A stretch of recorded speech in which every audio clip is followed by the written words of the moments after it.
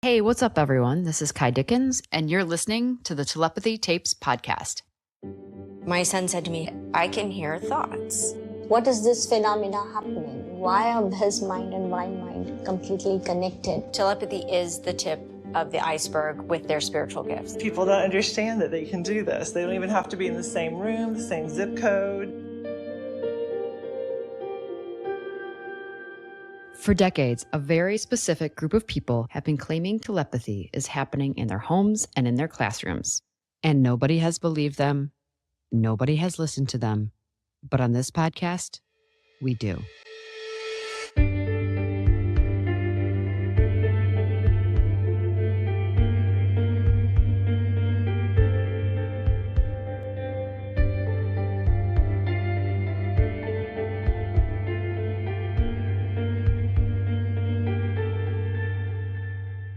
Welcome to the very first episode of the Telepathy Tapes, where we venture into claims of widespread telepathy via a group who is systematically dismissed, non-speakers who often have autism. For decades, parents of non-speakers have been told by doctors, educators, and scientists that their kids are not in there. They are not capable of communication or competent of learning. Imagine being one of those parents and discovering that everybody has been wrong about your child. They are in there, they are competent, and they can communicate, but then also discovering that your child can read your mind. Would you expect to be believed? We're going to meet people who experience this phenomenon from every corner of the world. We'll travel to Georgia, Wisconsin, Oregon, New Jersey, and so many places in between. We'll also hear from families in England, Israel, Mexico, and India. I find it very difficult to figure out how to bring anyone into this world due to the natural skeptic in all of us.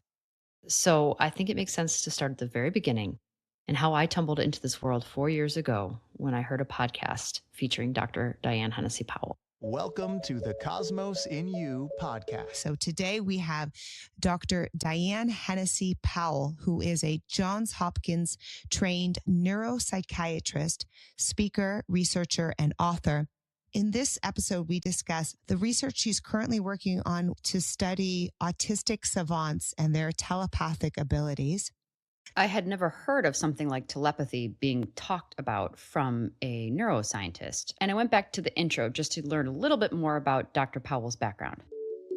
I applied to medical school and went to Johns Hopkins. And while there, I continued to do neuroscience research and work with some of the greatest minds in neuroscience. And instead of staying on to Hopkins for faculty, I joined the faculty at Harvard. So, as much as someone can be, she's a legitimate academic. And she goes on to talk about her background in research. She started by studying savant skills. For a quick refresher, savants have exceptional aptitude in something like math or language or art, without having any formal training or exposure to the skill.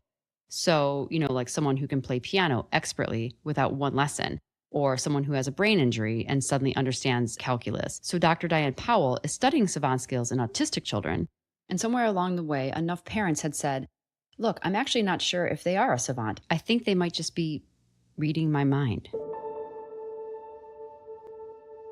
Dr. Powell's primary subjects are non-speakers who are usually diagnosed with autism.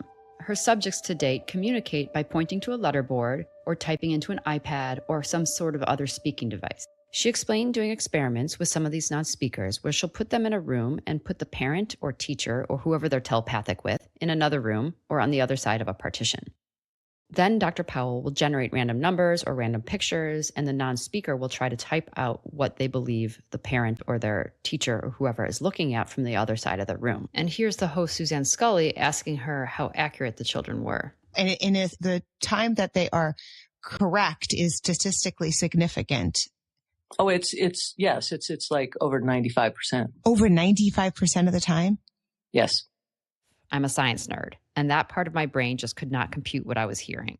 However, I'm also a documentary filmmaker, and that part of me was totally fascinated. So I had to call her up. Oh, you're frozen.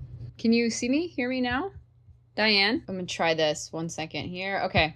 Yeah. Okay. Is it okay if I record this just because you never know what I Yeah. Okay, great. I'd love to hear it from you just in a nutshell. Explain the work you're doing right now. I'm working with children who have been reported by a parent to be able to read their mind.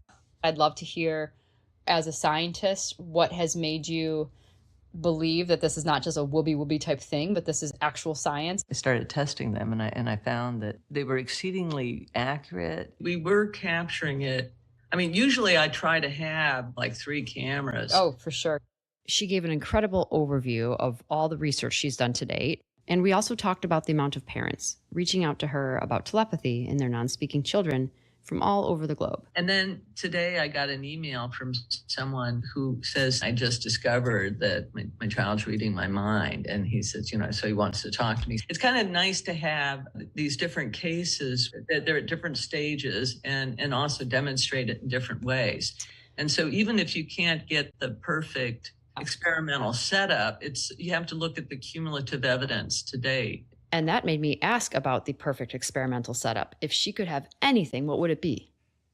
Ideally, you would get some kind of brain imaging of both the transmitter and the receiver. And the simplest way to do that would be to do it with a quantified EEG. I was totally impressed, not just with Diane, but with the earnestness in which these families were approaching her, desperate for answers. And I understood for the first time that if what the families were saying was true, there was a possibility that this research could completely shift our paradigm, how humanity sees itself in consciousness. And I knew I had to document all of this research immediately. What I would love is to get to wherever you are and sit down with you and maybe come up there for a day or two. And you mentioned Washington, but I live actually in Oregon.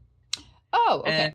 And after talking through some of the logistics, she said yes. And I also asked her if she could please send me the drive of all of her former tests. Thanks, all right, thanks, Diane. Okay. All right, take care. All right, bye. Thanks, you too. Bye-bye. So I did get a hard drive in the mail from the camera guy who had previously filmed Diane's telepathy tests with various kids. And the drive had tons of information, lots of folders, lots of files. So I called up the camera guy who sent me the drive for 2 reasons. First, I wanted to understand what I was looking at on the hard drive and how all the footage went together. And more importantly, I wanted his take on the legitimacy of the tests before spending my own money and heading up to Oregon. Scroll down to where it says Telepathy Selects. Okay, so I'm in the folder right now. In the room, I had several GoPros set up. All right. There should be views from cameras A, B, C, D, and we also in that room had some large face display clocks.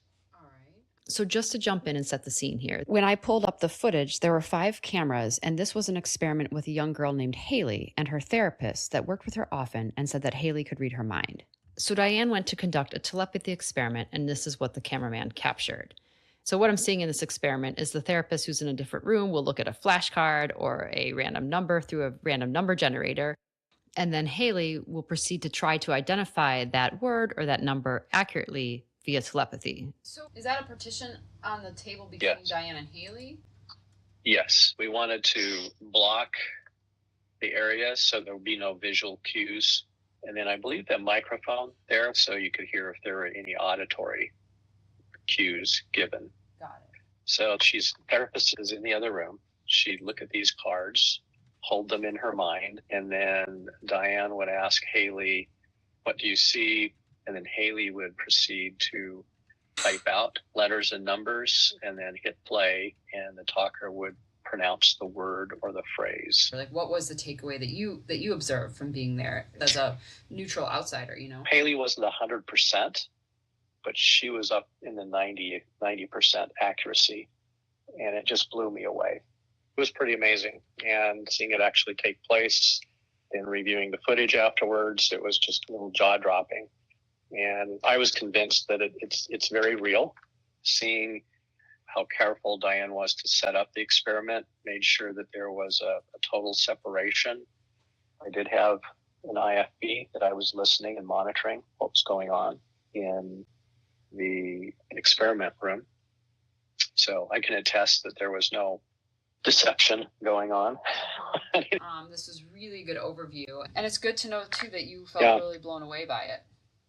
Yeah, I believe each of us through our lives have had some similar personal experiences where, it is when you're thinking about someone and say, boy, I want to talk to them, and then boom, the phone rings and it's them.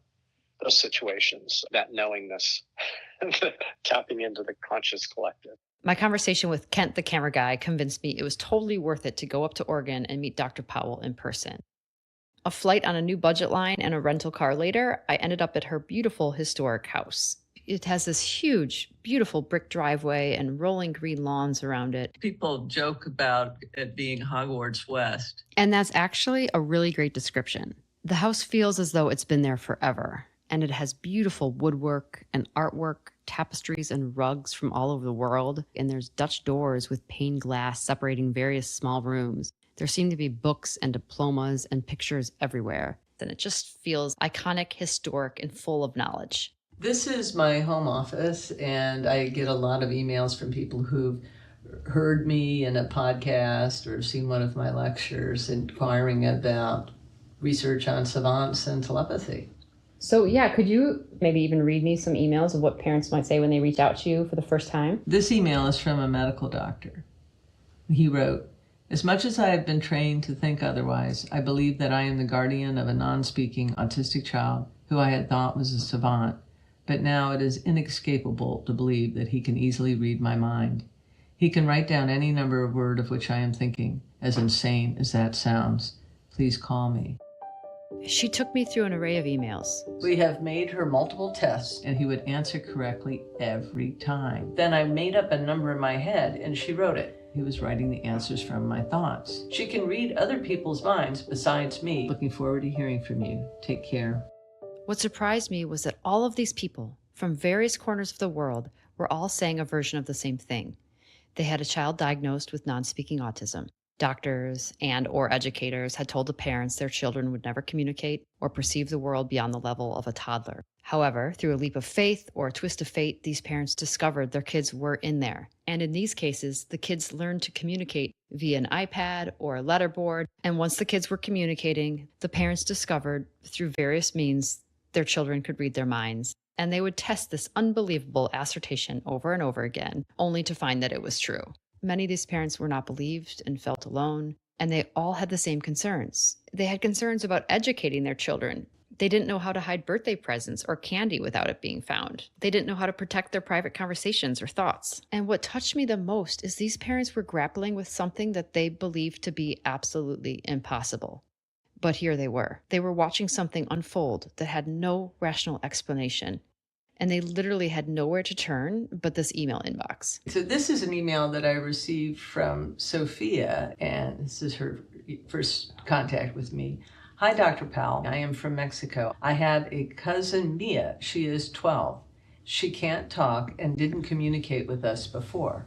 Recently, she got an iPad and started typing things. We thought she could read books in seconds and had photographic memory.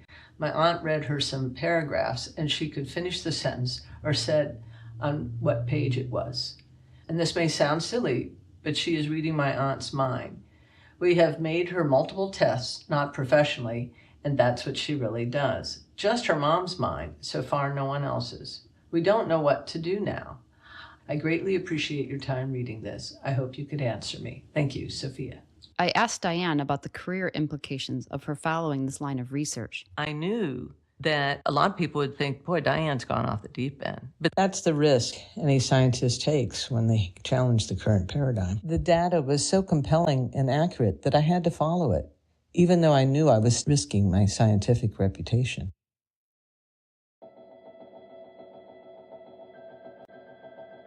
After spending the weekend with Diane, I headed back to Burbank, feeling like my brain was being bent into a new shape. I was grappling with a collision of facts. Dr. Powell seemed smart and ethical and clearly wanted to conduct sound research on this topic. She also felt a strong sense of responsibility to take seriously the numerous emails that she was receiving from concerned and bewildered parents. During my time with Dr. Powell, I also learned how hard it was for her to get research funded, and I got the feeling she was just tired of hitting brick wall after brick wall. And it's a good moment to note why this is. The reigning philosophy in science is something called materialism. This notion says all things in our world are the result of interactions between physical matter, right? Like things we can measure and observe. And research into telepathy falls way outside of the materialism lane. And thus, there's just not a lot of support for scientists like Dr. Powell who are thinking outside of the box. So I was wrestling with all of this, and I just kept coming back to the families. I just couldn't believe that parents of non-speaking kids who don't know each other from all over the world are in on a mass conspiracy theory to trick the world into believing in telepathy. That's just impossible. These families don't know each other. In fact, most of them reaching out to Dr. Powell felt utterly alone. They weren't sure if they were the only ones in the world that this was happening to. So, from my point of view, there was something big and something real going on. And as a documentarian, I was pretty sure this was going to be my next big project. But in order to fully commit and dive in, I needed to see it with my own eyes. I thought about that family in Mexico from the email. Mia and her family had never met Dr. Powell. And it occurred to me that if I could get Dr. Powell and the family to Los Angeles, I could document a killer test for Diane with cameras from every angle, with mics on every single person. So I pitched this to Diane, and she was gracious and open to the idea. But she wanted to Zoom with Mia's family first, and they were open to her filming this first Zoom meeting. This is Mia. Hi, Mia. Nice to meet you. Yes, she's waving. Is this the mother over here on the right? That's right. Yes. Nice to meet you. What is your name? Ileana. In the Zoom image, we see Sophia, who's Mia's adult cousin, and her mother, Ileana. Sophia is the only one in the family who feels comfortable speaking English, so she's doing most of the translating. There are some other family members in the room who don't introduce themselves. I think one might be Mia's brother and her father, and you can just tell that everyone's excited to be there and eager to be taken seriously. Ileana. So I'd like to hear from her when she first started realizing that maybe this is what was going on with Mia. Sí, ¿quieres saber cuándo fue como la primera vez que te diste cuenta que tal vez eso es lo que podía estar? Just recently, November. October, November. At this point, the adult cousin, Sophia, grabs off of the table an acrylic letterboard. It looks like a piece of paper about 8.5 by 11 inches. It's clear with letters and numbers in black written upon it. Mia uses this board to communicate. She doesn't speak. And now with the pandemic, she's been like homeschooling. So she recently discovered that she can type like on the iPad and like that. Dile que Mia me escribió que ella podía leer la mente. And Mia typed her that she could read her mind. She's aware she can do that. Do you know how long she's been doing that? She recalls having memories even since she was in her mom's womb. Mm-hmm. That's what she says, and that she can read her mind ever since. And so was she developing normally and then regressed? She was diagnosed when she was 2.5 years. So she never developed language. She never was able to speak. Nunca ha podido hablar. No, never. And what is she most interested in? De música. Music. She likes agua, music. Water. She likes water. Just swimming. What kind of music does she like? Mexican music. Oh, okay. Like Selena. Do you know Selena? At this point, Mia walks into frame and grabs the letterboard. And then she types something that seems out of left field.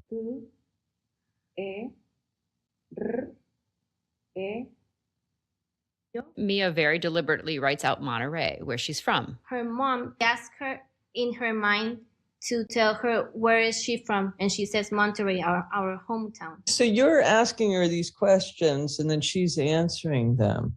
Mm-hmm. I see. When I watched this for the first time, this moment was monumentally weird to me because Ileana, the mother, will ask Mia questions with only her mind, to which Mia will answer with the letterboard. So we will not hear Ileana asking a question. But just like any mother will be like, come on, tell them where you're from, or, come on, participate. Ileana was doing that in her mind, encouraging Mia to start writing. I noticed it looks like she's not even looking at the board. Is that true, that she oftentimes is just kind of pointing like this without even looking? Yes. I wonder how she does that. She wrote in her diary that when she reads, she sees different colors. Mia says she can see colors around numbers and letters, which is scientifically referred to as synesthesia. So does she see colors around different letters? A is always blue, or, and C is always green? Yes, like that. Sometimes she sees the reflection of the colors, and that's why she doesn't need to see the I see. letter. Yeah. She sees the colors. Mia's mom explains that Mia keeps a diary in the form of an ongoing Word document where she'll enter her thoughts and memories. Have you ever tried doing something like thinking of a number and then she can give you the number? At this point, Dr. Diane and the family exchange WhatsApp information because Diane is about to start a test. So I'm gonna give you a number. And she proceeds to send a number to Ileana, who looks at it, then turns over the phone. And Mia, who's far away on the other side of the room, but we can see her, is clearly not seeing the number that's sent. And now Mia is walking from the far corner of the room where we've had eyes on her to her mother so she can begin to type what number was just sent. Mia has a huge smile on her face. It looks like she's loving this moment, and she types in the correct number. Very good. Okay. Let me try sending a word. No, that's how it's translated, okay? Dr. Diane sends the family a word. Mia comes over again, a huge, huge smile on her face, and she correctly types in the word. She's got a beautiful smile. Yeah, that's good. So is she pretty much 100% accurate? I mean, is she always accurate, or does she sometimes make mistakes? She's 100% accurate so far. Mm-hmm. Okay. And does she like doing the telepathy? She said that she prefers to talk with her mom, like telepathy instead of speak. So tell me a little bit more about your reaction to this when you discovered that she could read your mind. Did she think that it was impossible? At the beginning, she thought it was impossible. And the next day that when she went to wake her up, she had a word in her mind. And Mia, as soon as she woke up, she typed Mochila morada, me acuerdo. Purple school bag. That's what she was thinking.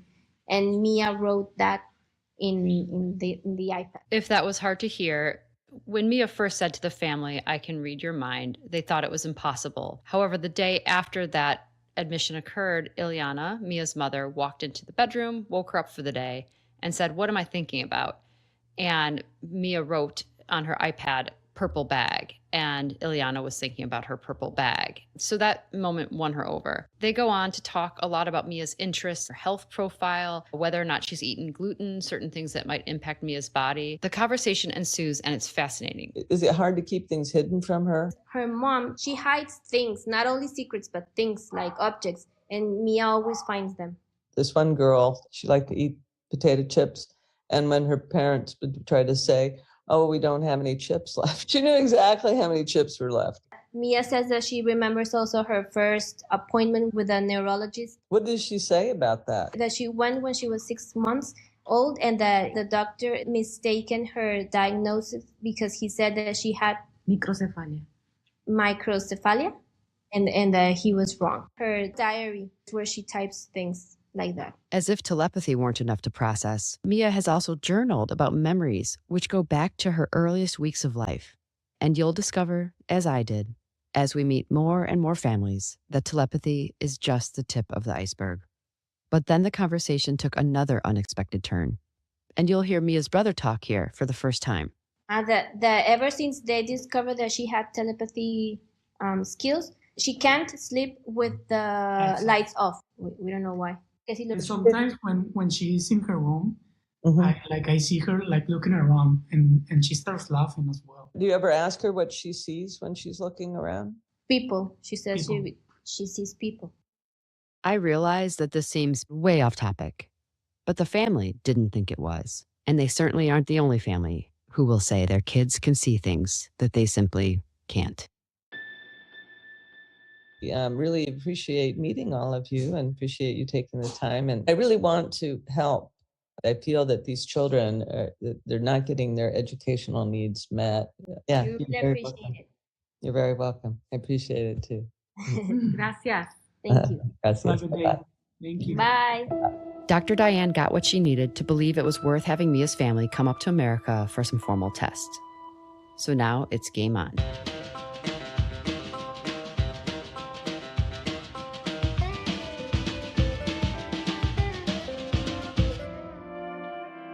We're going to rent a house in Glendale to set up tests ourselves. This will be a place Dr. Diane has never been, the family's never been. And at this point, I trust Diane deeply, and I trust that she really is concerned with upholding the scientific method. But I just wanted to be in charge of buying all the cues, all the props, the blindfold, booking all the crew, booking the home, just so that it was bulletproof. I understand the high degree of skepticism that, of course, will surround this and all the tests and all this information. And I needed to make sure that I handled one test without Diane or the family bringing or providing anything. Back at home, I went on a telepathy test shopping spree. Okay, she went shopping again. No, these are for the test for next week. I've been married for 12 years. We have 2 little kids, and my family thinks it's hilarious to make fun of me by documenting 3 things. 1, all the tape I leave around the house. And 2, they think it's funny to take photos of me taking photos. And 3, they love to document all the things I buy on Amazon because apparently it's more often than I like to believe. So these are just Amazon things. I believe the family's 100%. I just want to help appease any skeptic. This is me trying to justify everything I'm pulling out of the box when the night before I had said we have to scale back on ordering out. I don't want Dr. Powell to bring this stuff. I don't want the families to bring this stuff. I just want to be the layer for the skeptics where it's get this up on Amazon. I'm not even going to open it until the day of. I just think that's the way to go.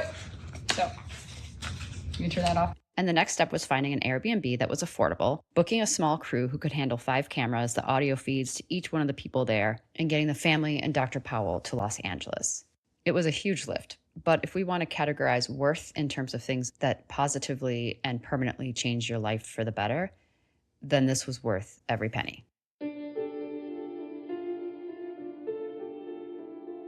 It took about 6 weeks of effort, and I called in a ton of favors, but now it's testing time. Various professional crew members from all over LA were doing me a solid. One of my close friends and a cinematographer, Michael Agnesanti, came in from Chicago with all of his equipment. I wanted him to make the trip for 2 reasons.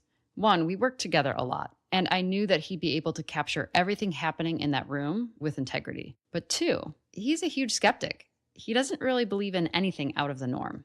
He's a materialist, which I love about him, but meaning anything supernatural or having to do with ESP, he raises his eyebrows at. And I also needed someone in Los Angeles who can translate for the family. And I wanted to make sure it wasn't someone that was part of the family or someone Dr. Powell knew, and someone that I could trust. My friend Rebecca is a total outsider to this world. She's an animator. She animates Disney films and Pixar films, and so she felt like a completely safe bet, and she speaks Spanish fluently. So I asked her if she would volunteer her time to be a Spanish-English translator during the tests. Prior to the testing day, I sent Mia various questions so I could get to know her better. And here are some of Mia's thoughts in her own words. I am Mia, and I have autism. I can't speak. I communicate by writing. I'm not sick. I like mathematics. I'm very intelligent. I don't like earrings, and I don't like dresses. They are uncomfortable. It would be nice to be me without dresses. My mom asks me how I feel about having autism. I feel good. We are all good at something. I can't imagine being any other way. I am happy.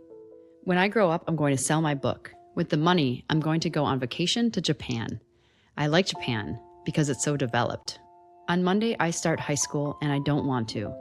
My mom says I'm a good student and I'm going to do well. I don't like the teacher. I feel like she thinks I don't know things. I like the kids. I don't even know if they will like me. Imagine not being able to talk. Sometimes it hurts like hell. Autistic people can do anything. It's a lie that we can't. We find it more difficult, but we can. It would be possible if they believed in us more. No one knows what life is worth, but don't tell me it doesn't matter. Today we are on trial.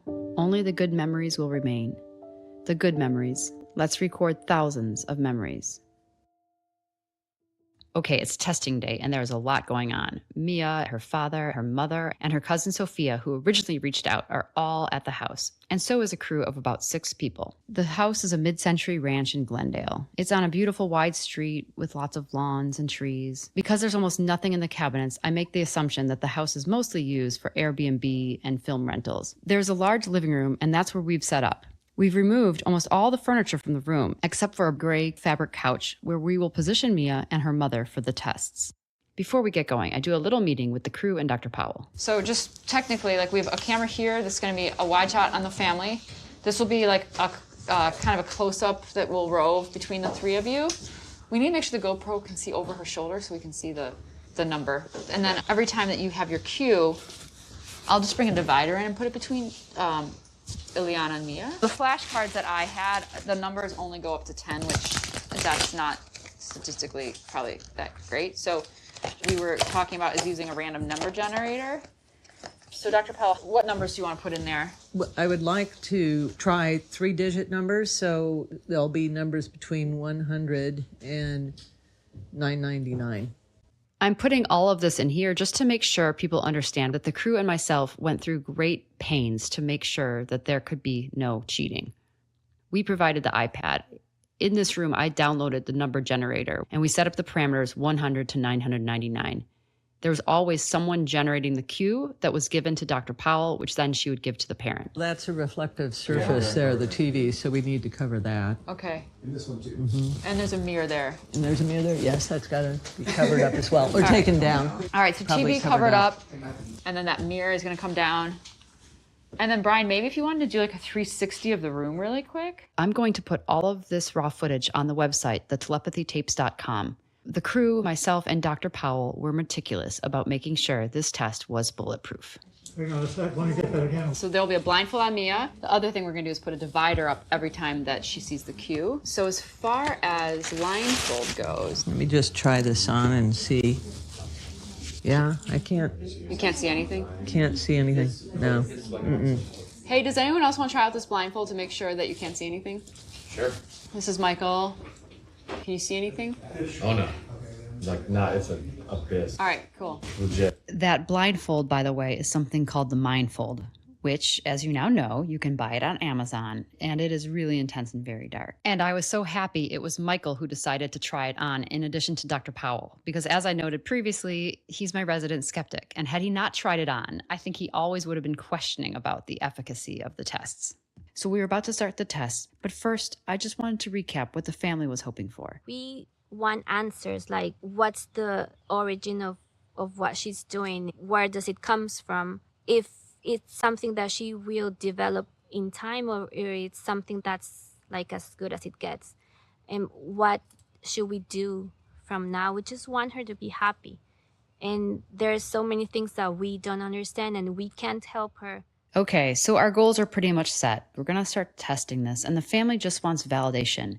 They have experienced this in their own home. They think Mia is telepathic, and they need to know, is she?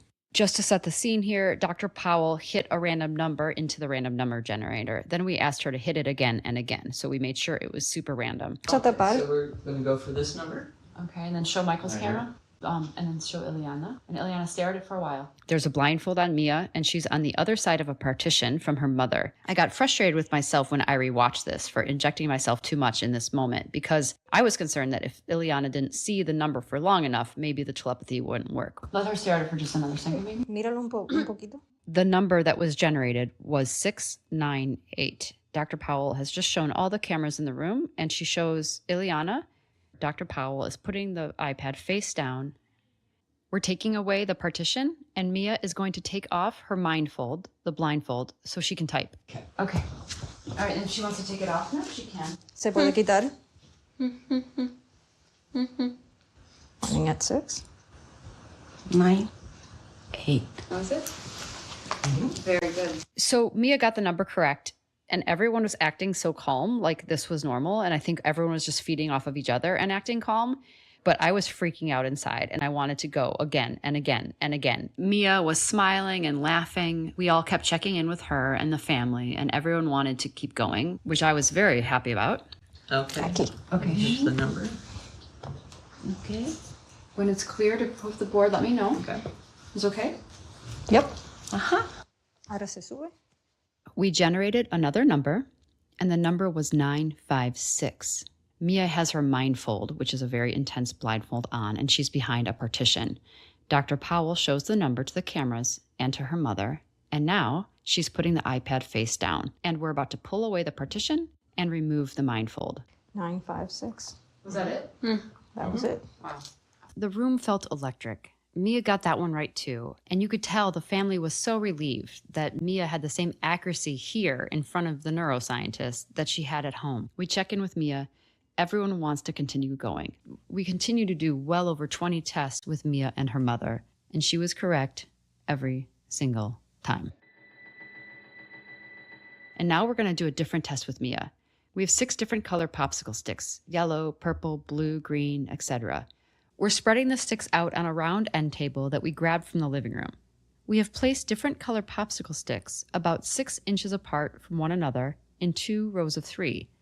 Then one by one, we will hand Mia different color popsicle sticks, and while blindfolded, she needs to put each one in the appropriate colored pile. So if we hand her a yellow stick, for example, she'll need to put it in the yellow pile, all while having the mindfold on. All of this is so mind-blowing. I'm not even sure what we're testing here, but it seems to me that we're testing, can she just see through the mindfold? Okay. And she's going to hand her the popsicle stick. Ponlo donde van los colores. Mia was just handed a green popsicle stick, and she put it into the green pile. ¿Dónde va? Muy bien, Mia. Suelto. Okay. We start doing the test, and Mia accurately puts sticks into the various piles. However, we notice that our piles are so spread apart that she's having a difficult time moving her body in such a way to reach the far yellow pile. So we move the piles a bit closer together, and she continues with her accuracy. In fact, what you see on the footage is that she put the green sticks where the green sticks go, the red sticks where the red sticks go, the purple sticks where the purple sticks go, etc., as though she can see through her mindfold. When the test was done, I was in complete shock and didn't even know the correct question to ask. So I asked, can she see through her mother's eyes? And they asked her that, and she said, no, I can see everywhere.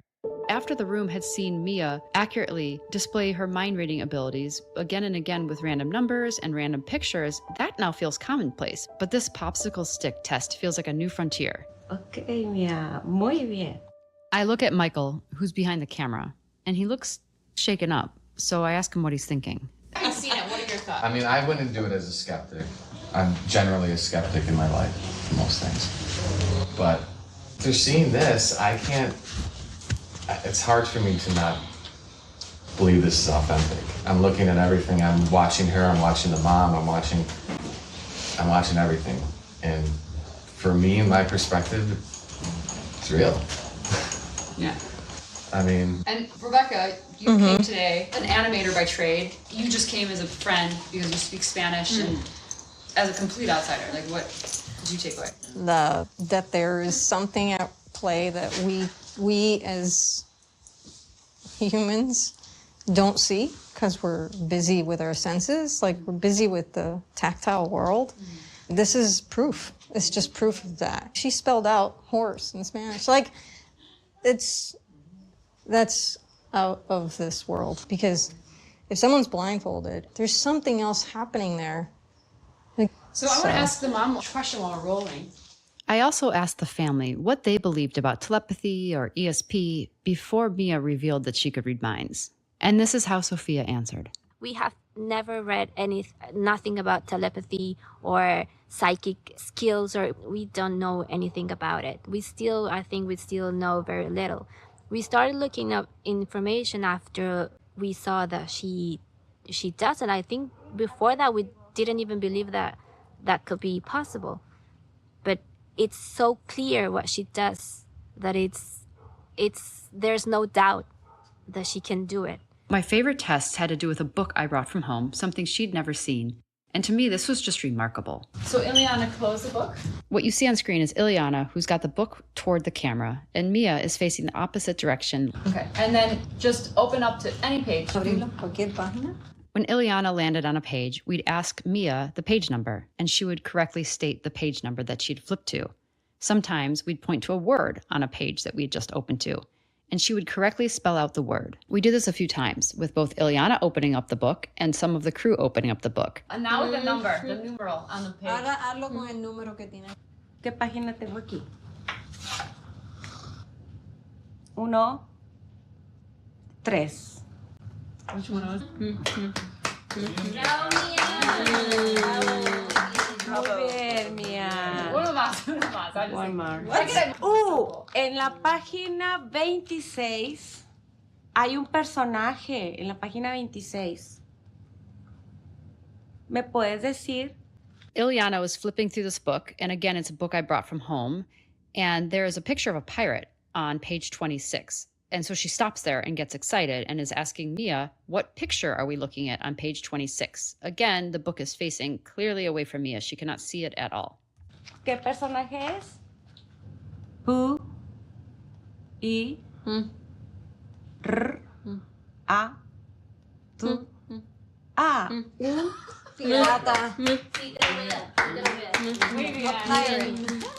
She clearly types Pirata, which spells pirate in Spanish.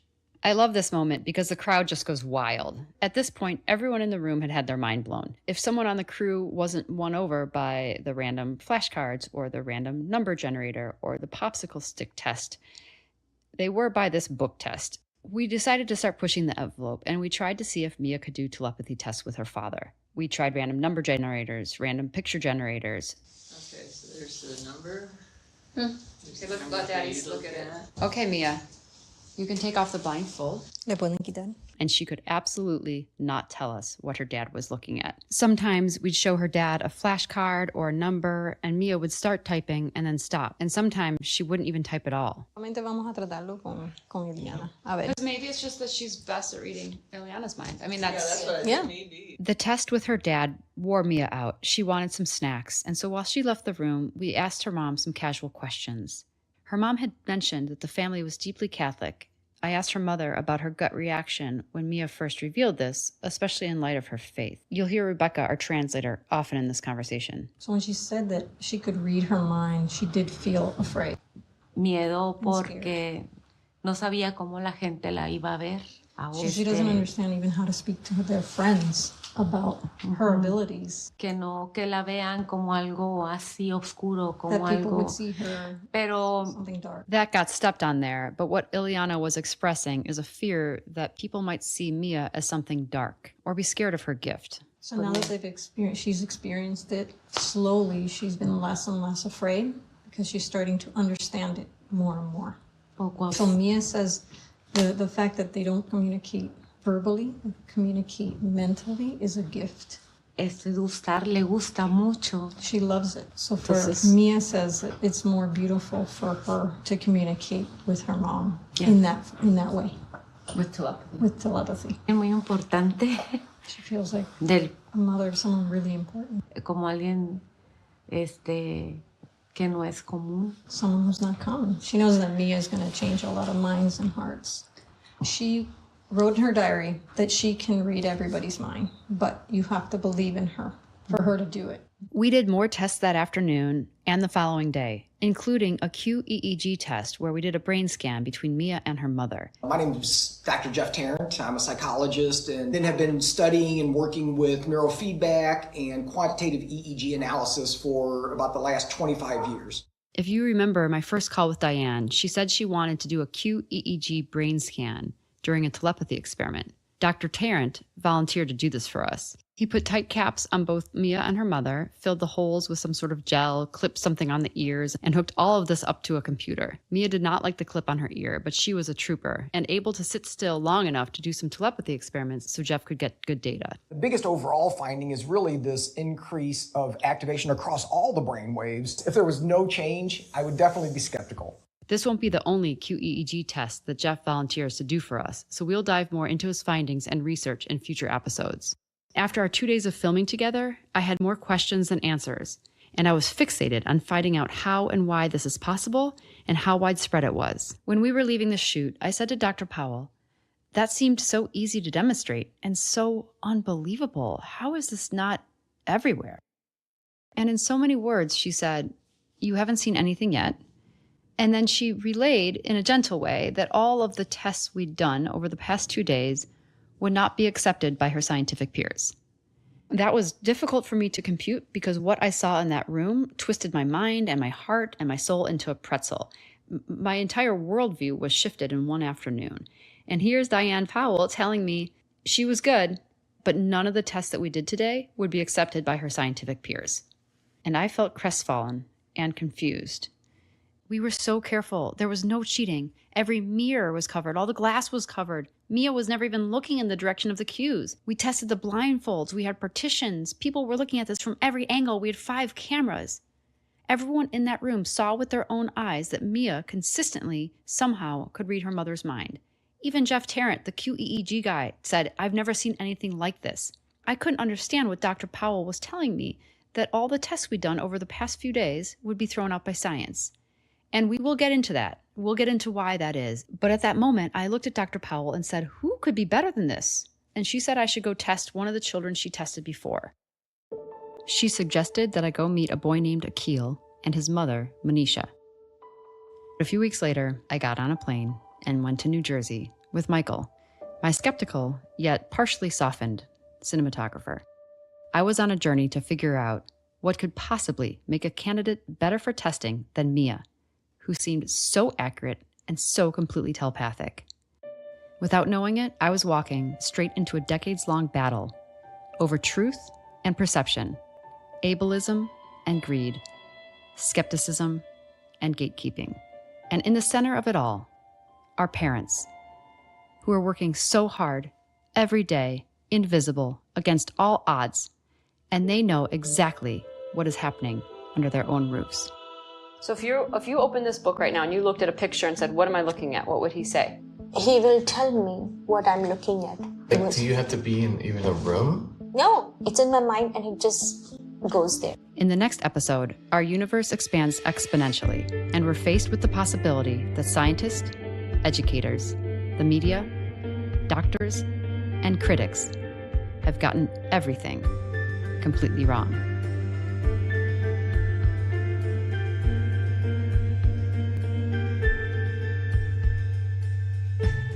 A very special thanks to my incredible collaborator and producer, Jen Mirza, who created all music and sound effects for this episode of the Telepathy Tapes.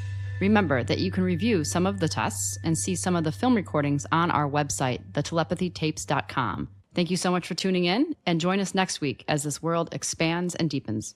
Hey, what's up, everyone? This is Kai Dickens, and you're listening to the Telepathy Tapes podcast. My son said to me, I can hear thoughts. What is this phenomena happening? Why are his mind and my mind completely connected? Telepathy is the tip of the iceberg with their spiritual gifts. People don't understand that they can do this. They don't even have to be in the same room, the same zip code. For decades, a very specific group of people have been claiming telepathy is happening in their homes and in their classrooms. And nobody has believed them. Nobody has listened to them.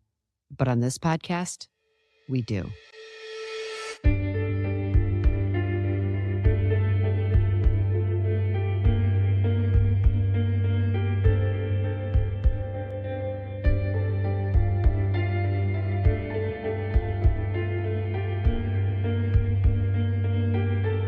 Welcome to the second episode of the Telepathy Tapes. Today we explore if something far greater than telepathy is happening amongst our subjects. The phenomenon around telepathy and non-speaking individuals extends well beyond correctly naming flashcards or numbers from behind a partition. It's bigger, and it reveals something more mysterious and complex about the origins and potential of consciousness. We're on our way to New Jersey to meet a mother named Manisha, who says that whatever is happening, shared consciousness is a better term for it than telepathy. Manisha and her husband immigrated to the United States from India after they got married. And their only son, named Akil, was diagnosed with autism as a toddler. He regressed after his first birthday. And he was diagnosed at 18 months. And I had no clue what autism was. None of the doctor ever gave us a hope that you have an intelligent child, you have a smart child. Doctor said he will never speak. Manisha is a lightning bolt of a mother. She has gone to the ends of the earth to help her son, Akil, be successful. Akil is now in college and wants to study plant medicine. Akil is someone that Dr. Diane Hennessy Powell, the neuroscientist studying telepathy in non-speaking individuals, has tested before. Dr. Diane felt the last telepathy test we witnessed in the first episode wouldn't hold up under scrutiny. She urged me to meet Akil and his mother in order to get a clearer picture of the phenomenon. Now that I've become committed to exploring and understanding this, I've become very aware of two worldviews that are complementary but also sometimes competing. One is that of a committed scientist, Dr. Diane, who needs incredibly controlled and rigorous scientific tests in order to explore whether or not telepathy is happening. The other is that of the parents, who just want answers. They need to know how and why this is happening, what it all means, and how to best empower their kids who seemingly have the ability to read their minds. And the conundrum is that research needs to be funded in order to give the parents these answers. And there's not much money pouring into this because the topic is kind of taboo. So Dr. Diane Hennessy Powell almost needs to prove to the scientific community that there is a there. Here's Diane and I talking about this. I did an extensive review of the literature that already existed by other scientists on these things that I was told were impossible. So I didn't fall for that trap of thinking, the science is settled on that telepathy is impossible. It became a goal of mine to explore it, to have the opportunity to actually test it under controlled trials. So what was your goal? Was it to prove telepathy exists or just to legitimize it to science? My goal was to try to advance science by expanding our way of approaching these things, but also I've been wanting to come up with a theory for how the brain and consciousness might even have anything to do with one another. By the end of the episode, I promise that I'll explain why Mia's tests don't hold up under scientific rigor, but I think it's imperative for you to get to know Akil first. This trip is more or less just for me to better understand this and understand what Diane's looking for. So she did not come with us to New Jersey. Okay, that's definitely the house. She said to look for the sign. Here, pull in here. Hey! Hi, Manisha. I'm Kai. I arrive at Akil's house with Michael, who's my camera guy, and a small crew. Okay, is it okay to put things right here? And we'll take our shoes off. Okay, Kai is here. Oh my gosh, Akil. It's so nice to finally meet you in person. When we arrive, Akil's just getting ready for his day. While the crew brings in equipment, I sit down with Akil in the hallway near his kitchen. We're on the floor, and he's draped himself in a blanket. So, Kai, I want to show you some stuff. Show your app. Where is your app? Manisha hands an iPad over to Akil and encourages him to show me the app that he uses for communicating. This will be the best thing for you to directly communicate with him. We have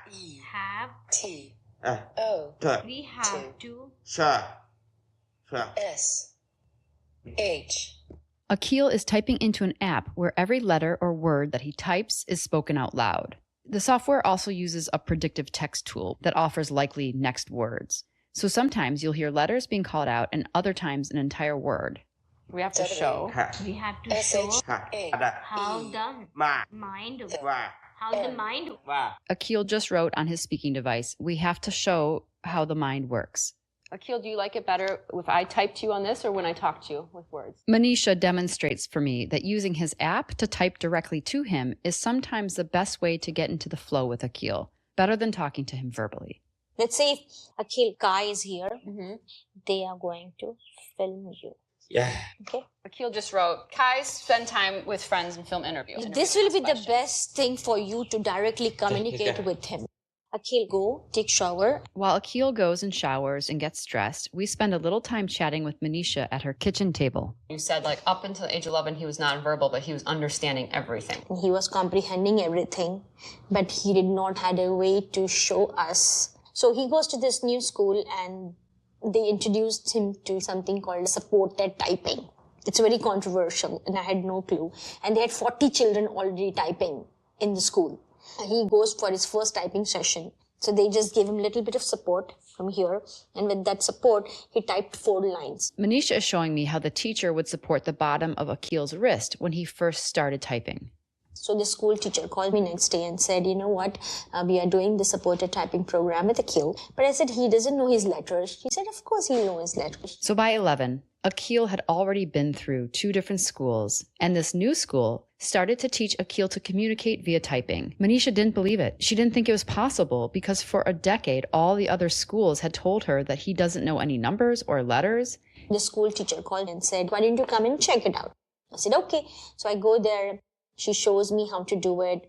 I see it and I'm still unsure about it. So almost a month or 2 months passed. Akil was typing in school with the teacher. We just had 2 choices. Should we believe in this communication or should we not believe in this communication? And she hedged a bet and she tried typing with him alone at their house.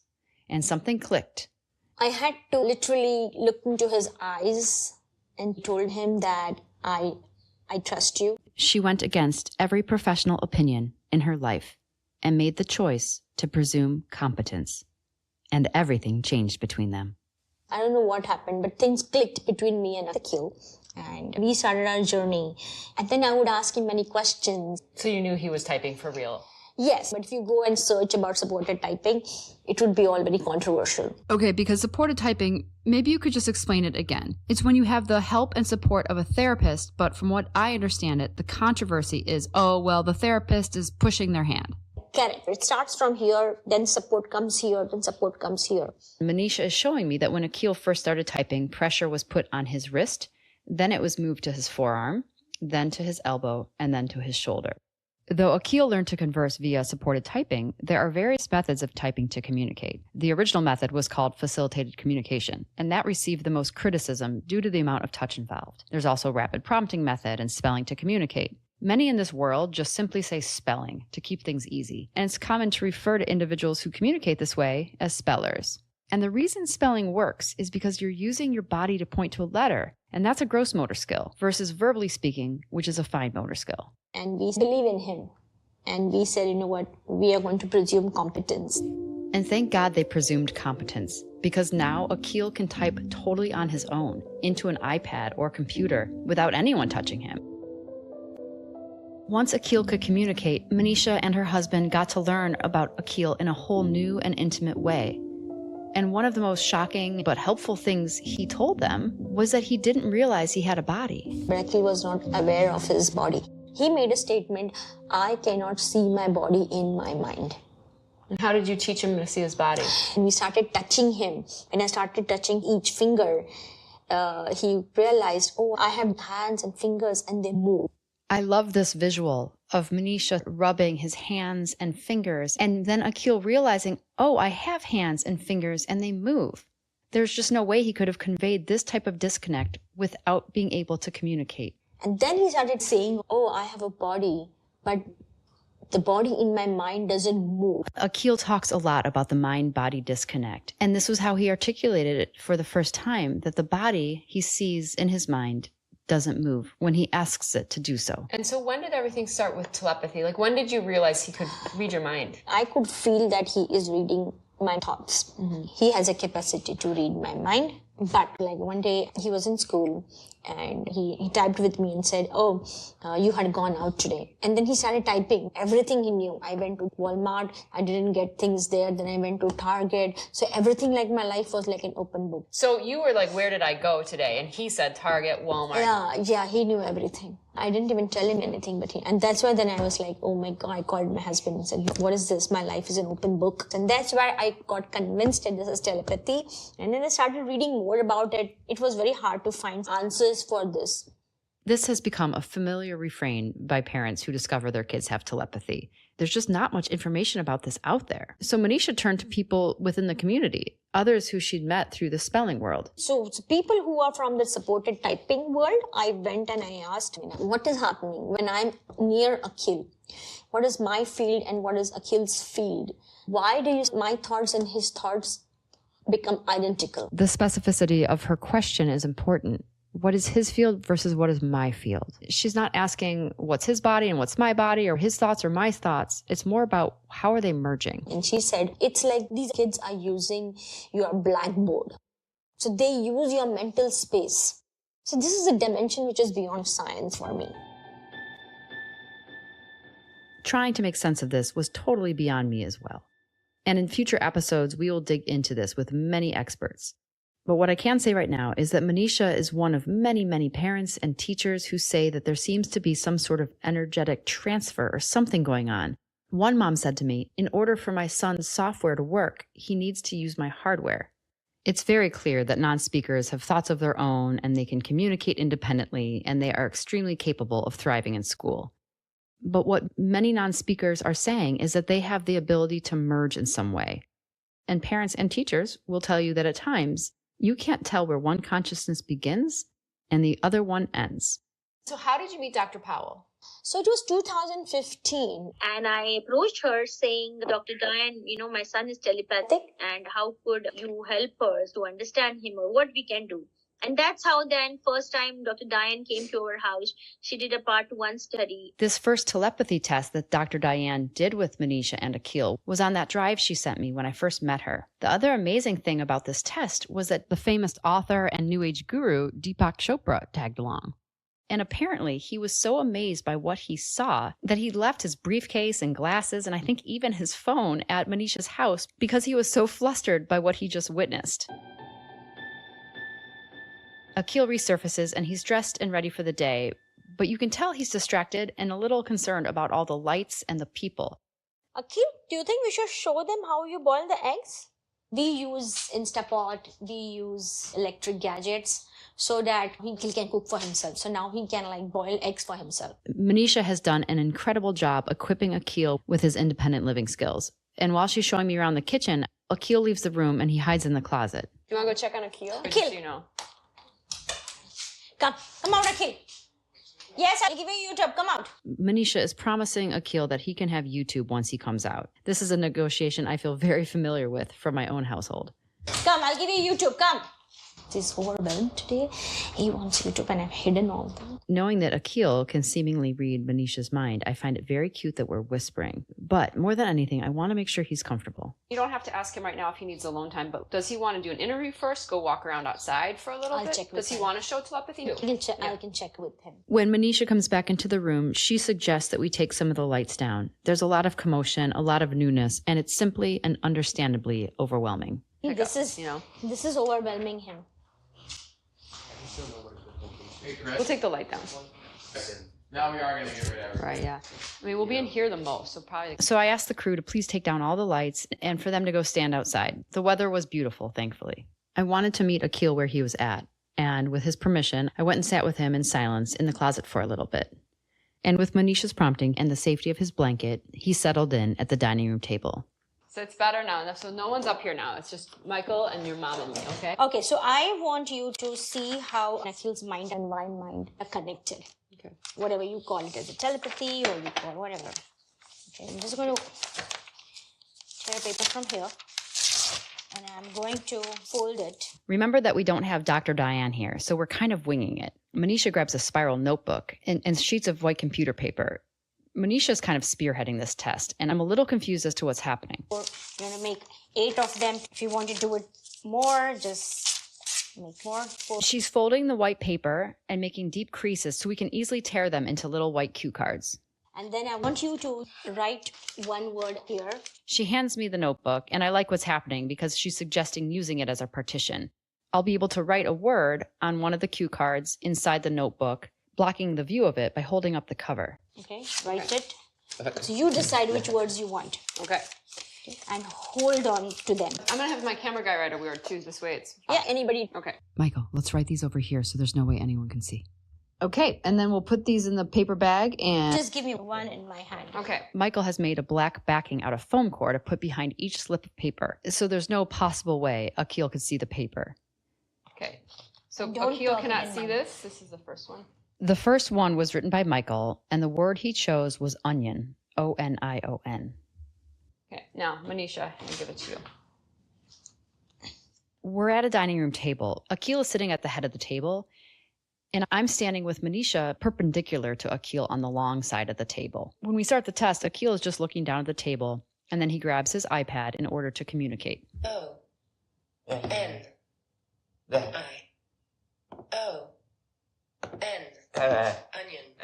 That's awesome, Akhil. Michael's eyes become huge. That's so cool. See his eye? He's like, what? Now I'm going to give you another one. Okay, so Manisha, come stand here. I've taken a step back and changed my body position slightly, just in case. I reach into the paper bag, and the new word is tiger. This one. Okay. Okay. Go, buddy. T-I-G-E.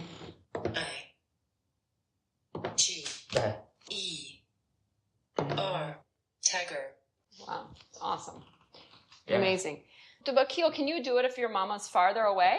Yeah. She could be here, you think? Yeah. Yeah? Should we He try? can give verbally. He can give verbal also. Okay. So we'll do one verbally. This is exciting because we haven't done this before. Akil is minimally verbal, and though it's difficult for him to string together a sentence verbally, he's great at calling out letters. Akil's pronunciation might sound different from yours or mine. He can't form words or sounds effortlessly. But we go ahead and try this test. So here. Akil has moved over to the sofa in the living room, and Manisha is still sitting at the dining room table, which is about 15 feet away. And she's going to basically show us how Akil's telepathy works in real time.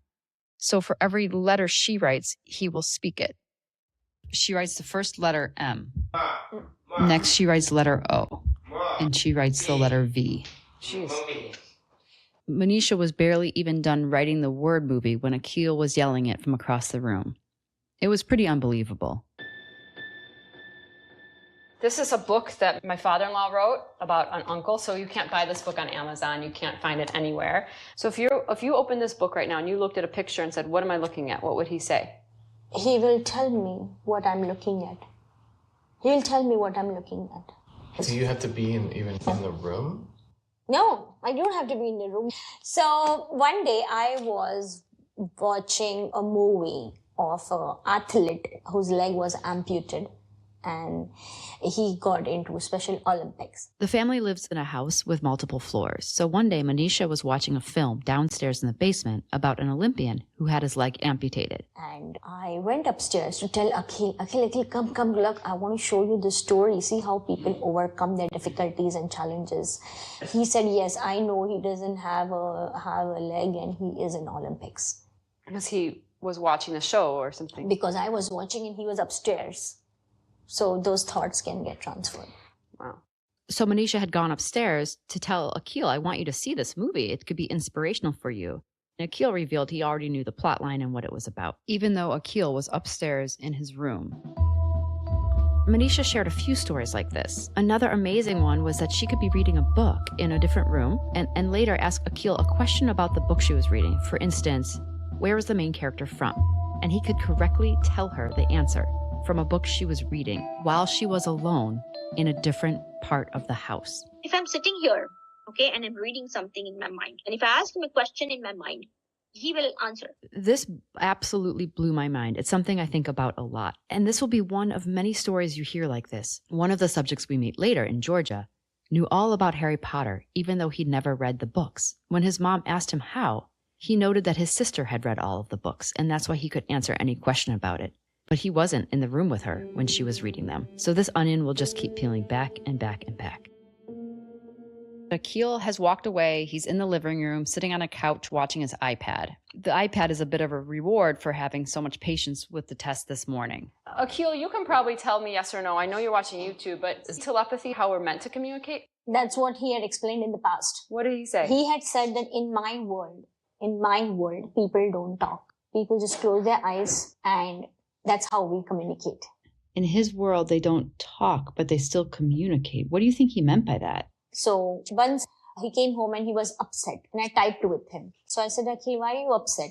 And he said that I am telling hi to the person, but the person is not replying me back. Okay, wait. So Akil is saying hi with his mind, but the other child isn't responding to him because he didn't say it out loud. Yes. So he thinks, why do I have to use my mouth and my body to answer the question when I'm answering in my mind? He doesn't get it. And he thinks everyone should be using telepathy. Yeah. He literally tells me that teach people how to read my mind. And I said, I cannot. He said, I have to read people's mind. Despite that, I was confused because Akil said, in my world, this is how we communicate. And I just kept wondering, well, who is the we? Communication takes two people doing something back and forth. And what I've learned from talking to so many spellers is they do not misspeak. The words they choose are precise and thoughtful, often poetic. So who is the we in his world that he's referring to? We take a break for lunch, and when we return from lunch, I suggest doing more formal tests with Akil using his speaking device. I wonder if there's like a random picture generator. That'd be cool, wouldn't it? Or random word generator. Oh yeah, random word generator. Aha. Okay, oh look, it says weird words, fake words. Holy, look how weird that word is. Yeah, perfect. I'm trying my best to channel Dr. Powell, We download a brand new random word generator in front of the camera on the spot, and then we set up the room to get various angles with our cameras. I'm going to start the shot right here. So there's nothing back here. We just have an empty room, a table, no mirrors. With my camera, I did a 360-degree sweep of the room so people could see that there's no one in front of Akil giving him clues or mirrors or any reflective devices. In fact, Akil was often just looking down at the ground, looking at his hands. What should I press? You got to hit the blue one. This? Exactly. This. Hit that one. Or do another random word So here. when you do the random again, just do it again. Yeah. Maybe just tell like... Even though the software probably makes the word very random, we have decided to always hit the button twice or 3 times to make the word super, super random. Is this okay? Yep. The word she selects is Izzard, I-Z-A-R-D. Manisha is sitting next to Akil on the couch, and Manisha is closest to me. And my iPad, which now has the random word generator on it, is facing away from Akil toward my camera. There's no way that Akil could see what's on the iPad because it's facing in the complete opposite direction of him. Z A R D. Good, and then show us. Nice, Akil. I didn't touch at all. Manisha just said, I didn't touch at all. And this is because at the beginning of the day, I asked her to never touch him during any of the tests. And this is the first test that we've done where they're sitting right next to each other, side by side. Let's do another one. Another one? Yeah. Akil is leaning on the couch, his safety blanket draped around his shoulders and the back of his head. We can see where his eyes are. And once again, there's no way he can see the iPad. It is facing in the complete opposite direction of him. Random word. Okay. Okay, ready? Okay, ready. You're doing great, Akil. The word Manisha has pulled up is kith, K-I-T-H. Akil's typing device is sitting casually on the couch, facing up, and she hands it to him so he can start. P. You talk. Yes. Akil types 2 of the wrong letters here, something you don't see very often, and he kind of looks at his mom. And then he confirms with Manisha that he can watch YouTube when he's done with all of the testing. And she says yes. And then suddenly, it's like he's back in action. K. I. T. H. K. Awesome, Akil. Can we please do one more? Okay, yeah. Okay, random word generator, go for it. The word generated is P-A-T-T-E. P. A. T. T. E. Pat. Good. Nice. We continue to do many more tests with random word generators, random number generators, and Akil continues to be accurate. But this is where things got fun. Okay, so I'm going to see if there's a random picture generator.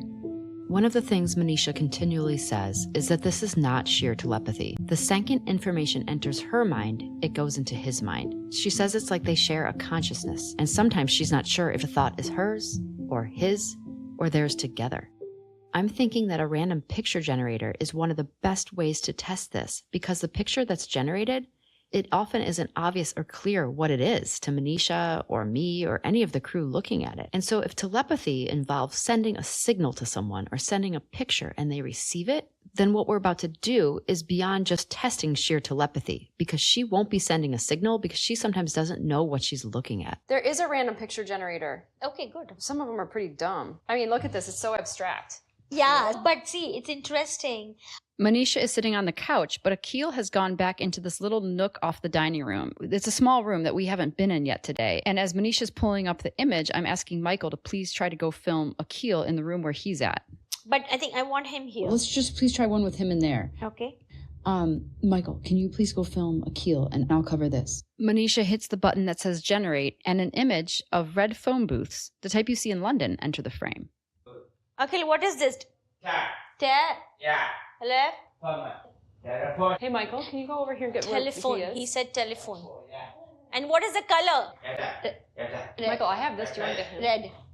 Red. You want me to go there with him? Just so we know where he is. Akil sounds out telephone and then sounds out the word red. For most of this test, I'm distracted because I really want Michael to be in the other room with Akil so we could prove that he was far, far in another room. I've played back this test many times, and I encourage you to do the same. Because yes, Manisha is echoing or repeating the sounds that Akil is making. And when you play it back, you'll see that he is always making the sound first, and she is echoing it or validating what's being said. You want me to go there with him? No, this is good. She offered to go sit with Akil, but I wanted to capture another test like this with them in totally different rooms. However, at that moment, Akil walks back and sits on the couch. Oops. Okay, he's here. He's here. He'll do it. We are in the same setup as before, where Manisha is sitting closest to my camera. She's holding her iPad toward me, and there's no possible way Akil can see it. Okay, random picture generator. Ready?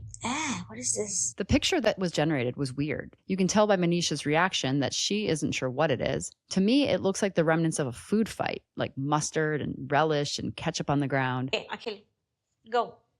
What is that? What do you see, Akil? P. A. I. N. T. Paint. Akil had typed paint. And show it up to us, Akil? Can we accept it? It's amazing. We did a few tests like this. Akil would state what he was seeing, even though often Manisha had no clue what the picture was. This felt similar to the popsicle stick test that we did with Mia in the last episode. This was different than just telepathy. I thought about this test a lot, and after the shoot, I talked with Michael, my cinematographer, about it.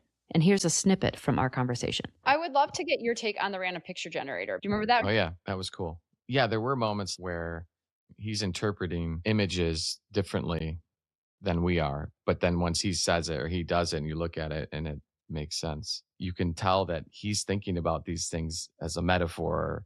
One of the things that Manisha said to me early on was it's not just sheer telepathy. It's almost like sharing of a consciousness.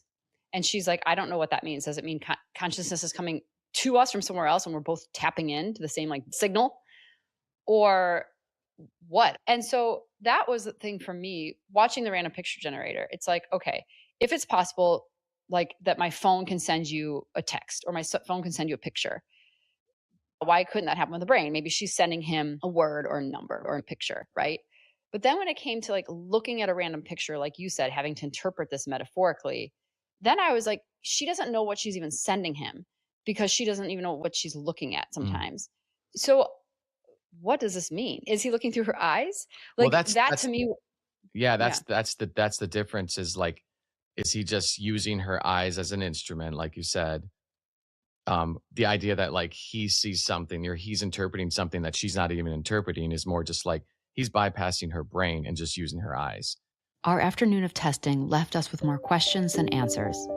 From another room, Akil could describe exactly what his mom was looking at. When Manisha wrote a word and then crossed it out, Akil could name the first word and then the second word. He even interpreted pictures his mother viewed from across the room. Was Akil somehow seeing through his mother's eyes? Were they sharing a consciousness, or was something entirely different happening? We took a break to see Akil's college setup in the office. There he types independently with a large computer keyboard, and we saw him do some lessons in computer graphics and coding. If you want to animate a single shape in GameLab, you can quickly end up with a lot of variables to manage. Akil demonstrates his academic prowess. He's taking college-level classes, and the software program that Manisha has just pulled up teaches animation and coding. You can control a sprite's properties in your program by using dot notation. Then we went back to the living room so Akil could work on building robots on the floor. We stayed there for the remainder of the evening, and it felt very intimate and close. We did more telepathy tests, in fact, some of my favorite ones. But we did them in between some meaningful conversation. Akil, what do you think about the parents who say, oh, my child doesn't understand, they're not in there? N. O. T. Not. Not? T. Go ahead. T. O. T. Not to. T. H. I. N. K. Okay, yeah. Not to think. That. T. H. A. T. Akil's sitting next to his mom, typing into the speaking device. And this is how he ended up answering my question about what he'd say to parents who think their kids aren't in there. Not to think they have to show, but this is not easy. The software leaves a lot to be desired when it comes to punctuation. But what he wrote was, not to think that. They have to show, but this is not easy. Yeah, I know it's not easy. You make yourself understood so well. Yeah. I also asked Manisha what she wants most for Akil. Though telepathy is a fascinating and perplexing development in her life, and she definitely wants answers, she's got much heavier and bigger concerns. The kids like Akil should be accepted, and instead of trying to fix them, see what their capabilities are, what their skills are, and work on the strengths. Everybody is busy either trying to understand them, research them, make judgments about them, and trying to get them to come in our world and do things what we do. And this is the crux of everything. Non-speakers have been judged by their behaviors for decades. Schools, doctors, really, society at large, makes judgments on what their body is doing. But this isn't an accurate reflection of their intelligence. It's a beguiling trap. How does society celebrate neurodiversity when we do little to fit them into our world? Like the blanket which he has. Can he take the blanket all over the place? No, the teachers think that's not appropriate and he should not. But this is house, we cannot take the blanket away from him. So there has to be an agreement and a mutual understanding between both the worlds. And both the worlds and both the community have to bring into a balance. Akil operates best when he has a blanket around him. Why can't we allow this in schools or a workplace? If they need to be touched, they need to be touched. Many non-speakers feel more grounded and better able to regulate their bodies when they're being touched. But when it comes to communicating via spelling, so often their words are discounted as not even being their own if they aren't typing independently into a keyboard. And it took Akil years to get to that point. And some people never do. Should their words and thoughts be discounted along the way because of this? And another way we're not meeting them, or even trying, is by not looking into this. The idea that non-speakers might have abilities with their minds that the rest of us have either forgotten how to use or just simply can't access. Have you ever asked him, does he see through your eyes, or does he just know what's in your mind? It's just automatic. He gets it automatically at that time. And to dig into this further, I came up with a new test on the spot, which ended up actually being one of my favorites. Akil is under his blanket, busy with his iPad. All right, I'm just going to do something. I took out my phone calculator. Akil will have to tell us the answer to the equation that we just typed into the calculator in real time. Okay, I'm going to type in the first equation. I type in 11031,597 times 4. I certainly don't know the answer to that. The answer that pops up is long. Whoa, is that too long? Yeah, it's fine. As noted, we're sitting on the floor. Manisha is next to Akil, and I'm sitting in front of her, holding the calculator away from Akil and toward Michael's camera. So again, there's no way Akil can see this number. Akil picks up his speaking device off the ground and goes for it. The answer is 44,126,388. 4, 4, 1, 2, 6, 3, 8. 8. That's what the number was. Akil, it's so unbelievable. I'm gonna have your mom do it, so I'm out of the shot. Okay, so I hand the calculator to Manisha. She keeps it turned away from Akil. look at me for a second, Akil. You ready for another one? Yeah. Let's please multiply two numbers and see if he gets it. Manisha types in 25 times 36, and as the answer pops up, she points to her head and says, the moment it comes here, and then she points to Akil and says, it goes there. The moment it comes here, it goes there. Can you see it already in your mom's head? Yeah. Yes, sir. The calculator is pointed totally away from Akil, right up in Michael's camera, and Akil is under his blanket and his speaking device is on the ground in front of him. By the way, 25 times 36 equals 900. Okay, what is it? 9, 0, 0. Unbelievable. We do multiple calculator tests with longer numbers, shorter numbers, and Akil is right every time. And the reality of what we're seeing, there really aren't words for it. What is this phenomena happening? Why are his mind and my mind completely connected? The desperation in Manisha's voice is now something that I've heard echoed over and over again over the course of 4 years. Can someone please just explain this? And it's hard for scientists to get research funded in this realm because, as we talked about in episode 1, much of our scientific paradigm is materialism, which more or less says the only things that can be real are things that can be observed and measured. So scientists who earnestly want to research and look into ESP and telepathy have historically not been given much respect and certainly not money. And Dr. Diane Hennessy Powell has been trying, but there needs to be a ton of research looking into this. And what Manisha says next is classic. Whoever is asking for data, Akil is a data. Whoever is looking for data, Akil is the data. Michael had signaled to me that he needed another battery. Oh, you need a battery? Run down and get it, because I have to get something too.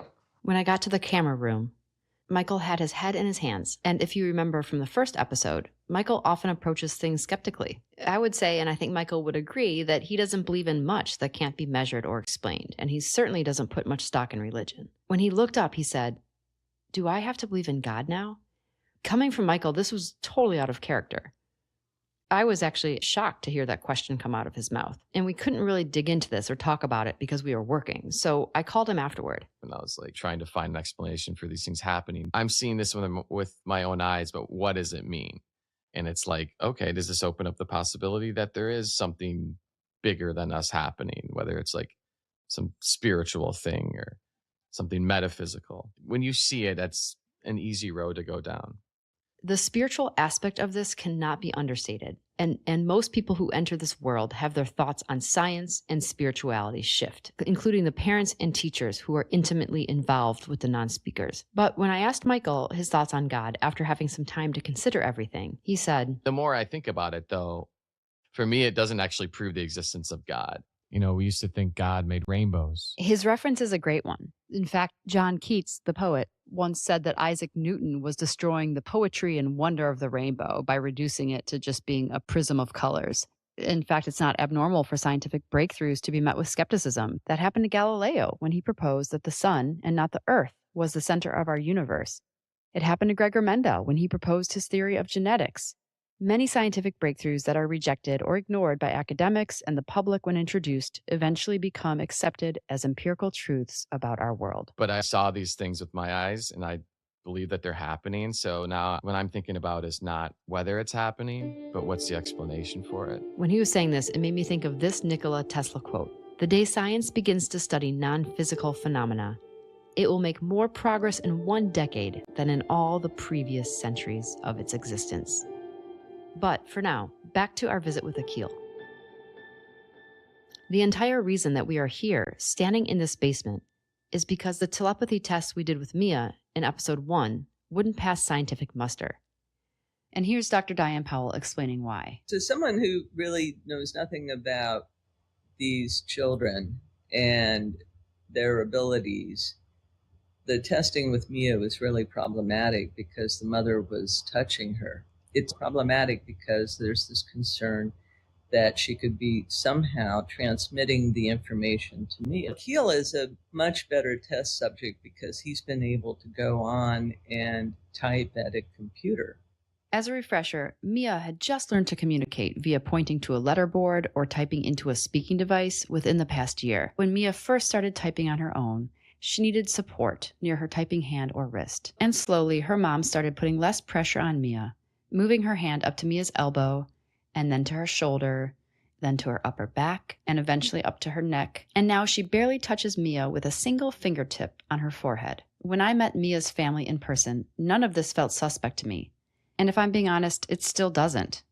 It was part and parcel of helping her learn to communicate. And it reminded me of when my dad taught me to ride my bike.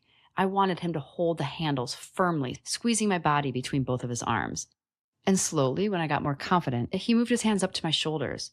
And then eventually, he was holding the back of the seat. And then at some point, he just touched me slightly on my back. I was balancing on my own, but I needed to know he was there to catch me. Many of us need emotional or physical support when learning something new. And this is especially true for someone who has difficulty with motor planning or controlling their body.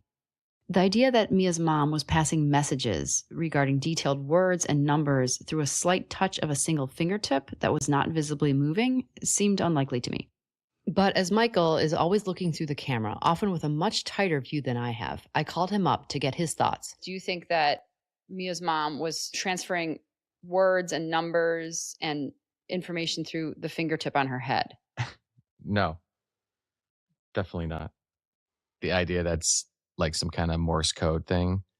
Like, I mean, it's just, her finger was just on her head.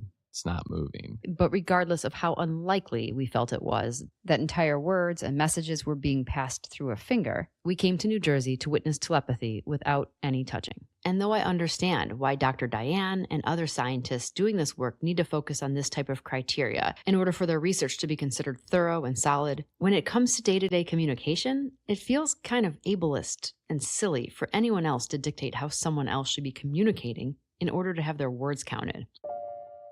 We go back upstairs to wrap things up, and my head is full of questions. I'm wondering about the origins of consciousness and if it's limited at all by time or space or even death. And I'm wondering how widespread this phenomenon could be.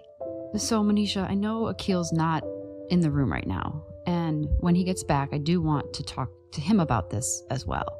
But has he talked to you about, like God or spirituality? We had some episodes, and that was shocking to us. And what were the episodes? There were some ancestors who had passed away, and Akil started giving messages from them. So when you would get these messages from people who's passed on, would you go look into them? Like, were they usually correct? Yeah. But then we didn't want to encourage all these things, so I kept it very limited. And she told me some stories about ancestors who had died 20 to 30 years ago. And Akil passed along messages from them. And when she went back to India, that's when she confirmed that the messages were correct. And then I brought up Mia, who we met in episode 1. Mia sees people all the time that other people can't see. Akil used to. But then when Akil used to see, like when my mom passed away, and I used to sit down and study with him, he would say that your mom wants to play with me. And I said, where is she? I said, she's sitting beside me. I said, okay, tell her not to play right now. And I kept it very limited, and I didn't want him to get connected with the other world. As a parent myself, I get this entirely. I would not want my child connected to another world that I couldn't see or be a part of or control. Akil came back into the room, and I was excited to see him because I felt only he could truly answer this next question.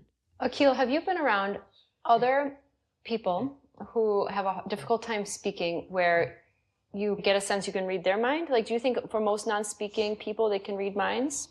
Y-E-S. Yes. There was no hesitancy. Y-E-S.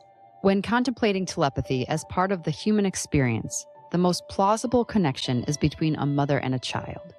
A mother's intuition is undeniable, and for the survival of a family unit, it almost makes sense. But Akil is saying that non-speakers can communicate with each other telepathically. And this is what we will explore next. Everyone with non-speaking and unreliably speaking autism have this ability. John Paul is in his bedroom and he is telepathically talking to his other friends. They don't even have to be in the same room, the same zip code. I mean, I'm talking tens of thousands of kids. Every single one of them has been telepathic. Every non-speaker has the ability to communicate telepathically. In the next episode, we head down to Georgia, where we learn that telepathy in non-speakers knows absolutely no bounds. A very special thanks to my incredible collaborator and producer, Jen Mirza, who created all music and sound effects for this episode of the Telepathy Tapes. Remember that you can review some of the tests and see some of the film recordings on our website, thetelepathytapes.com. Thank you so much for tuning in, and join us next week as this world expands and deepens.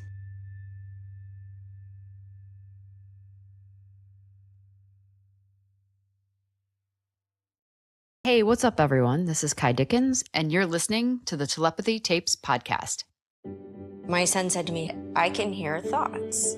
What is this phenomena happening? Why are his mind and my mind completely connected? Telepathy is the tip of the iceberg with their spiritual gifts. People don't understand that they can do this. They don't even have to be in the same room, the same zip code. For decades, a very specific group of people have been claiming telepathy is happening in their homes and in their classrooms. And nobody has believed them. Nobody has listened to them. But on this podcast, we do.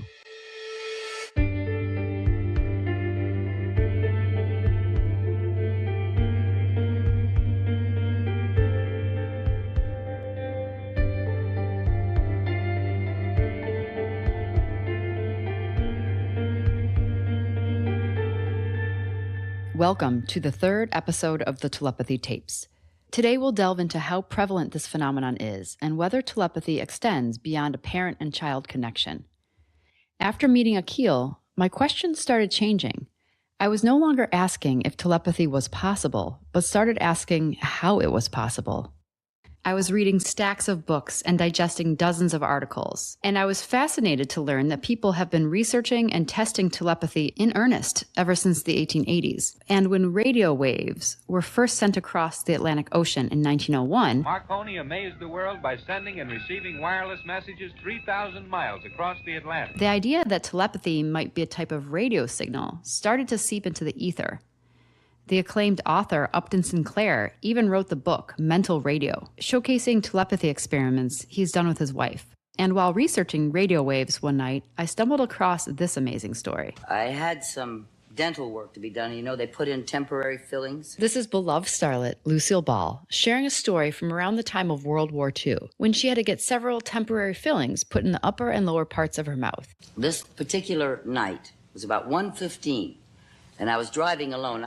And all of a sudden, I heard music. And I looked down to turn off my radio, and it wasn't on. I turned around and looked to see if there's anyone behind me. And the music was getting louder and louder and louder. And I realized it was in my mouth. And it was beating in my ears. I could hear the tune and everything. I recognized the tune. And then it started to fade out. So the next day, I mentioned it at the studio to Buster Keaton. And he said, what street were you on, Moore Park? And I said, yes. He said, you went by the radio station. You picked it up. Well, you got any fillings? I said, yes.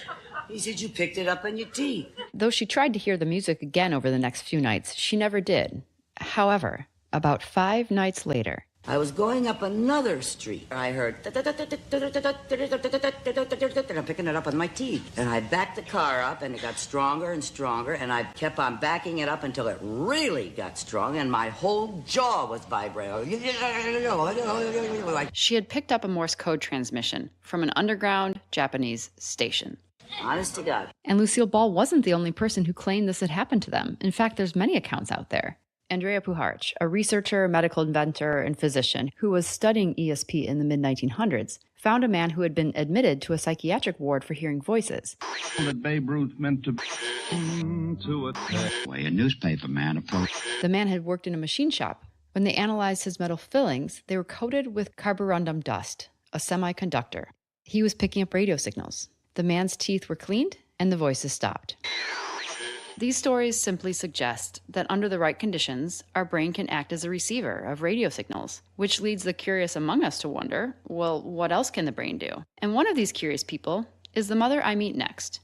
Her name is Katie, and she's based in Georgia. Dr. Diane received her first email from Katie a few weeks after I had returned home from meeting Akil. Katie said telepathy is a shared reality amongst many in their Atlanta-based community. They're open about it. Not only this, but Katie noted that she's met dozens of parents who say their kids telepathically communicate with each other. I asked Dr. Diane if she could set up a phone call with Katie so I could meet her and her son, Houston. How are you? Hi, Houston. Hi, Katie. On the Zoom, Houston is sitting next to his mom, Katie. We talk for well over an hour, getting to know each other. And Katie's transparent about the fact that many spellers and their parents are reticent to share their stories and let in outsiders, because there have been so many gotcha moments collectively throughout the past 40 years. Houston starts to write something on his letterboard. During the Zoom call, he's been patiently sitting next to his mom, Katie. When he communicates, Katie holds the letterboard perfectly still, and Houston points to letters with his finger. Having my story told and how I want to tell it is so important to me.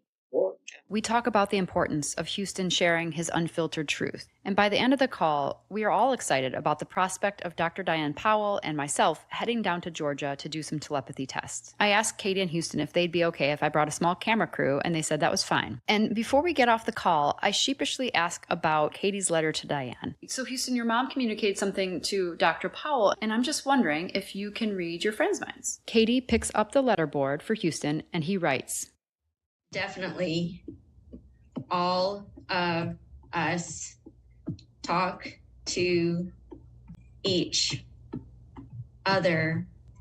It's called the Talk on the Hill. It's called the Talk on the Hill. They all talk to each other. Think of it like a channel. Like they all turn to this channel at a certain time and they all communicate. And they don't have to be in the same room at all? They don't have to be in the same zip code. This felt like an astounding breakthrough in the unraveling mystery of telepathy that was starting to consume my life. And I wanted to get down to Georgia immediately to understand this more. I talked to Dr. Diane, and she did a separate Zoom call with Houston to do some remote telepathy tests to make sure it would be worthwhile for her to go down and test Houston. After both of our separate Zoom conversations, we were both in agreement that visiting Katie and Houston would be worthwhile and circumstantial in our quest to understand this better. Beyond that, Houston has buddies in Georgia that he telepathically communicates with on the Hill, and Katie was excited to introduce us to some of those families as well. Dr. Diane thought we should also bring Dr. Jeff Tarrant with us down to Atlanta. Dr. Tarrant is the QEEG specialist who conducted Mia's brain scan in episode 1. However, we learned something in the last episode, which is this might not just be sheer telepathy. It might be more of a merging of a consciousness. And if that's true, we need Jeff to ideally scan both Katie and Houston's mind at the same time to understand the phenomenon in a more concrete way. I hopped on the phone with Jeff to find out if there was equipment like this out there and if it's something that we could make happen. I've got a friend who builds EEG equipment and software. I've been talking with him about hyperscanning. Hyperscanning is a technique that allows the simultaneous recording of brain activity in different subjects. Jeff's friend is able to build a hyperscanner that we can bring with to Atlanta. So we will be able to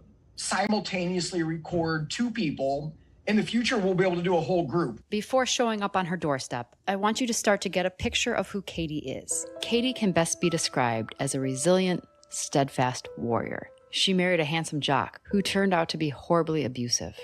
5 kids later, she escaped him and was left to fend for herself as a single mom. The trauma and struggle she endured was made even more difficult because her oldest son, Houston, started slipping away around 10 months. Every day there was less and less and less of him until the point where he didn't seem to be with us. Back then, it took a very long time to get a diagnosis. And when you finally got a diagnosis, it was a death sentence. It was labeled as severe autism, completely non-speaking. And they tell you that there is no hope. Katie lived through years of loneliness and turbulence and hopelessness. And though it's hard, I want to immerse you in it because it makes the reality that she's living today that much more magnificent. Houston was always running when he was young. You could hardly catch him. He never stopped moving. He seemed tortured. And yet there would be these moments where you would see him finding delight, like the movie Flubber. He would put his hands on his belly and throw himself back and laugh. And I'm like, you can't have that much joy and not be in there, as they told me. And yet every year there's a whole nother set of psychology tests and exams and evaluations to reinforce that if you haven't already given up, you need to. And beyond the logistical frustrations that Katie felt navigating Houston's diagnosis, everything was compounded by a shrinking social reality.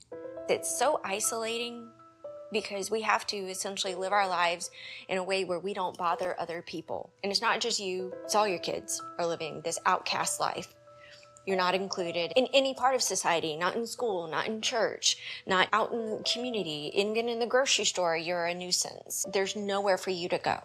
It took me a very long time to give up hope. A part of me breaks inside to give up. And though it broke her to her core to do it, she gave up on Houston. But what happened next is profound. Houston did not let her. Houston was 17 years old. I was working 3 jobs at the time, and I came home the night before Thanksgiving, and I was so tired that my body was literally vibrating. And I was laying there, and I just wanted to nap. Houston came downstairs and sat at my feet, which he had never done before in his life. And he sat there completely still. And this is someone who's in literally 24 hours a day motion. And then all of a sudden he reached over and very intentionally tugged at the blanket just like you would to get someone's attention. And he said, "Mama." And I was shocked because I had never, ever heard my son say my name. He was 17. And I opened my eyes and he was looking directly into my eyes, which he had also never done. And he said, I love you. I was speechless. And so I was essentially given this opportunity. I could keep not believing that there was any hope, or I could believe in a miracle. And so I decided in that moment I was going to believe in a miracle. When we arrive in Atlanta, there was a big grip truck with film equipment on it and lots of crew members milling about outside of Houston and Katie's house. And I'm instantly worried about how this is going to impact Houston. I rush into the house and try to find him. And Katie and Houston are by the door greeting people. They are effusively loving and joyful and calm amidst the chaos of a crew descending on their home. Katie shows me around their house, and Houston heads upstairs.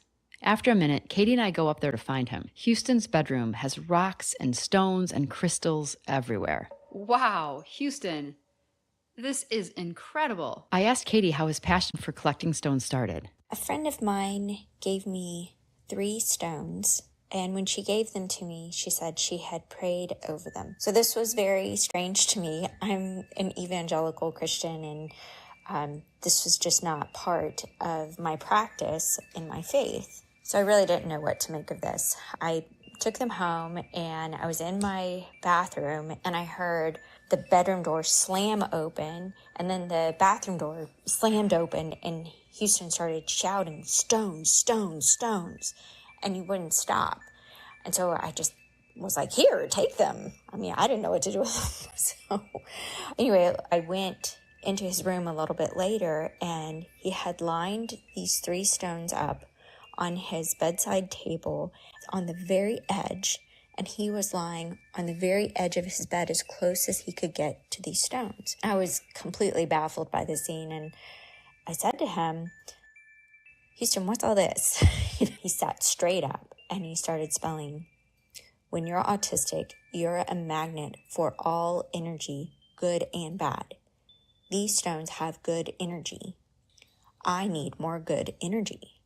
Katie also told me a story about buying her other son a pair of dice made out of gemstones for Christmas. Right when they arrived, she wrapped them up and hid them. When Houston got home from school, he immediately went and found the box, saying that he could feel the energy of the rocks coming from it. All this said, Katie leaned into Houston's love of stones. Houston was sitting on his bed, holding one of his enormous quartz crystals. I asked him why he loved stones, and he wrote, all the living things I see and hear. Yeah. That includes stones, Yeah. plants, animals, trees, like all of it. I couldn't imagine the sensory overload that must flood his brain. When I started doing some investigating, I found out that stones have a very unique set of traits. They have piezoelectric energy, which means it can transmit mechanical to electrical energy and electrical to mechanical. I found out that each stone actually has a hertz that can actually be measured. I Googled this myself, and it's true. All elements have a frequency or set of frequencies at which they vibrate. The fact that Houston is more keyed into these frequencies may be a clue into how and why telepathy is possible. He's experiencing essentially a greater spectrum of the electromagnetic spectrum. He could feel all these different wavelengths. Katie is a voracious reader and researcher. This here is just a small insight into the lengths that she's gone to try to understand how telepathy works. Houston's bedroom felt great, and I could tell that he felt safe and good in there. So I asked Michael, my cameraman and cinematographer, to go grab some of the crew so that we could start filming. But before we started filming, Katie prayed for the shoot. We pray for your protection. And she prayed for the camera crew, and me, and Dr. Powell. The other scientists that are all working with us so that we can share these incredible gifts with the world. And I think it's really important to mention that Katie had lost her faith completely, having suffered for years, being beat down by a life that just wouldn't quit. The only reason she gained it back was by experiencing what she can best describe as miracles involving her son, Houston. Then we hung out and chatted a bit. Where we left off in Katie's story, Houston had just said, "Mama, I love you." in a moment of still clarity that shook her to her core. I didn't care what the experts said. I'd been given one little moment of miraculous, and that's what I wanted for my whole life. I wanted to know my son. And if he could sit there and look me in the eyes, say my name, and tell me that he loved me, I knew there was hope.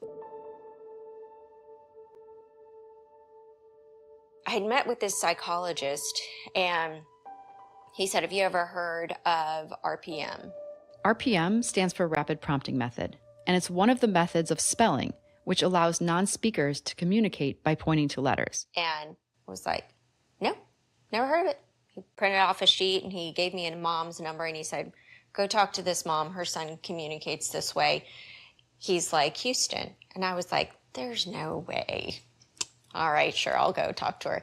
And she's showing me these pages and pages of things that her son has written. And I'm like, her son must not be that severe.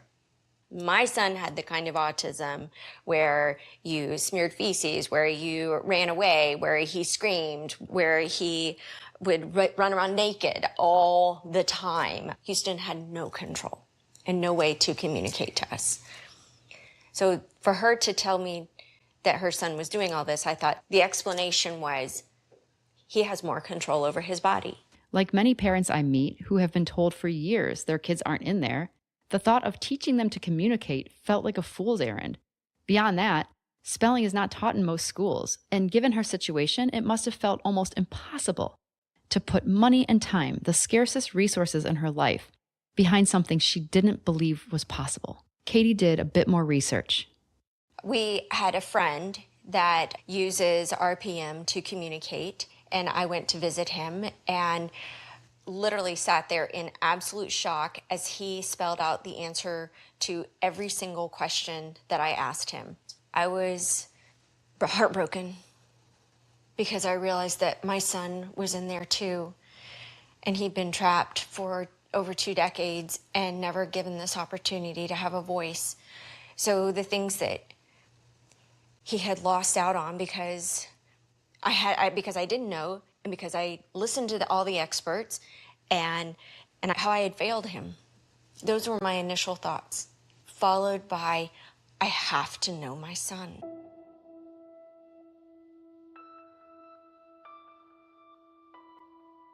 I went home, I walked right up to Houston's bedroom, opened the door, and I looked at him and I said, Houston, I'm getting you a voice.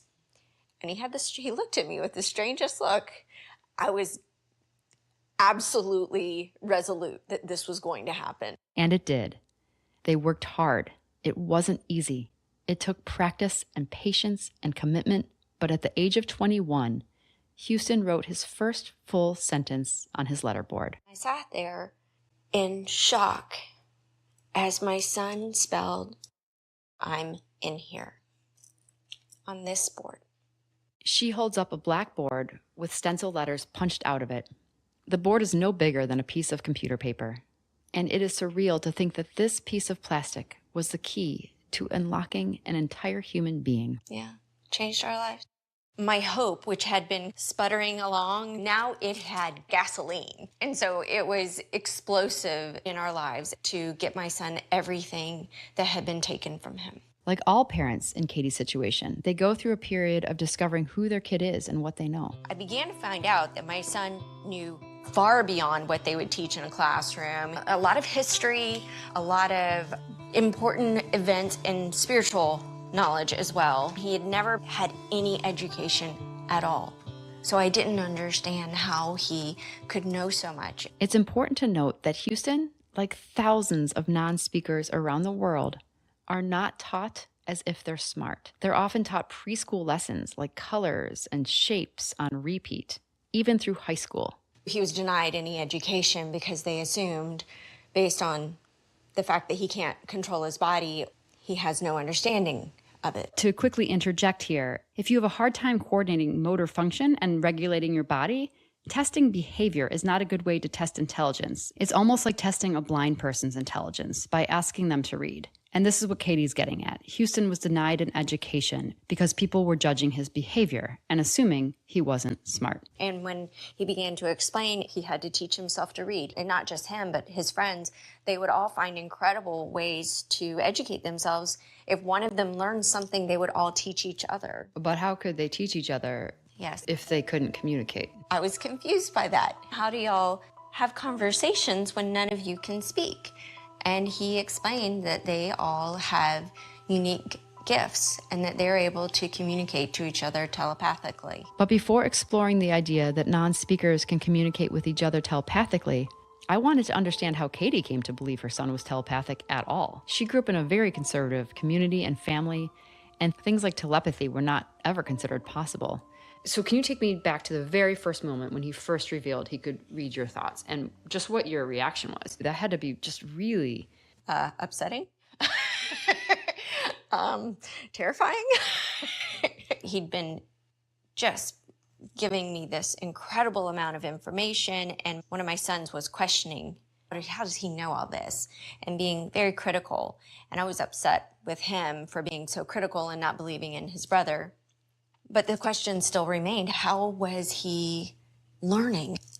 The question that I asked him was, how did you learn all of this? Do you have really good hearing? And he said, I'm special. And I said, oh, of course you're special. I'm sure he was rolling his eyes in his head. And he said, I can hear thoughts. And I said, bullshit. I did not believe him. And I questioned him and I said, are you sure you're telling the truth? And he said to me, you don't get the kind of gifts that I have if you lie. So then I asked him a question in my head without speaking, and he answered the question that I had asked him in my head. Then I brought my son and his friend up to witness it, and I had told the young man that was his friend, I said, Kit, get a thought in your head and sit there and don't think anything but that. And Houston spelled out what that young man was thinking. Then I called my daughter, and she didn't believe me.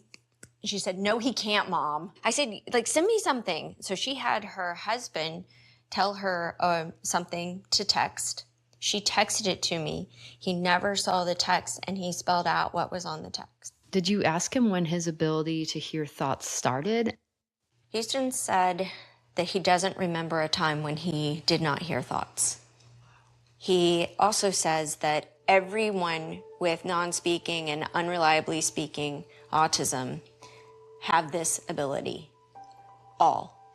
He said it might differ in strength from one person to another, but they all have this gift. So, can he hear the thoughts of everyone? Well, yes. So he can hear the thoughts of everyone. But if his anxiety is high, he cannot. It's like the anxiety literally cuts off parts of their brain. So it's a receiver issue. Just like with a good radio signal, you have to remove all interference. Anxiety is interference. So it prevents him from hearing in those types of environments.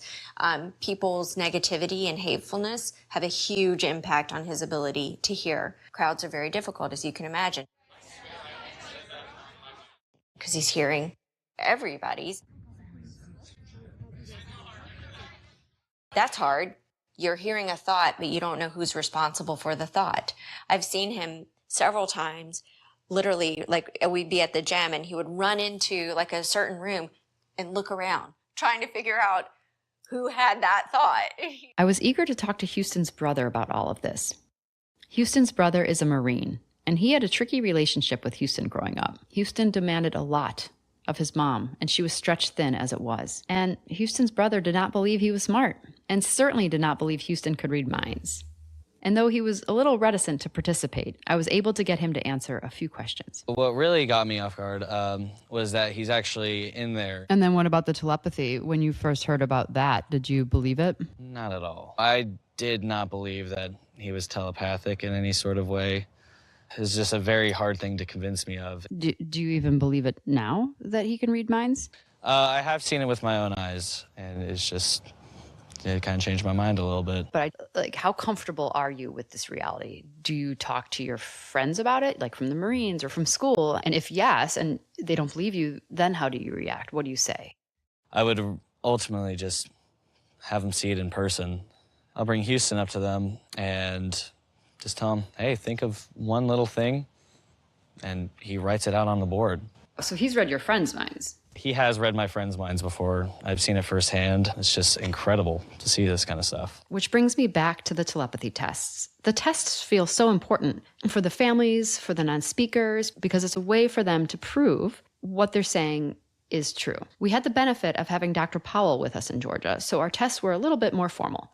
And Houston was okay with the lights around, with multiple cameras. He felt very, very comfortable. That said, I asked most of the crew who didn't need to be in the room to please leave. Because if Houston could read almost anyone's thoughts, having a bunch of people in the room could really taint the tests. Apparently, the production assistant on the shoot, Sam, was pretty bummed out that we asked him to leave the room. He really wanted to see telepathy in person. But don't worry about Sam. We'll come back to him in just a bit. All right, so anyone who doesn't need to be in the room, like I said, please exit. We're going to roll all cameras and get ready to go here. Okay, so Diane, I just downloaded a new number generator on my phone. So let's go ahead and use that. Okay, here you go. I think it's critical that Dr. Diane isn't bringing her own cues. That way there could be no collusion between her and the families, which again, I want to state, I don't think that would ever happen. I have assessed Dr. Diane's integrity around these tests, and it is unwavering and upright. So for the first test, Dr. Diane generates a number. Okay, say action. Okay, action. Go ahead and generate. Our main camera's vantage point is over Diane's shoulder. So we can see Diane, and we can see the number that's been pulled up onto the phone. Katie and Houston are sitting across from her. And then once the number pulls up, Dr. Diane leans over to show Katie the number. Houston is not looking anywhere in particular. Sometimes he's looking at the table, sometimes at the wall, sometimes at the ceiling, sometimes at his feet, and sometimes straight ahead. And the number is 2220. Okay, and go ahead and look, Katie. After seeing the cue, Katie holds up the black letterboard, and Houston uses a pencil to point to the numbers, and he points quickly to the correct number. 2220. Perfect. Okay. Dr. Diane generates another number. Okay, ready? Yeah. A 3-digit number pops up, and she doesn't like that because collectively, I think we all agree it's just too easy. You know, I want to generate a different number. Okay, there we go. The new number is 5096. As Dr. Diane pulls up the number and shows Katie, Houston is tracing his letterboard, which is on the table. There's no way he could see the cue. That's a 5 and 0, 9 and 6. Perfect. It's always so cool. It never gets old. It never does. It never gets old. It's just amazing. I love this moment because even Katie is laughing and saying it never gets old. It just never gets old. We took a break, and something amazing happened to Sam, the production assistant, who was bummed out when we asked everyone to leave the room. So while getting coffee, Sam expressed to Katie that he wished he could have seen Houston read minds. I was told this story after the shoot, so I called Sam, very long distance, to hear it firsthand. All right, so my name's Sam Green. Coming into the house for the first time, I didn't really know what to expect. I had a job to do, but I want to believe it. I vocalized that to Katie. But watching it and have it happen to you is two different things. Katie had told me to write a word down. I stepped into the garage away from Houston and Katie, who were in the living space. I didn't have anyone around me. I wrote the word friend on a piece of paper, and I walked straight back in. The whole thing took less than 30 seconds from me leaving to returning, and literally no one around me. I walked in and then I looked at Houston. In my head, I'm saying, my word is friend. And before I could even finish the thought, Katie's there with the board and Houston's already spelling out F-R-I-E-N-D. And it was an unbelievable experience, but I was part of it. I felt it. I witnessed it. This interaction was very genuine, and what we were filming was groundbreaking.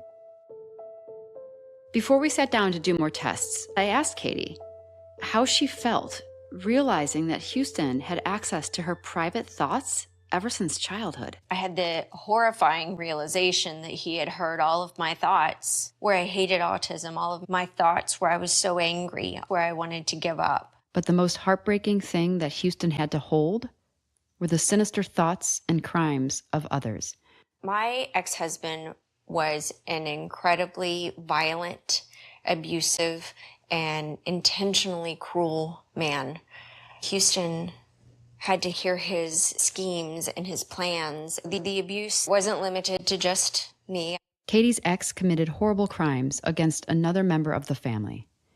Katie didn't know about the horrific acts as they were occurring. Only Houston did, because he could hear everyone's thoughts. And it wasn't until Houston learned to communicate via spelling that Katie finally found out what had happened. He said one of the hardest things was knowing all of this and not being able to stop it or tell. He'd always wanted to be a hero. And because of his inability to control his body or communicate, he had not been able to tell us the truth or be the big brother he always wanted to be. The fact that he could still love and be so kind humbled me.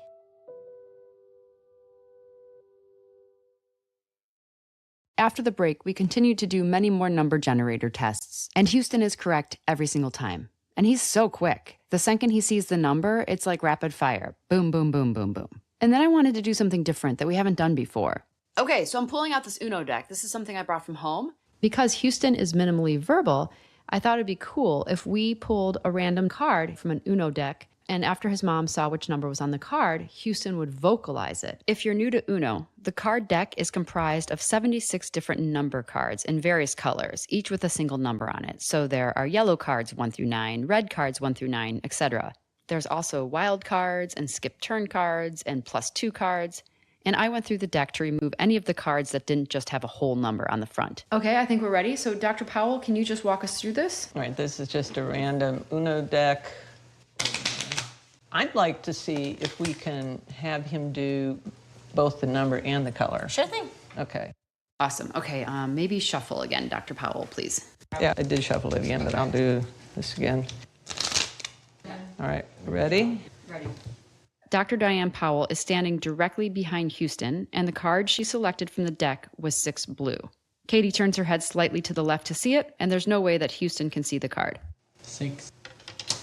There are 2 different boards in play here, one with letters on them and one's with numbers. So after Houston pointed directly to the 6, now Katie's picking up the letter board so he can spell the color. P L U E.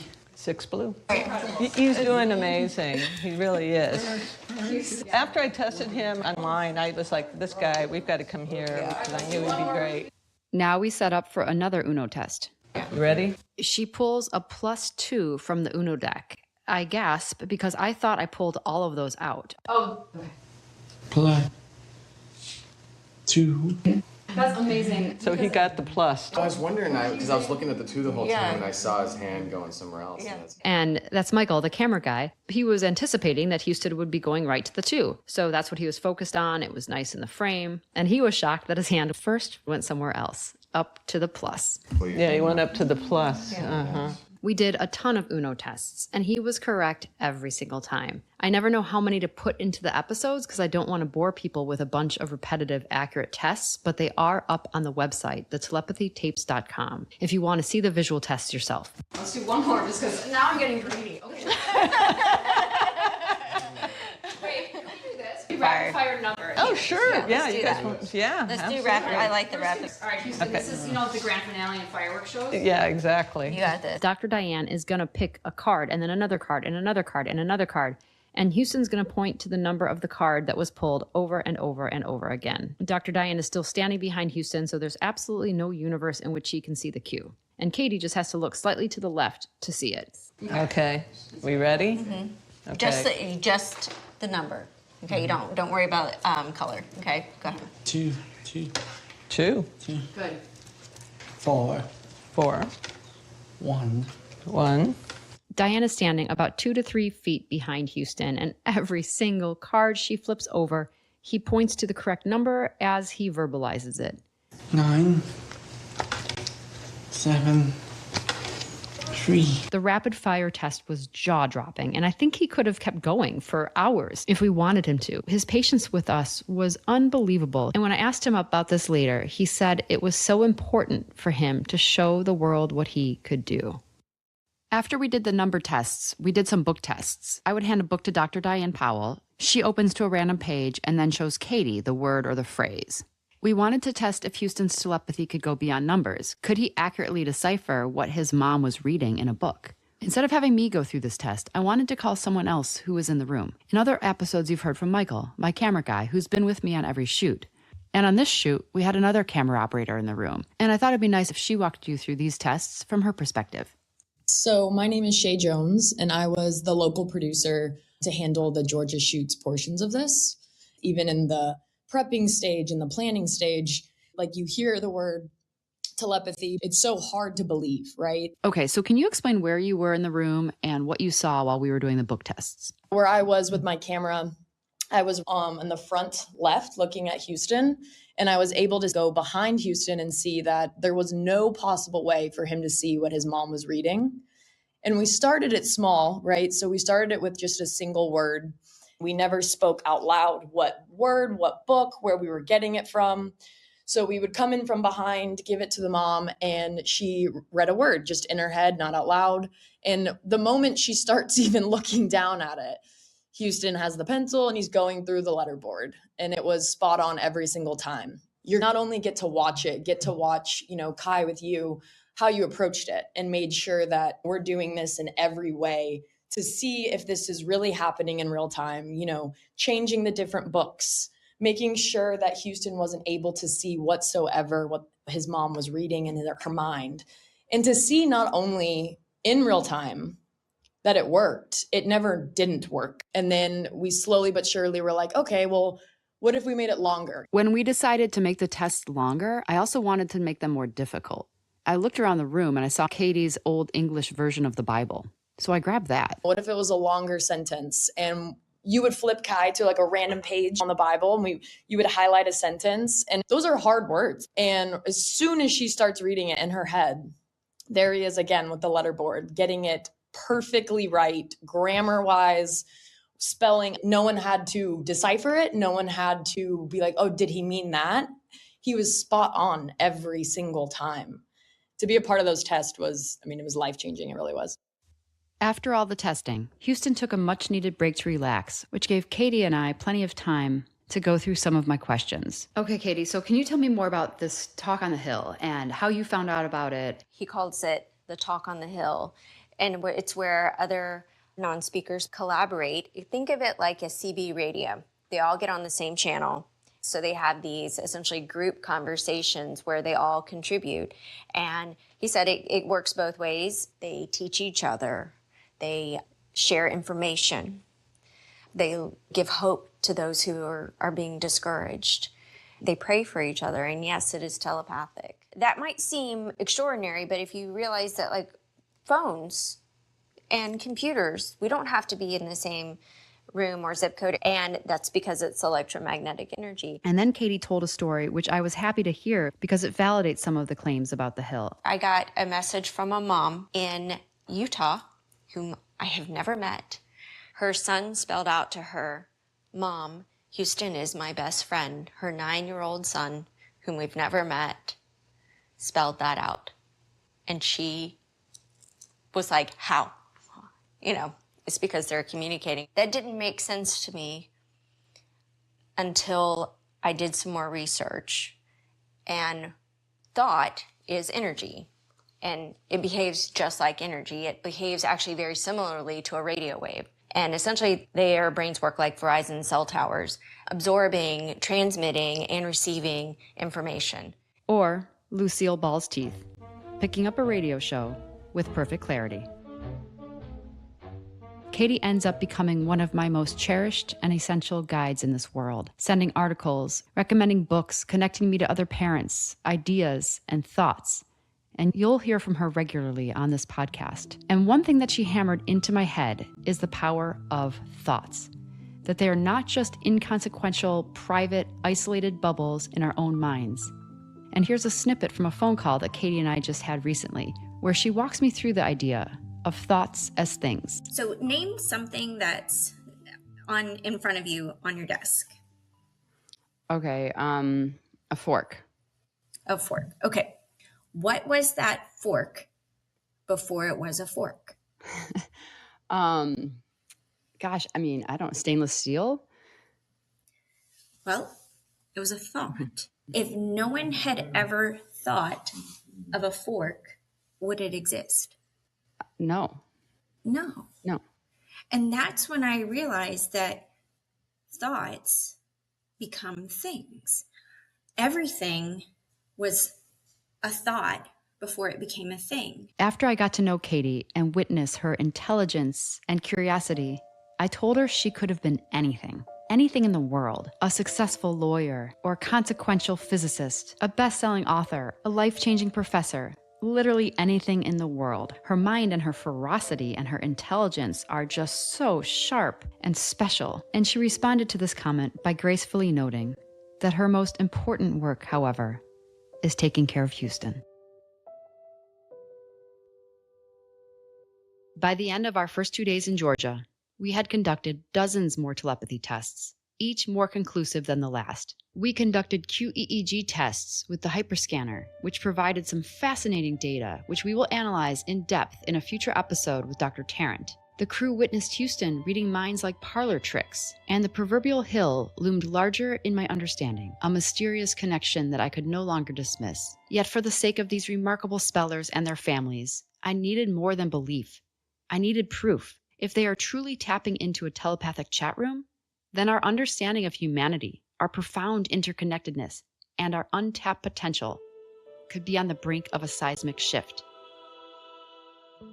In the next episode, we remain in Georgia, where we'll meet Houston's good friend John Paul and his mother Libby. If the hill is a real thing, John Paul should know about it too. But what he ends up teaching us about interconnectedness is beyond anything I could have ever imagined.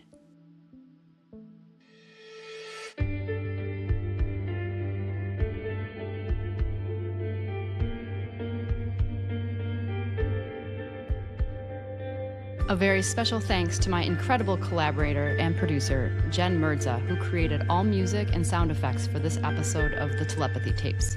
Remember that you can review some of the tests and see some of the film recordings on our website, thetelepathytapes.com. Thank you so much for tuning in, and join us next week as this world expands and deepens.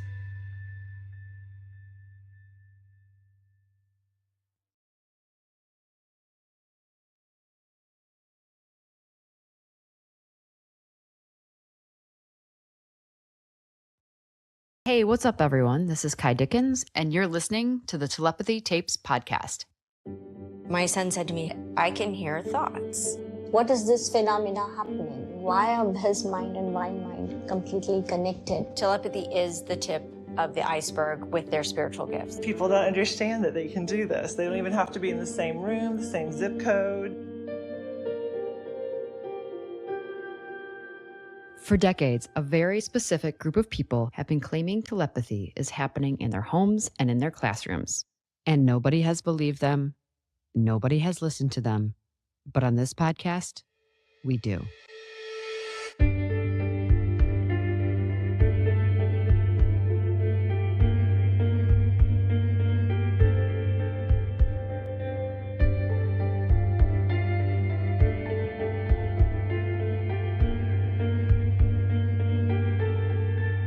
Welcome to the 4th episode of the Telepathy Tapes. We're staying in Atlanta for this episode because there are multiple families here who are not only friends, but are vocal about the fact that their non-speaking children can read minds. Houston, who we met last episode, says many of his friends communicate via a telepathic chat room, which he's nicknamed the Talk on the Hill. One of these friends is named John Paul, and right now I'm standing on John Paul's back deck where he and Houston are in the hot tub. John Paul absolutely loves the water.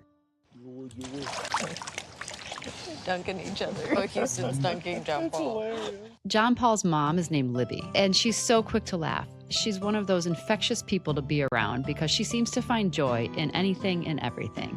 And right now, that joy is centered around John Paul. She's with Katie, who we met in the last episode, and they are delighting in the fact that Houston and John Paul are dunking each other in the hot tub.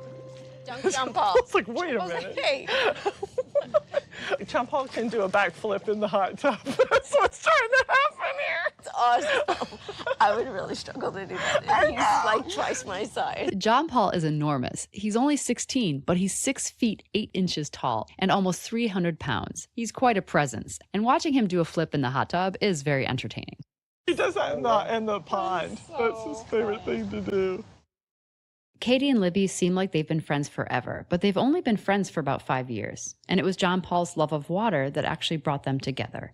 Libby made a Facebook post about a terrifying moment when John Paul ran off in the middle of the night while they were on vacation. So we were at Hilton Head. I think it was 2019. We were there with a friend who rented the fabulous house, had a great pool. And that is a really hard thing for a lot of autism families to go on a vacation like that. So it's always kind of a pleasure to have another friend and be with them, because sometimes it's just too hard and other families just don't want to deal with it. Libby often sleeps in the same room or even in the same bed with John Paul, especially on vacation, because like many people with autism, John Paul will run off without warning.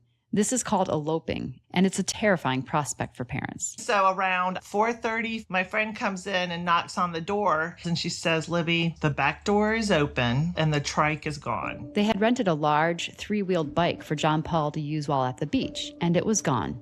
And so was John Paul.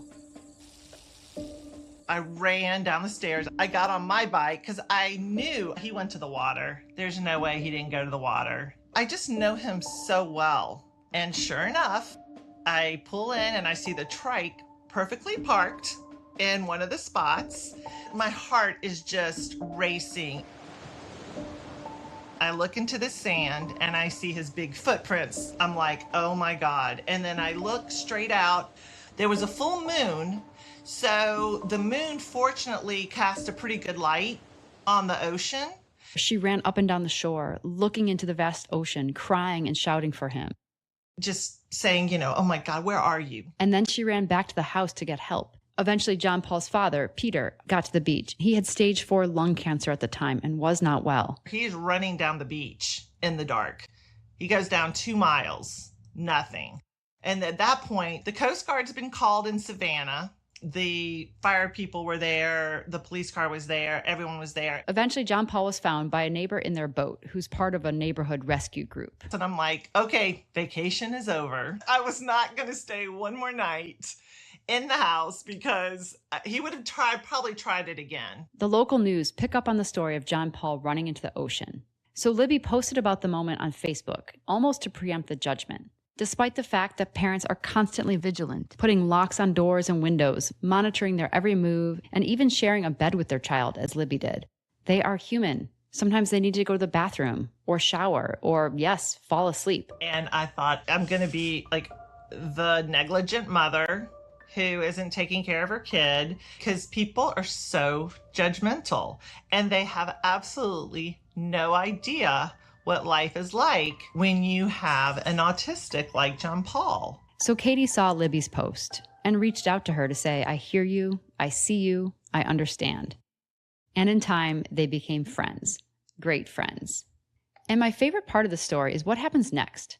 John Paul returns home from vacation and was writing with his therapist. She was thinking the incident might have been traumatizing for John Paul. On the shore, our family, neighbors, police, the Coast Guard, who were terrified, and they were all reacting to him and his actions. But John Paul planned it.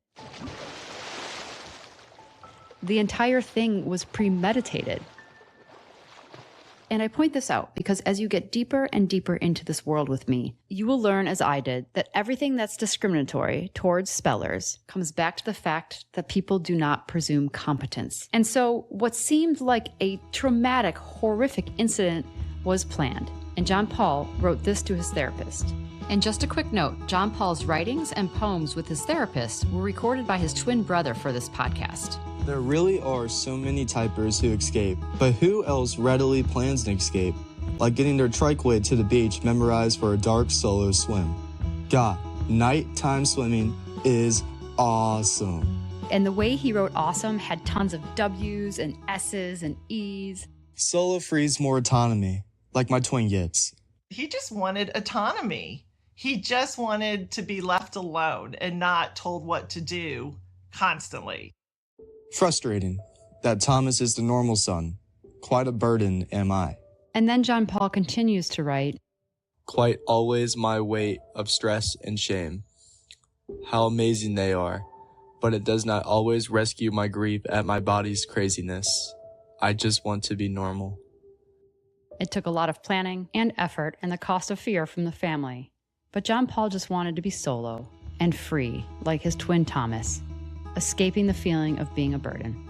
John Paul said it was the most wonderful experience of his life. And so this moment led to a blooming friendship between Katie and Libby.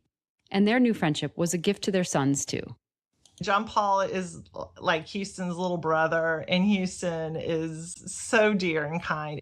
John Paul has some really tough loops. He's very vocal, and it's really loud. If you were to hear John Paul walking through the woods with his sounds, you would think there's either a bear or Sasquatch is alive and well, because that's what it sounds like. Houston, he'll hold John Paul's hand to try to calm him down. And there's probably a lot of communication going on between the two of them. Like he's trying to coach him. It's just such a great friendship. I adore it.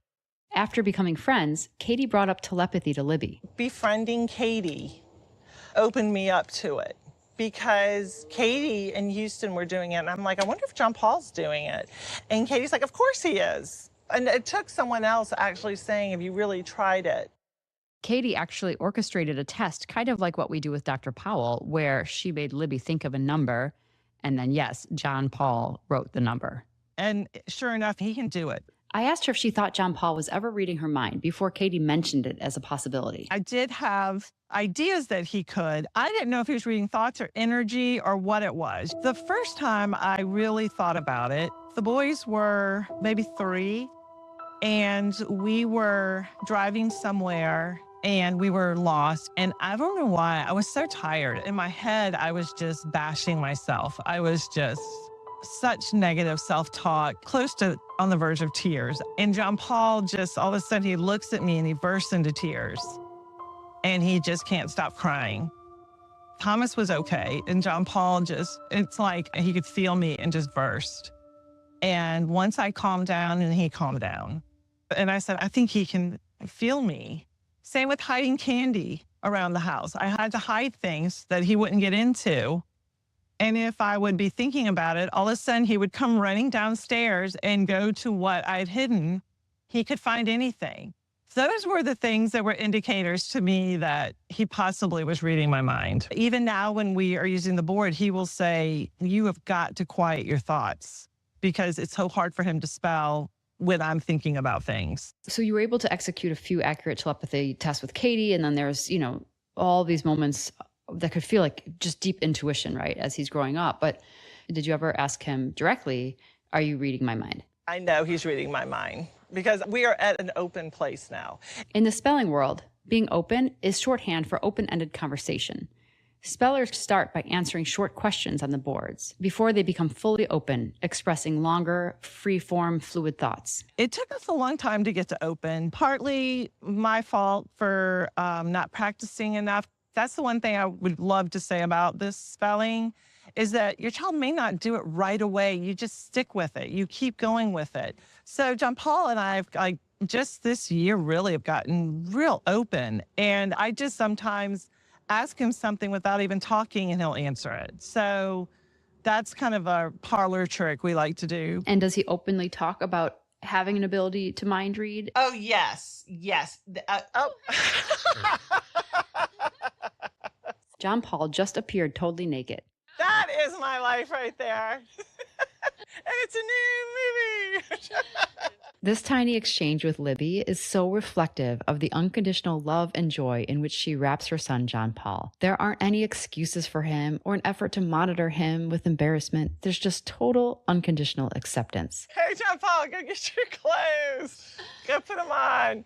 You've got to be open-minded to be at my house. You just have to be. Where were we? So going back to this just initial discovery, did Peter, your husband, believe you when you told him John Paul was reading minds? And what about Thomas, his twin? I told Peter that I felt like John Paul was telepathic, and he had seen Houston do his thing. Same with Thomas. And they just sort of, oh, well, okay. But until you see it, it doesn't really make sense. So I told Peter, write some words down, and John Paul spelled them, and Peter his eyes got so big, and he just started laughing. And he said, wow.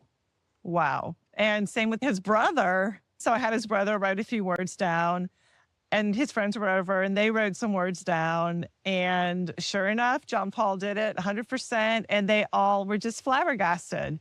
And they still are in shock about it. They just can't believe it. This whole time, we've been sitting on the back deck, and then it starts to rain. So we all head into the house. It's a beautiful and big old house, tastefully decorated, brimming with Southern charm. Houston and John Paul are back in dry clothes, and Dr. Diane Powell is in the dining room with Houston, setting up for a range of different telepathy tests that we will cover in a special bonus episode. John Paul did his telepathy tests the previous day in private because the noise, lights, and crew were just really distracting for him. To hear about how he did, I called up Dr. Jeff Tarrant, the neuroscientist who has been doing QEEG scans for us. So Jeff, just to kick it off, why don't you introduce yourself? My name is Jeff Tarrant, and I'm a clinical psychologist and a neuroscientist. And the majority of the work that I do is involved in studying the brain using EEG technology to measure brainwave activity. Okay, and then just walk me through the telepathy tests that you did with John Paul and Libby.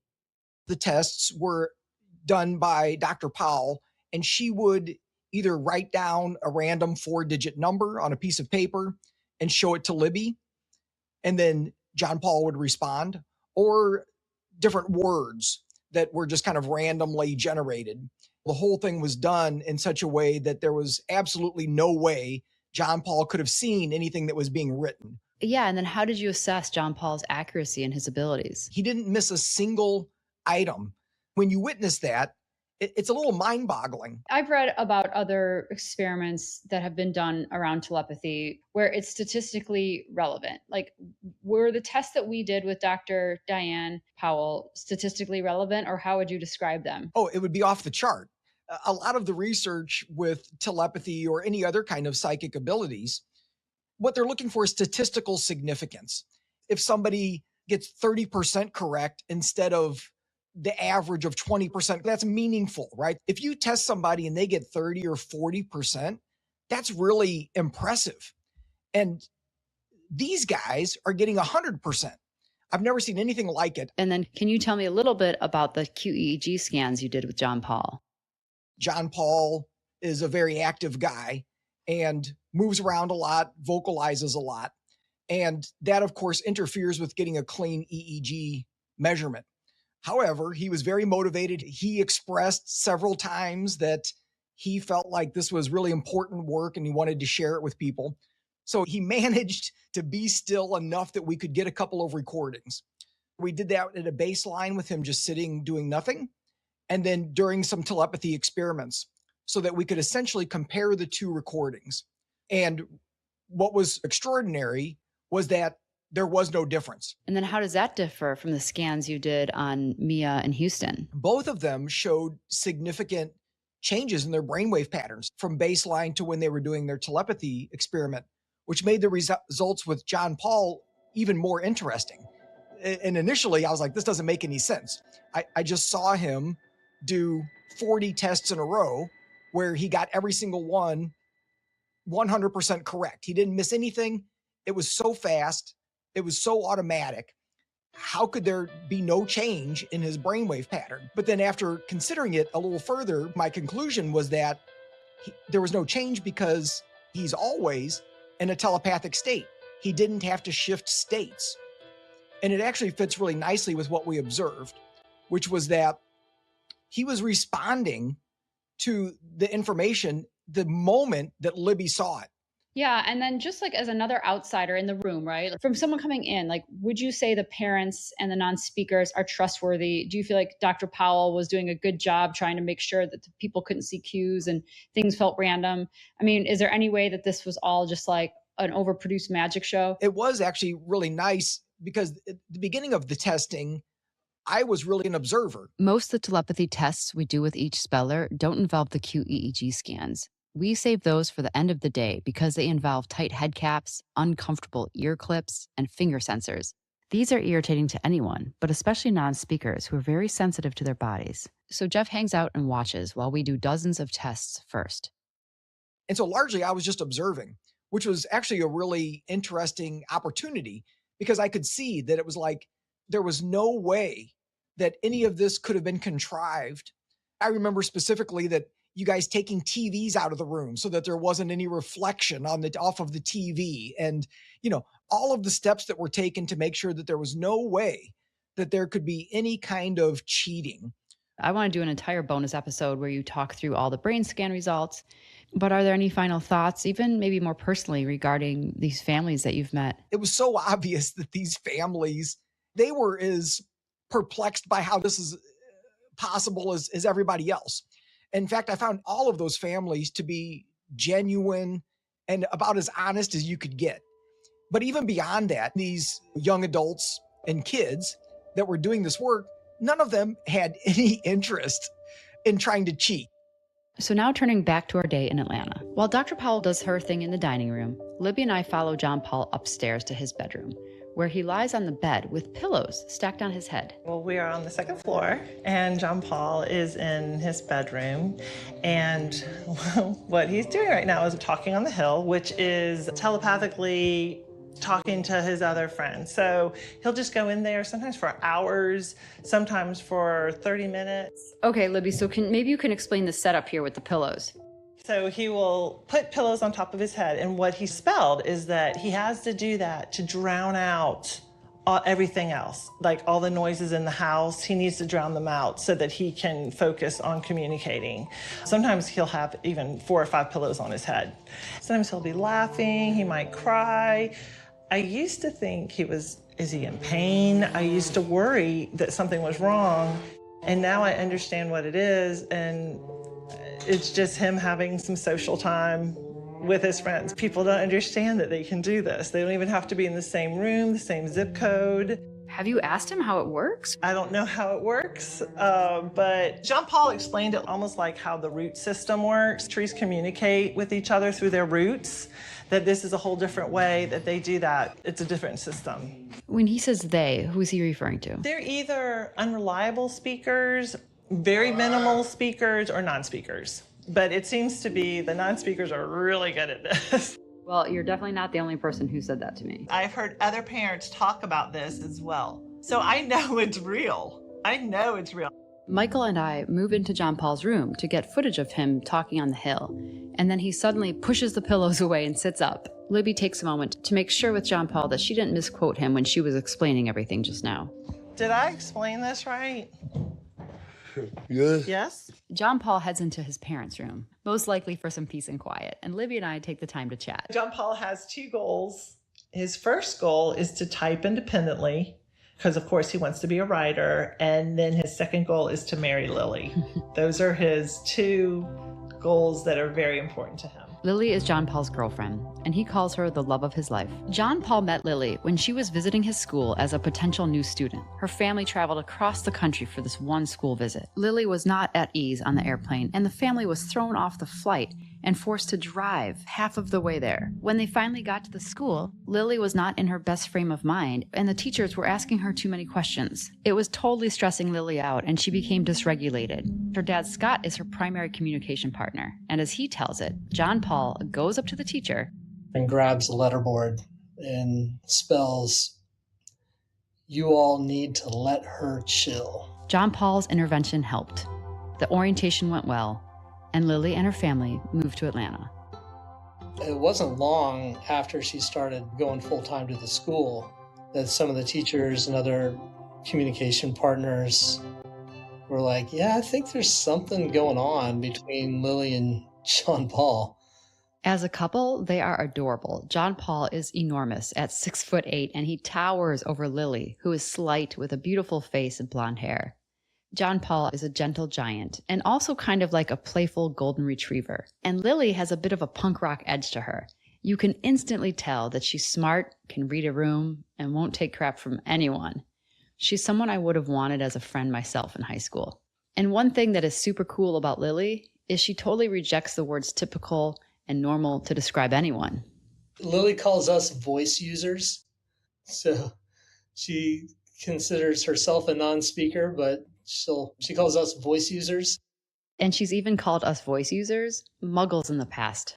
I love that because in the Harry Potter world, the muggles are the ones without magic. They're going through the world not knowing that they're missing out on so much of what's really there. The non-speakers that use mind-to-mind communication don't think that us voice users could handle that truth. Just like the Department of Magic in Harry Potter didn't think the muggles could handle the truth. I wanted to hear a bit about how their relationship evolved. And here's Lily's mom, Karen. Through spelling with their different therapists, they really started to spell that they wanted to be in a committed boyfriend-girlfriend relationship, and they would write each other kind of like pen pals. And then they started wanting to hang out after school, on the weekend. When you are relying on someone else to communicate, consent is critical. Lily and John Paul were spelling their desires with their coaches and therapists, so there was no doubt they were consensually aligned. John Paul and Lily became deeply intimate and committed so fast that both parents kind of wondered if they were communicating beyond just the letterboards. There might be even more going on than we realized. And here's Lily's dad. At one point, she came up and asked me, "Can we see John Paul today?" So I text Libby, and she's like, "Oh my gosh, John Paul just came to me and asked me if he could see Lily, and even brought me his clothes." That happened on more than one occasion. So definitely they communicate telepathically. There's no doubt in my mind. For many listeners, this might feel like a huge leap, but parents of spellers witness countless unexplained coincidences every day. And their children, who are known for brutal honesty, openly say they can read minds. But instead of just taking the parents' word for it, I asked Lily if her and John Paul were able to communicate telepathically mind to mind. She picked out a digital voice to represent all of her writings and her answers. Yes, we loved to communicate mind to mind. We were able to do this from the moment we met many years ago when I first visited Atlanta. I then asked Lily if she hangs out with John Paul on this metaphorical hill. Yes, all the time.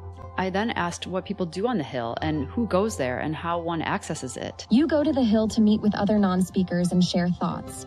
You automatically have access to the hill non-speakers go to when you can communicate mind to mind. But to step back from the hill for a second, I relish learning about John Paul and Lily's love story. She adores his poetry and his writings just as much as his mom does. I'm always interested in what he writes. The poetry is just so clever. When he's writing his poems or his notes for Lily, who's he writing with? Because I can imagine some of that's pretty weird to do with your mom. Mostly with his therapist. Autonomy is very important to John Paul. There's a lot of private things that they discuss that I don't even need to know about. His therapist asks permission, and they just say, "Can this be shared with your mother?" One of the poems John Paul allowed his mother to see is one of her favorites. And it's Lily's favorite poem as well. And here's the writing. Manatees and me are similar in how we interact with our friends.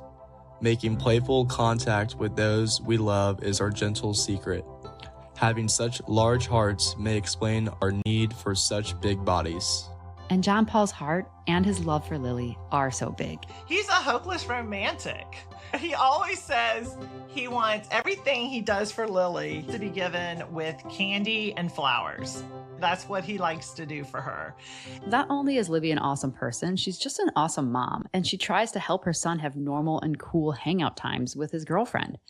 She either gives them space or she hires a young caregiver to be with them instead of her. I like to hire young caregivers that are a lot of fun and cool, because he and Lily want their time just to be together without me or Lily's mom. That's not cool. That's not fun. At the end of one of these dates, the therapist asked John Paul and Lily if there were any final words they wanted to say to one another. And this is what they spelled. A lot. I love you. I love you too, Lily. I'm happy we got to spend today alone. Same. It's the best. I wish we could find more days like this. Me too, my love. How is your family doing? They are annoying, but good. How about yours? LOL, you're so funny. Thanks, my love. I try for you. You make me so happy. When I received this exchange, I wrote to Lily and her dad via text message and asked why she needed to ask about John Paul's family. Wouldn't she already know the answer to that if they're speaking mind to mind? This is what Lily wrote back. I love that you're being mindful of thoughts of skeptics, and you are right to think that not all questions are necessary to ask. While I did know the answers, our conversation was being helped not through mind-to-mind communication, but through a spelling partner, so it seemed totally normal to ask this. And then her dad Scott followed up with his own text saying, it's almost like they let us in on these little conversations for our benefit, not theirs. Everyone loves their relationship in the autism community because we all understand autism and we understand our kids. But for other people, the comment that always drives me nuts is, you leave them alone together? Because first of all, it doesn't presume competence. Neither one of them are sexual deviants. He's not going to attack her. He adores her. And their relationship is on such a different level than what maybe a neurotypical relationship looks like. It's more hand-holding and little kisses. There's so much motor planning that has to go into the other stuff. That has never been a concern of mine. Knowing how important consent is, I wanted to get Lily's thoughts on how she and John Paul deepen their bond. And this is what she said. Most of the time we would communicate mind to mind and we shared everything about ourselves. We would hold hands and he would be super playful. My next question for Lily was whether or not telepathic communication gave her a deeper bond with John Paul. Of course, it allows us to make all our hopes and dreams known to each other. Libby shared how this might look when the two of them are hanging out. Lily might be on a whole separate floor and John Paul somewhere else, but there is communication going. And occasionally they may cross paths and high five or something. But at the end of the time, when Lily goes home, John Paul might spell, that was great. Like, that was a fun date or something like that. Because for them, they have been communicating the whole time. We just can't hear it. And it doesn't make sense to us, but it makes sense to them. I was excited to get Lily's parents' take on telepathy because they just found out about all of this in the past year. And they didn't know about telepathy quite simply because they just never asked about it. There's so much we still haven't asked and haven't had conversations about, just like any of your other friends. Which is completely true. It would never cross my mind to ask my kids or my friends if they had a knack for ESP or telepathy. And when you're relying on spelling to communicate thoughts, it's even less likely that something like this will come up. For example, Lily knew all kinds of languages. We didn't know it because we didn't ask. She took a Spanish class and the teacher was a native Spanish speaker. And she said, Lily knows more Spanish than my kids. But we didn't know that, you know what I mean? And until we started to ask her, how many languages do you know? And it's kind of in the same with telepathy. And probably with other families too, they might just not have asked yet. Now that they feel clued into the telepathy phenomenon, I've asked if they've discussed it with other families. It's definitely out there, in more hushed tones. Like you talk about this, kind of making little mention like ESP or telepathy, and everyone was like, oh yeah, they experienced the same thing, that they know that their child reads their minds. There's a lot to unpack here. Lily's mom brought up the fact that Lily knows multiple languages. This is actually a savant skill, and I'll have Dr. Diane Powell weigh in on this shortly. The next thing to touch on is very important, and it's the fact that telepathy is quietly validated once it's brought up amongst other spelling families. But there's an understanding, even an effort, to keep the information quiet. Gatekeeping is a big topic, right now. How are we limiting our non-speakers, even sometimes our greatest allies and supporters and people that have advocated can also be acting as gatekeepers. I appreciate the nuance that Scott is employing here because the topic he's referencing is fragile. There are gatekeepers in the spelling community who ask parents not to speak about telepathy. The reason why comes back to the presumption of competence. There is a deep fear that if it becomes known that telepathy is common amongst spellers, that society won't think spellers have their own thoughts.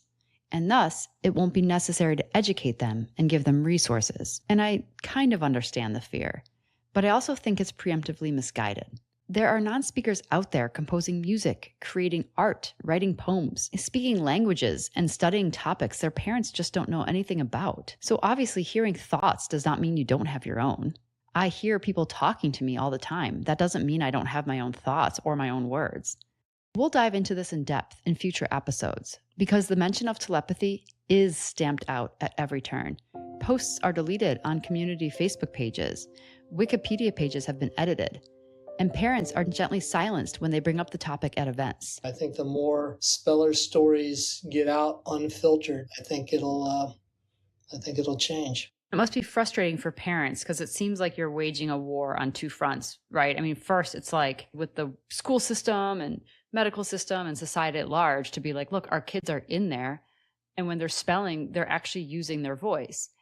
And then the second war is almost like internally where the parents who realize the telepathy is happening don't want to be told not to mention it because that's a major component to the experience of your children.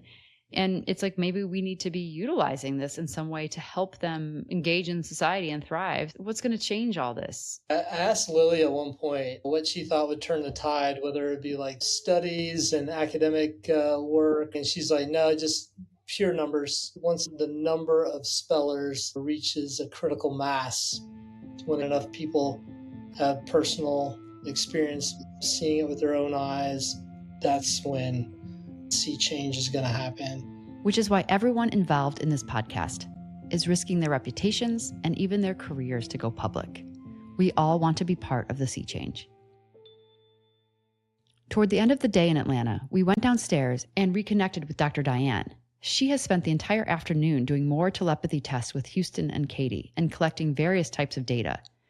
Dr. Diane is well versed in the two topics that just came up: non-speakers who happen to know various languages and the frustration around the crushing power of gatekeeping. I first want to share her thoughts on people who know languages or other things that they haven't been taught, because those are called savant skills. And one of Dr. Diane's primary theses is that telepathy should be considered a savant skill. Savant syndrome is when someone is able to do something, knows something that is not explainable by the traditional ways of acquiring knowledge. You don't have to be autistic to be a savant, although about 10% of people who are autistic are savants.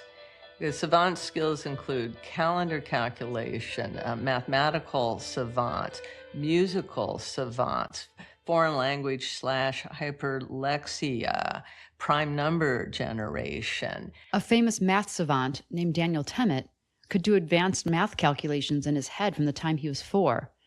And he won an international contest for reciting the number pi to the longest digit. It's a number with no pattern that seems to be infinite. Daniel reckoned he could reel off the first 22,500 decimal places without a mistake. 1-4-1-5-9-2-6-4-8-0-9-2-5-9-0-3-4-6-9-0-8-5-7-7-8-0-6-9-9-5. He recited it to over 22,000 digits. It wasn't really that he memorized it. It's that he would literally see almost like a ticker tape parade of different colors and shapes moving across his vision. He has synesthesia, and synesthesia is when you pair two senses together, such as seeing color when you hear a sound. And so he knew what each one of those colors and shapes represented in terms of numbers.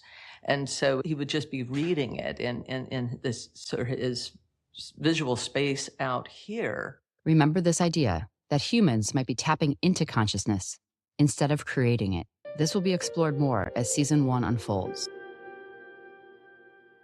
Quickly acquiring languages without being exposed to them is another savant skill, one that many non-speakers seem to obtain.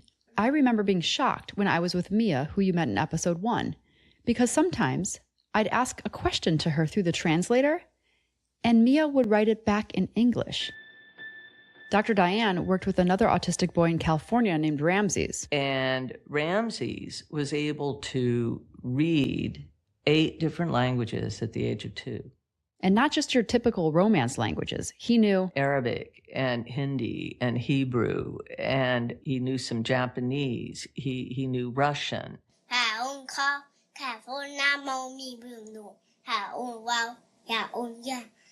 That's Ramses singing in Arabic. His mom speaks Spanish. From Dr. Powell's point of view, studying savant skills is an opportunity to study the very origins of consciousness. Savant syndrome really stood out to me because it can't be explained by the materialist model that we have in mainstream medicine. We talked about materialism in episode 1. Materialists believe that consciousness is based in the brain. So all of our feelings and thoughts and convictions are based on, neurons firing up there in the gray matter. But savant syndrome challenges this. Because how can you be great at calculus or piano or various languages if you haven't been taught them? So this might mean consciousness comes from somewhere else. And I also knew that savant syndrome was widely accepted among neurologists and scientists as a real phenomenon, that there are these people. They're rare, but there are these people that have been reported in history for hundreds of years. You can't just discard that. If they have existed, then you have to be able to explain them. And this is how everything ties back to telepathy. When I thought about savant syndrome, I thought, that is so similar to what we call ESP, or extrasensory perception. Because ESP means you know things you haven't been taught via your 5 traditional senses. I think it's really a mistake by materialism to accept the one and then to say the other is pseudoscience. She makes a great point. Materialists accept that traditional savant skills exist, even though we can't explain how or why they occur. So why is an extrasensory perception like telepathy dismissed because we can't yet explain how it occurs? Anybody who's trying to study things like precognition or telepathy, that they are engaging in quackery. I went back into the literature about savants, and I discovered someone named Bernie Rimlin. And he was somebody who founded an autism research center in San Diego. He evaluated thousands of children. And lo and behold, in his writings, he said that ESP is a savant skill. And so I've been working from the premise that we need to include ESP in a savant skill. I would love to change how the ESP skills are considered and to have them considered savant skills along where they belong. And when it comes to gatekeeping, scientists face it just as harshly as the parents do. When Dr. Diane Hennessy Powell published her book, The ESP Enigma, the medical board fined her and revoked her license without even reading it. The mere mention of ESP was so taboo that she paid the price before anyone considered the science behind her work. Only after they reviewed her research was her license reinstated. But the damage was done, and you can understand why scientists, just like parents, stay silent. Lily's dad, Scott, is a radiologist, so he has a foot in the world of science and in the world of parenthood. I wanted to know how he's reconciled the unbelievable claims of telepathy with his deep academic background. Being a radiologist, if we can make a machine that can send a radio wave, an electromagnetic pulse into someone's body and alter the alignment of their protons, and then listen to the signal that it makes when those protons realign, and run it through a computer and make a picture out of it. If we can create that machine, what can our minds do? Can our minds tune into frequencies and pick up signals? It's not outside the realm of possibility. We wrapped up our day in Atlanta with more conclusive telepathy tests and a bit more information about the Hill. John Paul was actually on it a ton this afternoon, more than normal. So before leaving, we asked him why. Come over here, buddy.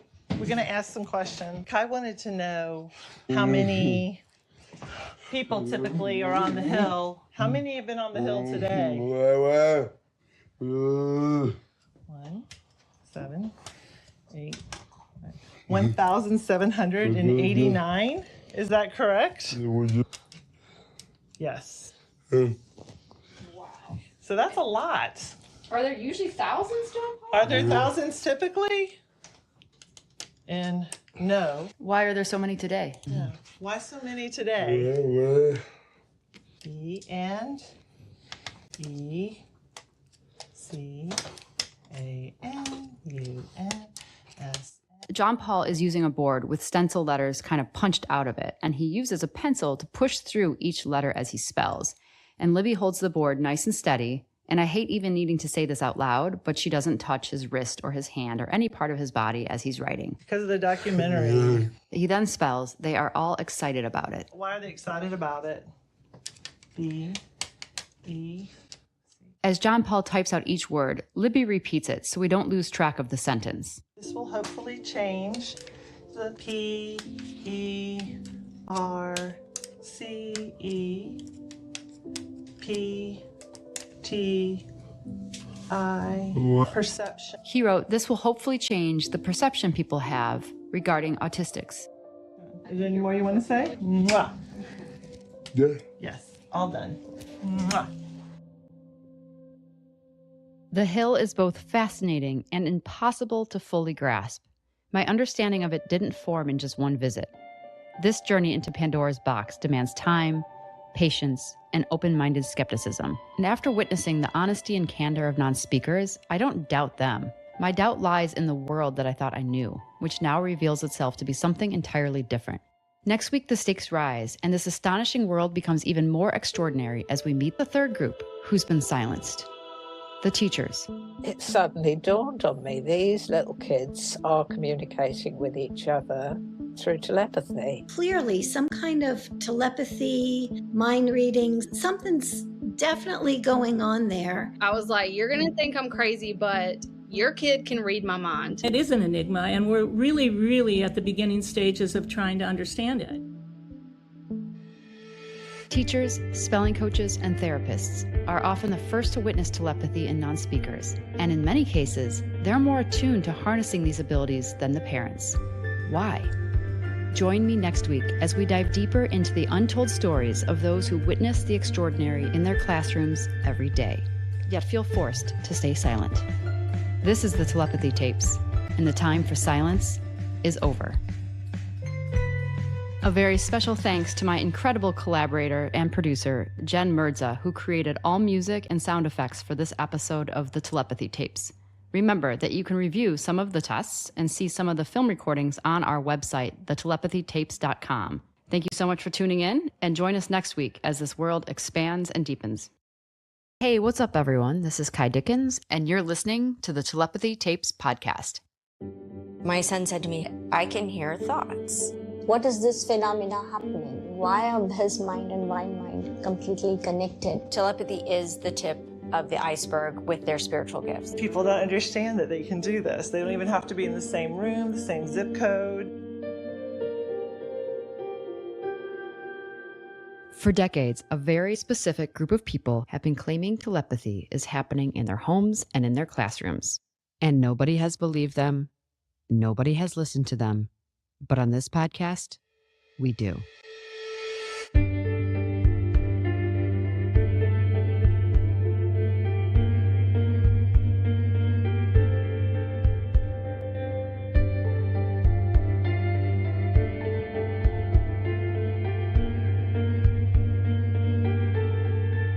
Welcome to the 5th episode of the Telepathy Tapes.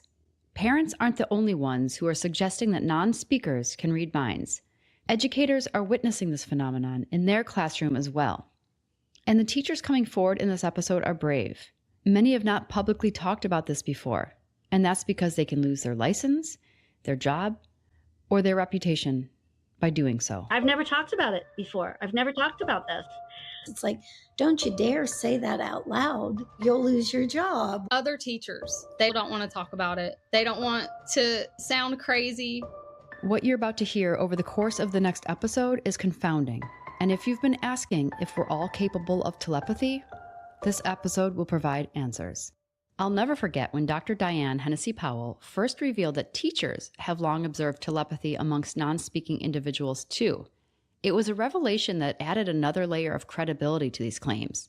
And the first teacher Diane mentioned to me was Marianne Harrington. And for great reason. She was one of the early teachers who witnessed telepathy over 30 years ago, and she has gone through great lengths to document it, validate it, and try to push this knowledge out there. She's now retired and works on a volunteer basis with some of her former students. My name is Mary Ann Harrington, and I first was brought into this world as a classroom teacher for children with autism. Mary Ann witnessed extraordinary abilities and talents over her time as a teacher and discovering the non-speakers' spiritual gifts, as she calls them. It was an unfolding with many kids with many different lessons. I asked about her first concrete knowledge that telepathy was happening. And it was when she was visiting her former student, Anthony. I was visiting his classroom. He was no longer my student. And the night before in the grocery store, I thought, well, I'm going to see Anthony tomorrow, and maybe I'll bring him a couple of his favorite things. I know he liked the butter cookies with the hole in the middle, so I got some of those. I saw these little chocolate donuts, just those tiny packages, and I thought, oh, yeah, Anthony likes those, and then a little chocolate chip cookie thing. And then I happened to have gotten these fish candies earlier in the day. When she visits him in the classroom, she forgot everything in the car. At the end of the visit, I said, I forgot, I left your treats in the car. And I drew a picture of the butter cookie, and I thought, well, that's probably all I'll bring in now so I can share it with his class. And he grabbed a piece of paper, and he drew a circle with some dots in it to show the chocolate chip cookies. He drew a donut, and he drew a triangle with like a spine through it, which I assumed meant the fish candies. So that was, it really shocked me at the time for two reasons. I was impressed that he actually drew the pictures, and I was impressed that how the heck did he get that information? In her retirement, she spends time with Anthony and works with him often. I never really asked him until many, many years later if it was because I was thinking about him in the grocery store the night before. And basically, I sent out a signal when I was thinking about him in the grocery store about what he might like. It's not like he just jumps into my mind. He gave me the impression that he doesn't go anywhere uninvited. That was just the beginning. More and more students start to reveal in small and meaningful ways that not only are they in there, they can read minds. With permission from parents, she started to conduct her own telepathy tests with students. I started making some videos to send out to people. I sent it to quantum physicists. I sent it to different universities that I thought might be interested in this. What were you hoping when you sent out the videos of these tests? I just want them to know that you're overlooking some huge phenomena, and these kids are really quite spectacular, and they can teach us a lot about consciousness in general. The effort that Mary Ann put forth to try to get anyone, to recognize the gifts in her students is remarkable. The tape you're about to see shows 3 14-year-old boys with severe autism. 2 are totally nonverbal, and 1 has some limited verbal capability. When I look at the video, I see a younger Mary Ann in a pink shirt sitting on a white couch. Mary Ann has layered shoulder-length hair and a beautiful, thoughtful face. There's this wonderful and nostalgic 80s look to everything. What I'm trying to show here is just their basic ability to pick up image sending. I love looking at Mary Ann's old tests. She did these decades before Dr. Diane came along, and one of the tests reminds me of the UNO test that we conducted with Houston. I'm going to play a Lego game. It's going to be the Lego guessing game. And Mary Ann's going to put 1 Lego on your head, and I want you to tell Mary Ann what color it is. What color is this Lego, Jarvis? This is the color? Yellow. Got it? Very good. See, got that? He said yellow. What color do I have on your head now? I have the color red. Got it? Very good. He said red. Okay? And the last one, I'm going to give 1 more color on your head, and it's the color blue. Blue. Okay, good job. She did such a variety of tests. We're going to try the Scrabble exercise. I'm going to make a random word here, and then I'm going to ask him to come out of the bedroom and type it. And like you've witnessed with the tests in other episodes, her students were always correct. Where did Mary Ann pick up the Scrabble letters now? R-A-I-N. Excellent job. Thank you very much. I spent the day with Mary Ann at her home in Wisconsin, and I asked her what feedback did she get from the world when she sent out these incredible videos in the 90s. I was either censored, ridiculed, or just plain ignored. It just never really got investigated by the medical or scientific community. She said she didn't have enough letters after her name to be taken seriously. And the reason why is that these claims are in a direct conflict to the materialistic paradigm. These kids are miraculous beyond belief. We have to protect them at all costs. Before going on to more teachers, I first want to introduce you to Dr. Rupert Sheldrake so he can illuminate how entrenched our Western world is in materialism. I'm Rupert Sheldrake. I have a PhD from Cambridge University. I studied at Cambridge and at Harvard. Most scientists are brought up on the paradigm of materialism, and this has dominated the sciences since the late 19th century. Materialism is the belief that the whole world is made up of physical stuff or matter, but none of this is conscious. Or as it was beaten into my head at Vanderbilt, what's real is physical matter that we can measure and observe. The influence of this materialist dogmatism is very strong, and what they try and do is say that any educated person would agree with them.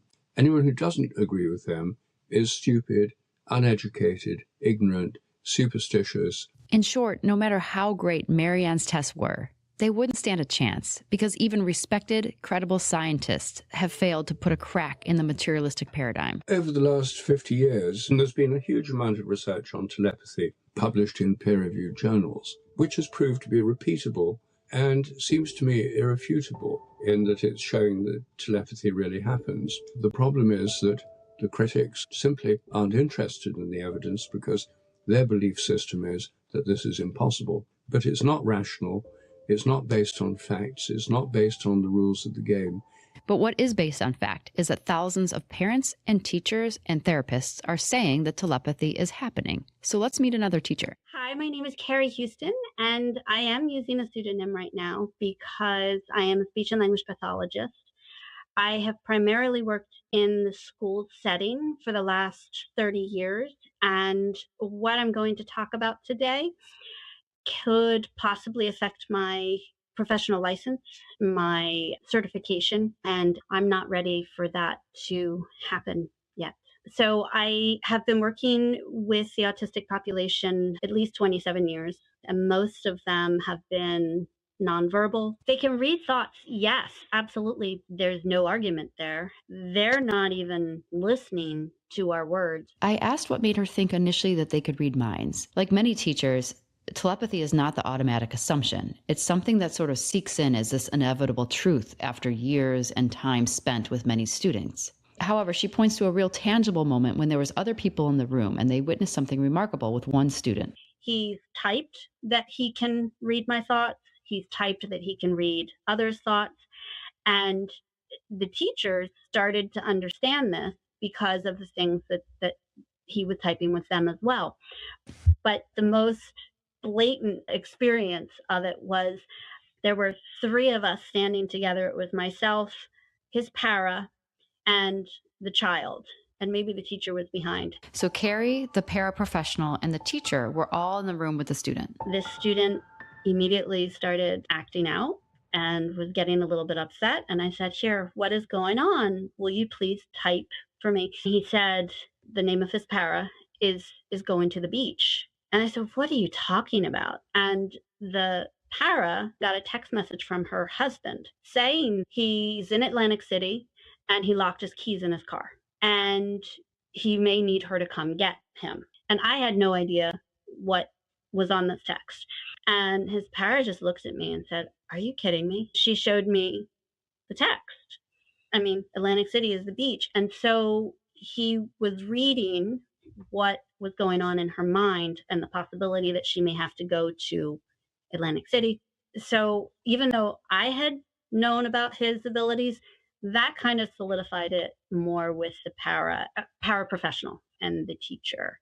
And now let's meet Casey, a teacher in the South. I was a teacher at a school for children with developmental issues. When I started working with the one kid in particular, I'll call him Jay, there was a series of events that happened where he knew information that nobody had told him. She gave me a bunch of different examples, and small things over time just added up. For instance, Jay one day would just start crying and acting out. We were trying to figure out what it was, and he typed, "I'm sad because he's leaving me."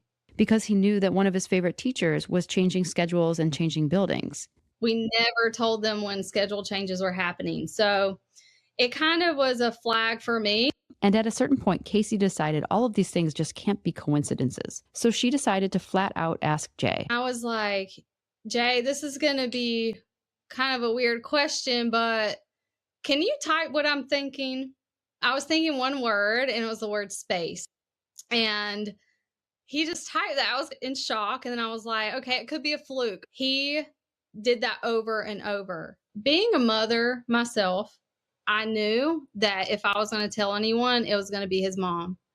And I asked him first, of course, I was like, do you want to tell your mom? And he said yes.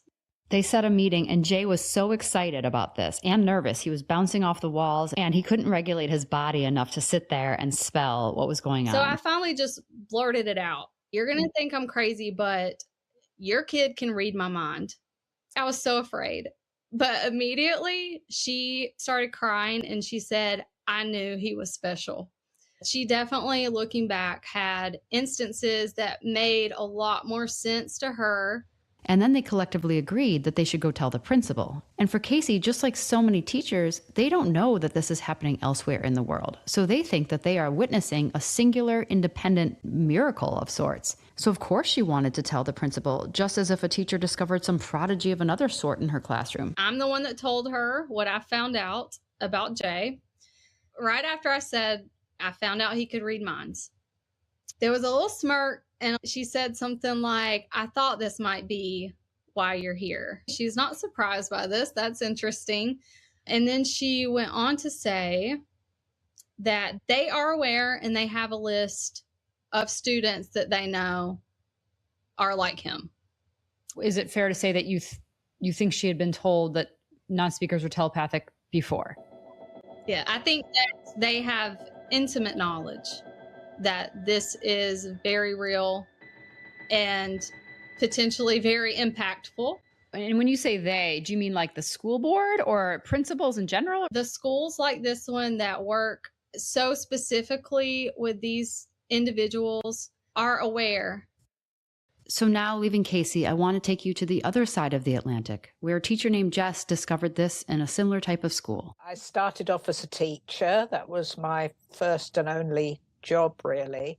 This is Jess. She's a retired teacher in Somerset, England. And in the late 1980s, I got asked to do a temporary contract in this school for children with speech difficulties and or language difficulties. It was intimidating terrain for her, but she loved it, and it turned into a permanent post. A new 6-year-old student named Asher joined the class, and immediately Jess noticed that he was having an immense influence on the behavior of the rest of the class, although no words were being spoken. I'd be reading a story to the class and they'd all be sort of giggling to themselves, and they'd never done that before. They were really sort of good little children. She said the entire class started acting differently. And this was the first time I'd ever noticed it, that they were communicating with each other in a non-verbal way. I remember one day when I saw them out in the playground and they were playing a game together. Everybody knew where everybody else was going to be and what was happening next. There was a real storyline to it, and yet none of them were speaking. It suddenly dawned on me, these little kids are communicating with each other through telepathy. And I kept it to myself, but I must have put out mentally to the children that I wanted in on this. I wanted to understand what was going on. I wanted to be part of it. And quite a few of them started to include me in this and to kind of teach me and train me in telepathy, for want of a better word. Wow, okay, so how did that unfold? I was working with this girl. I suddenly got this, the sort of prickling you get on the back of your neck when you know someone's staring at you. And it was like an enhanced version of that. And I was really feeling uncomfortable. And I could feel that one little boy was behind me and he was beaming at me really strongly that he wanted my attention and he wanted it right then and there. And it wasn't a conscious thing. I was working with this little girl. She was really working hard. And I just said, without even turning round, Jimmy, just wait a minute, please. I'll come and help you in a sec. I'll get to you, but just be patient. And Asher was sitting across the room watching the whole thing. And he went, well done, Jimmy. She got it. She got it. And then the whole class started clapping. So Asher had enough language that he was able to say that out loud, right? In these early years, he was verbal, correct? Yeah. And with Asher saying she got it and the whole class clapping, I thought they do want me in on this and this is wonderful. The next step was a little boy called Max, who kind of took on the role of talking into my head. I could actually hear his little voice in my head when he wanted my attention. I could be off in the staff room or in the school hall or something, and then I'd get this little voice in my head that was audible to me. And I'd have to then go searching around the school to find Max. And there was always some problem, you know, somebody fallen over or something had gone wrong or somebody wasn't very well, and he wanted me to come and sort it out. So he was the first voice you could hear audibly. Did you ever hear other kids audibly in your head, or was Max the only one? I think Max was the only one. He was quite astonishing, really. There's a lot to unpack here, and I asked Dr. Sheldrake, the esteemed biology professor and researcher from Cambridge, how something like this could be possible. He has studied telepathic communication in animals, and he's also validated the sense of being stared at in various peer-reviewed studies. I think that our minds are field-like. They're extended in space. They're not just things confined to the insides of our brains, as materialists assume. And the idea of fields that are extended beyond material objects is actually totally standard within science. The gravitational field of the Earth stretches out through space invisibly. No one has any problem with gravitation, nor does anyone have any problem with magnetic fields stretching out beyond magnets. And then your cell phone has an electromagnetic field. Dr. Sheldrake has written over 100 articles in peer-reviewed journals and 9 books, and his theory of the mental field is one of my favorite takeaways of his work. Gravity, magnets, cell phones, they all do have these powerful fields that impact the physical world around them, and we can't see the fields, but we know they're there. So it doesn't feel like a leap to think of our brains as having a mental field that extends beyond our body and can possibly impact, overlap, or even merge with other mental fields. It seems pretty clear that we and other animals have the ability to detect when people's paying attention to us.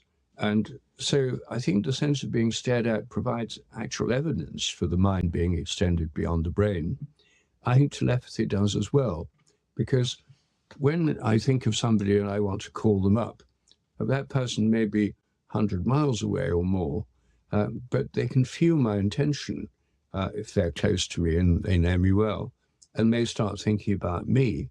So then when I call them, they say, well, it's funny, Rupert, I was just thinking about you. I imagine that most of us have had this happen when you receive a text or call right when you're thinking about someone. This happened so much in the olden days with letters that Mark Twain coined the term mental telegraphy. He once sent a book idea to a dear friend that he hadn't spoken to in over 11 years. He sent that letter on March 2nd. A few weeks later, he received a thick letter from the very same friend dated March 2nd containing the same book idea, meaning they wrote the same concept to the same contact on the same day. We've certainly upped the speed of our communication, but the sentiment is the same. I was just thinking about you.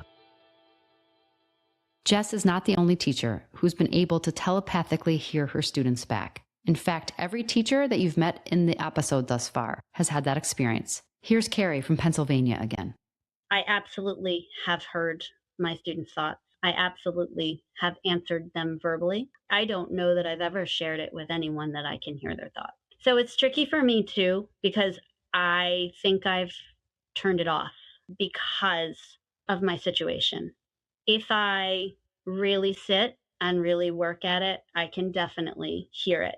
But on a day-to-day basis, especially if I'm typing with a child, I make them type it because I need it to come from them. And here's Casey. Another miracle happened. I don't know how this happened. I just know that we were at school, he was typing, and I started hearing what he was typing before he would type it. I don't remember exactly what the sentence was, but he was typing it and I was hearing it before I saw it on the screen.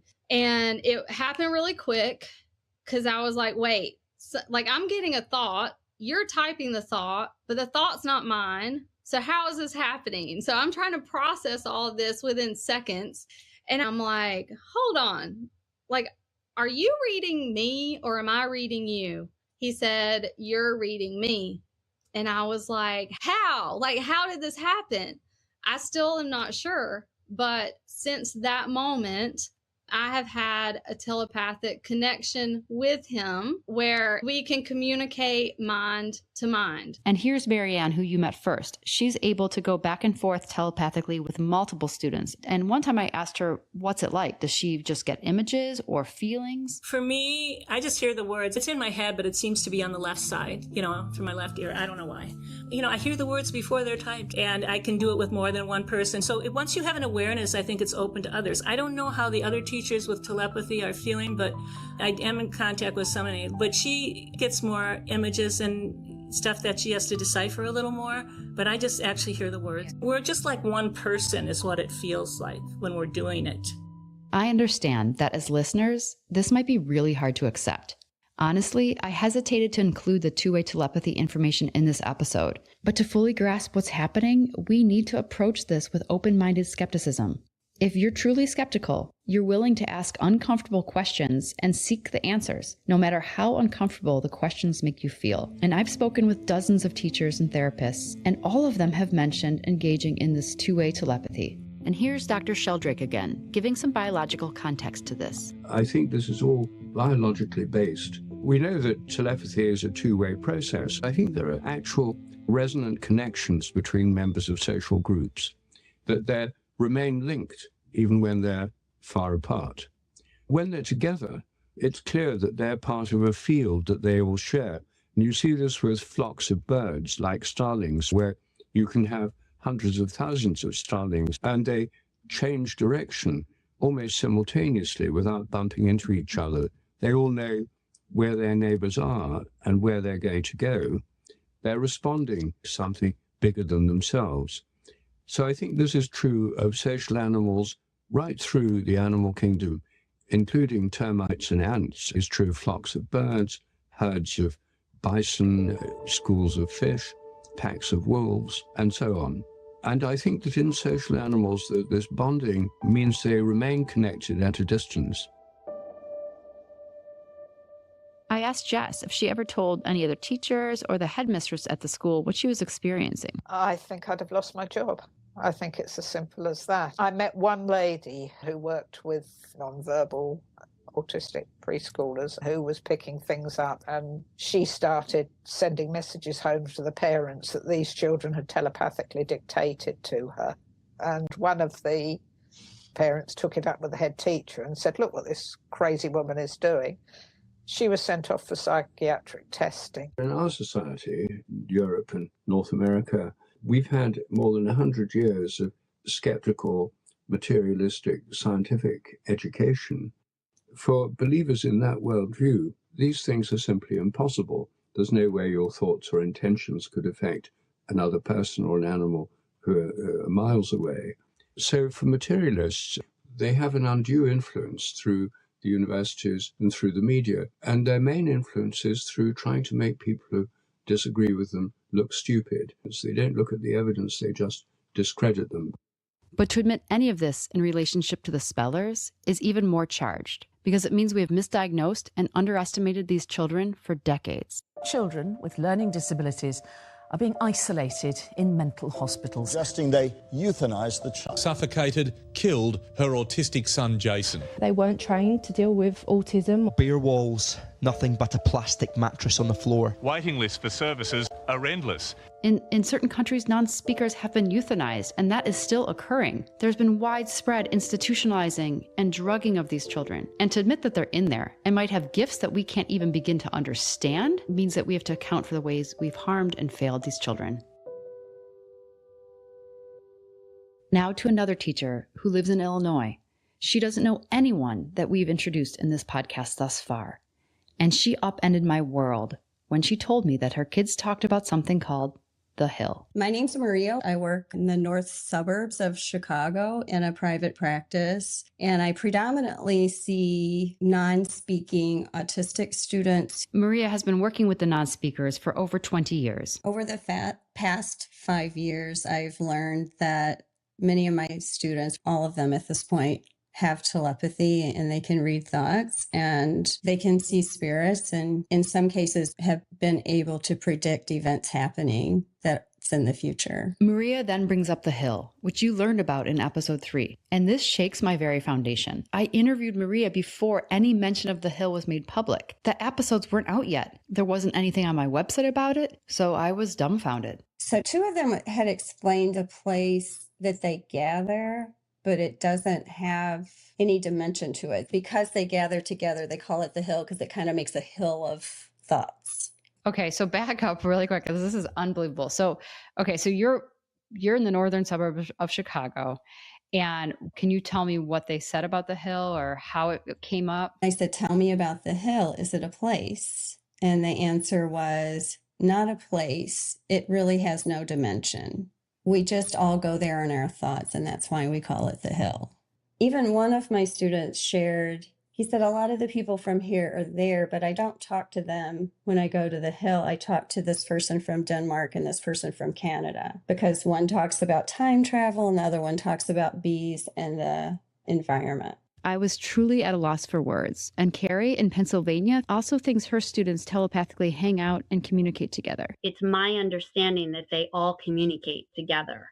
One student explained it as a grid. They've also started using similar words, which is interesting. The word ploink has come up, P-L-O-I-N-K, and it means like to play almost. Because I've asked, I'm like, what does ploinking mean?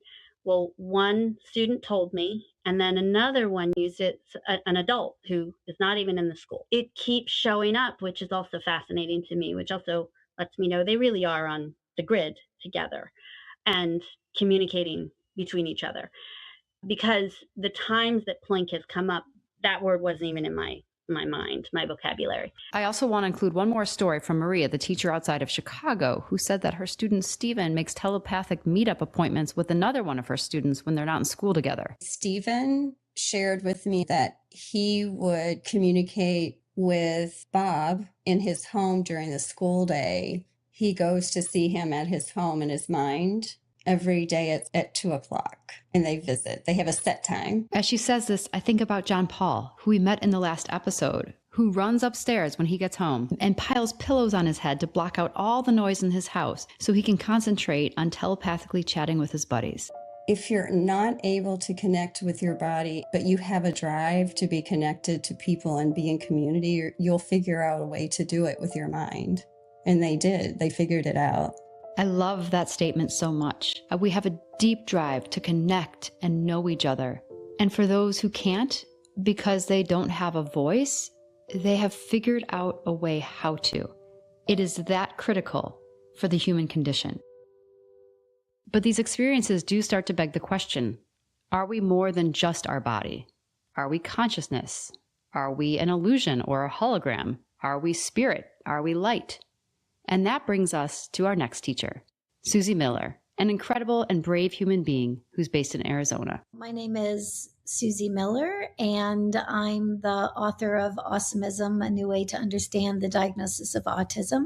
I was a pediatric speech-language pathologist for decades and am now working with families all over the world. So tell me about your first interaction with this population? So my very first interaction was in 1999, and I was given a client that was diagnosed with autism.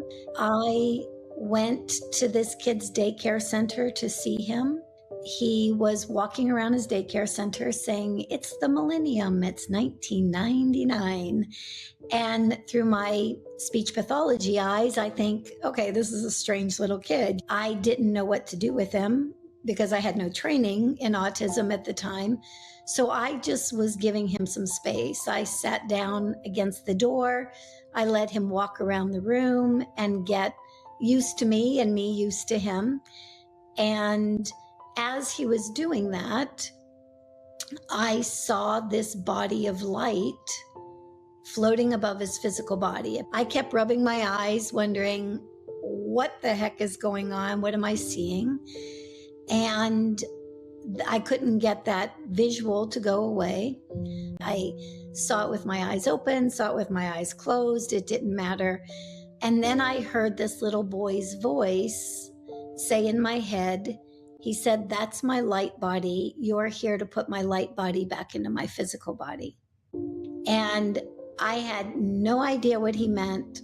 I had no idea why he thought I had the ability to do that, because I didn't consciously know anything about that. In future episodes, we will delve into this, because what was Susie seeing? I mean, could it be an equivalent of an aura? Is it something like the soul? Or was this young boy able to work with her consciousness to project something that maybe wasn't actually in her physical worldview, but was placed into her consciousness view? Either way, it had a profound impact on Susie, and it changed the rest of her life. But nevertheless, he took me through a process over a year where that's exactly what we did. How old was this young man? He was 4. Oh my goodness, he was 4. Okay. So how was he communicating that to you? Telepathically. Had you ever experienced anything like that before? No. But it was so clear, Kai. It was like, it wasn't like something like you're kind of going, did I just make that up? It was so clear in my head.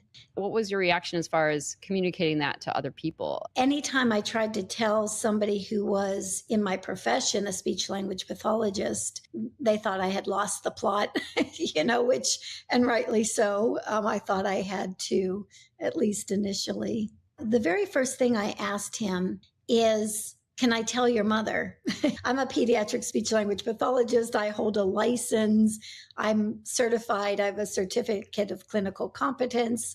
I mean, I want to know that I can tell his mom what I'm doing. And he said no. He said she won't be ready yet, but she will be. And all this aside, Susie still had a job to do. She was looking at his receptive language and expressive language and trying to get a handle on what he knew and what he could do. I remember one time he said, "Bring colors to me. I just need color." So I'd bring all these big colored scarves. While doing the classwork, he wanted her to put the colored scarves over him, because when the scarf was over him, he could tell her the answers.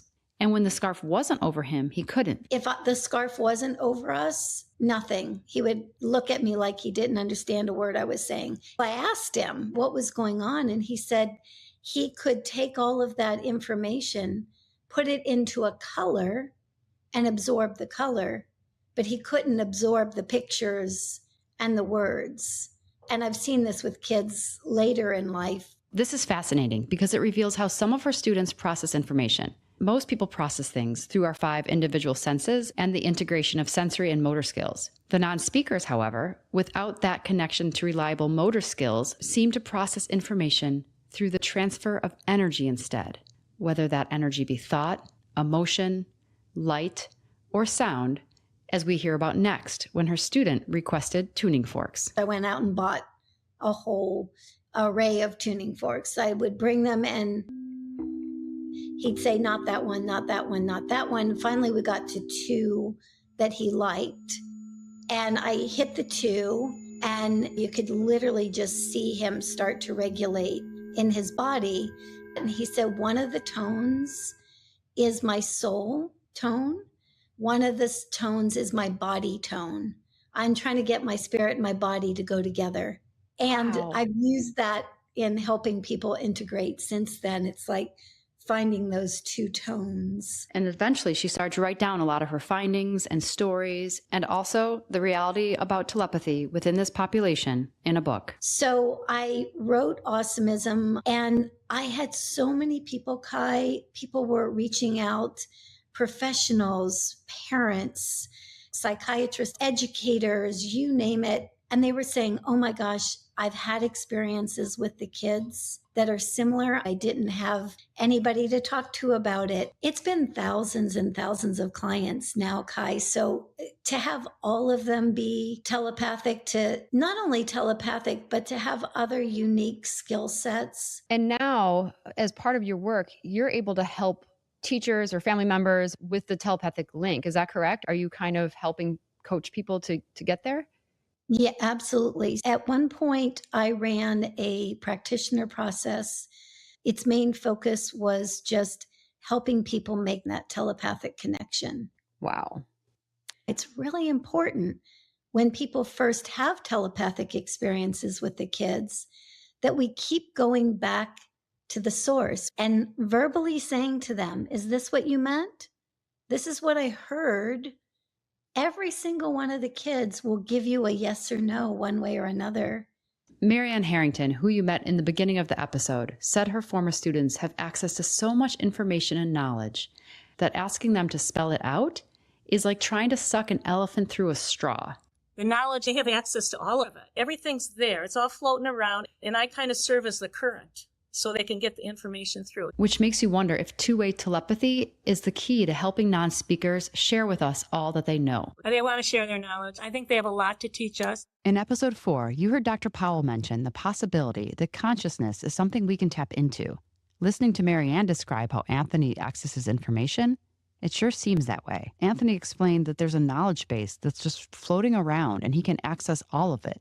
But relaying this information through a letterboard is pretty restricting. And Marianne, having figured out how to receive his thoughts via telepathy, says she can act as a current to help him funnel his knowledge from out there in the ether into our tangible 3D world. To close, I want to return to Jess in England. Her student Asher, that 6-year-old boy that was causing mischief all those years ago in class, decided to stop using his voice once he became an adult. He found telepathy to be a much more streamlined way of communicating. And here's what he had to say about that. He said, when I and some other neurodiverse people produce sound, it does not come easily. To others, it sounds discordant. Words are a kind of freezing of ideas and sounds into symbols. And for that reason, they can create a barrier or problem for some neurodiverse people. When we try to speak, we must consider volume, pitch, tone, expression and intention in order to communicate verbally, as well as creating the actual sounds with breath, mouth and throat. Those things are exhausting and difficult.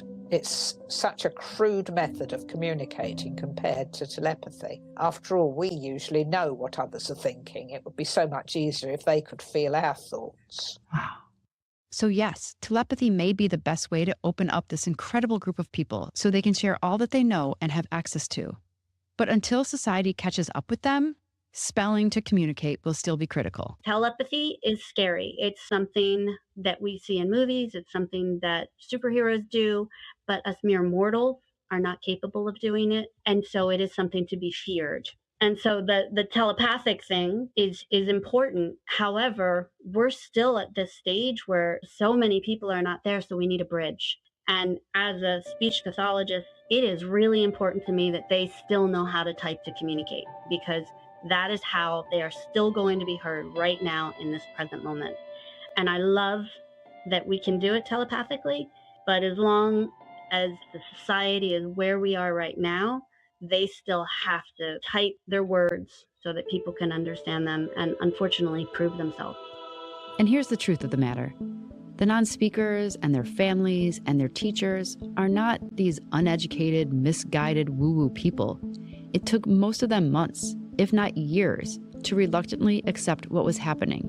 They aren't the ones who are wrong. Our paradigm is simply wrong. So what's right? And what does that mean for all of us? Next week, we're taking on the Gatekeepers, starting with a deep dive into conclusive, peer-reviewed research on telepathy and ESP that's been buried or ignored. We'll talk with leading scientists, including Dr. Dean Radin, Dr. Rupert Sheldrake, and Dr. Diane Hennessy Powell.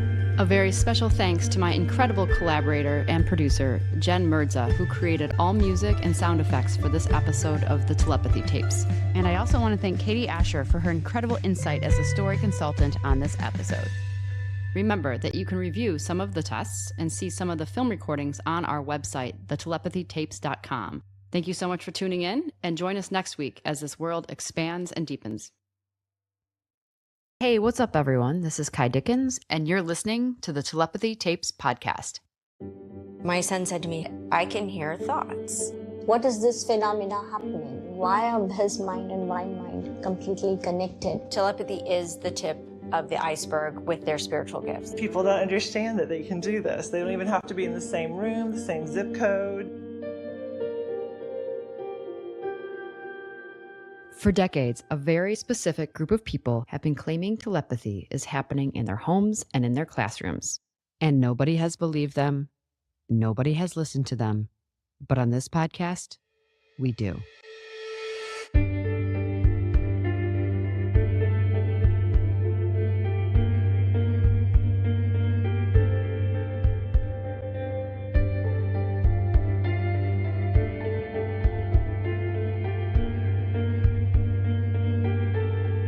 Welcome to episode 6 of the Telepathy Tapes. We're more than halfway through our season, and so far you've met incredible teachers and parents who have all stated something extraordinary. Telepathy is happening amongst non-speaking individuals. And many of you are still asking, how on earth can this be true? And that's to be expected because you and I are both products of the materialist paradigm that has influenced skeptical scientific thinking for decades. Today we'll look at why and how that's been so pervasive. And we'll also look at research on ESP that's been dismissed, buried, or conveniently ignored. Dr. Diane Hennessy Powell, who has been studying non-speakers with telepathy for over a decade, is not the only reputable scientist who left a promising academic track to pursue riveting questions about consciousness. Last week, you met Dr. Rupert Sheldrake. He's a Cambridge biologist who's authored more than 100 papers in peer-reviewed journals and written 9 books. He reached out to Dr. Powell when he first read about her research. And the story that inspired their meeting is fascinating. Rupert Sheldrake is well known for his research on animal telepathy, and not just animal telepathy, but telepathy between people and their pets who are like family members. Dr. Sheldrake, just like every scientist I met, never set out to study telepathy. But early in his academic career, he was sitting in the tea room at Cambridge University when he learned about a disabled child who could see through his mother's eyes. We had a tea room in the laboratory where we had breaks, and once the subject of telepathy came up, and I just dismissed it as rubbish and superstition and so on. He had a professor whom he really respected tell him about an experiment that was done with a blind boy. This professor, who forever changed Rupert's life, was named Sir Rudolph Peters, a biochemist with such an incredible contribution to academia that he was knighted by Queen Elizabeth. Sir Rudolph Peters told me about an investigation he'd done with a severely disabled child. It's impossible to know what the boy's diagnosis would have been today, but at the time, which would have been the 1950s, he was deemed severely mentally disabled, and he was almost completely blind. And the boy's ophthalmologist was shocked during a checkup because this boy who could not see was reading the eye chart from across the room. He did phenomenally well on those eye charts, the ophthalmologist. He just couldn't believe what was happening. So then he thought maybe the mother had something to do with it. So he sent her out of the room, and this young man couldn't do it.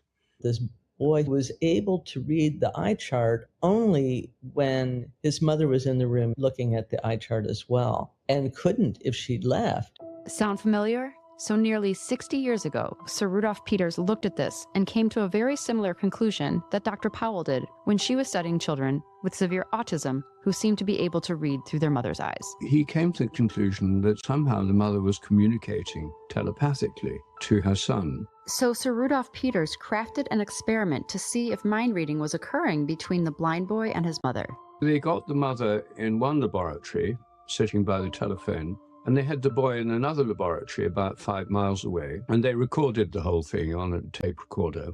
They showed the mother a series of cards with letters or numbers on them, and the boy then said what it was, a number or letter.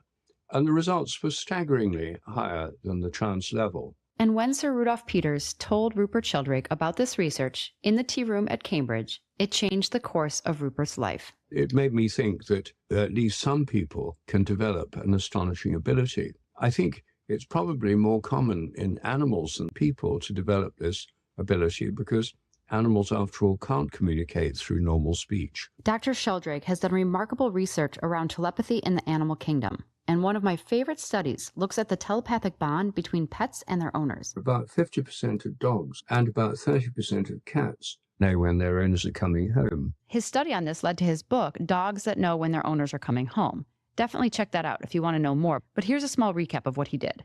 We set up cameras to film the place the dog waited. And then we had the owner go at least 5 miles away and come home at a randomly chosen time they didn't know in advance. And this wasn't just one dog. We did it with several dogs. And it was replicated by a skeptic. To his surprise, he got just the same results we did. Dr. Sheldrake's team would ping the dog owner with a pager when it was time to go home. And to rule out familiar car sounds, we had them come home in a different taxi every time. And what we saw over and over and over again was the dog started anticipating the arrival of the owner when they received the call to start going home when their mind turned homewards.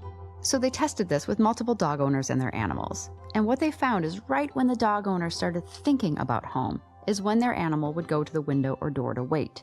And sometimes something unexpected happened after the page had come through. For instance, there was once a flat tire, or someone's boss would call and say, "You've got to come back into the office." On quite a few occasions, people set off to come home, and then they were interrupted. And what happened is the dog started by waiting by the door as if she was coming home, which she was.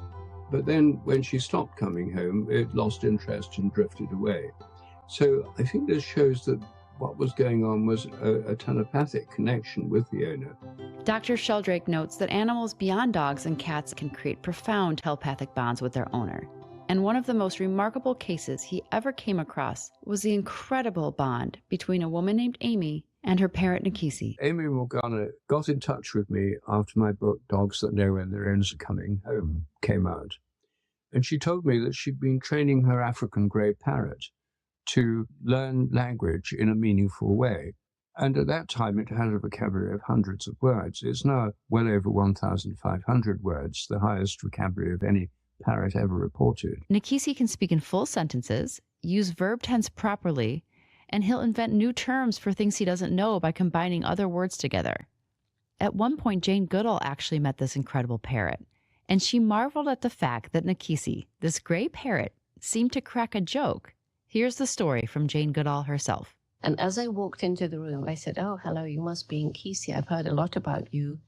And he said, "That's Jane, got a chimp." Now, he'd seen all the pictures of me in the books, and I think he'd seen a video. He had never said chimp before. So it's clear why biologists and scientists were very interested in studying Nikisi. Chimps go like that. Very good. Amy explains that Nikisi will talk about his future and even reflect on the past. Things that were extremely exciting, he might even talk about for months. For instance, his first car ride had a huge impact on him. And here's Jane Goodall again, recounting the unbelievable intellect of this bird. If he sees somebody who's once taken him in a car, he will immediately start, want to go in the car, want a car. And if Amy says, "I haven't got a car," he says, "Get a car." Phone for a car. So Amy reached out to Dr. Sheldrake after learning about the research he'd done around telepathic bonds between pets and their owners. She found that this parrot became extremely telepathic with her, so much so that it slept in her bedroom. And when she was dreaming in the night, the parrot would wake her up by commenting noisily on her dreams. And she also found that if she was sitting at one side of the room looking at pictures in a magazine, the parrot would comment on the pictures. So Dr. Sheldrake flew to New York to meet Amy and Nikisi and get a better sense of their bond. This parrot was totally remarkable, utterly astonishing. And we then set up a series of controlled experiments to see if the parrot really could pick up her thoughts telepathically. So Dr. Sheldrake orchestrates an incredible study between Amy and her parrot Nikisi, and the study is very similar to the first telepathy test Dr. Diane conducted with Haley that you heard about in episode 1. Amy was in one room and the parrot was on a different floor in a different room. He had a neutral and random third party pick out a variety of pictures corresponding to words the parrot knew, sealed in brown paper envelopes. The envelopes were shuffled, and again, neither Dr. Sheldrake or Amy knew what pictures were in the envelope. And she then opened an envelope and looked at the picture, which she hadn't seen before. And what happened was mind-blowing. Looking at the old visuals of the test, it's remarkably similar, almost identical to some of the telepathy tests we were doing with the non-speakers. Say if she's looking at a picture of flowers, then the parrot said, "It's a flower." From now on, all the words you hear are the parrot. Yeah, if I ever make a picture of flower, you make a picture of flower. You're going to go to camp with flowers on that. Amy and Nikisi were about 55 feet apart, on different floors and in different rooms.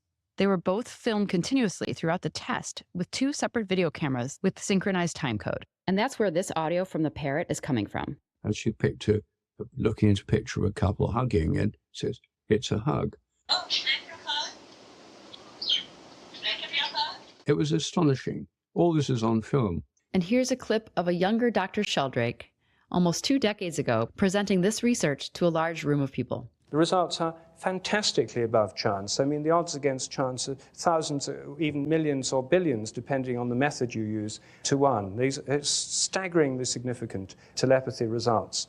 The parrot didn't get it right every time. Sometimes it didn't say anything. Sometimes it spent the whole time of the test shouting to Amy to call her back. It said, come back, why are you growly with me? But in many of the others, it did say exactly what she was looking at.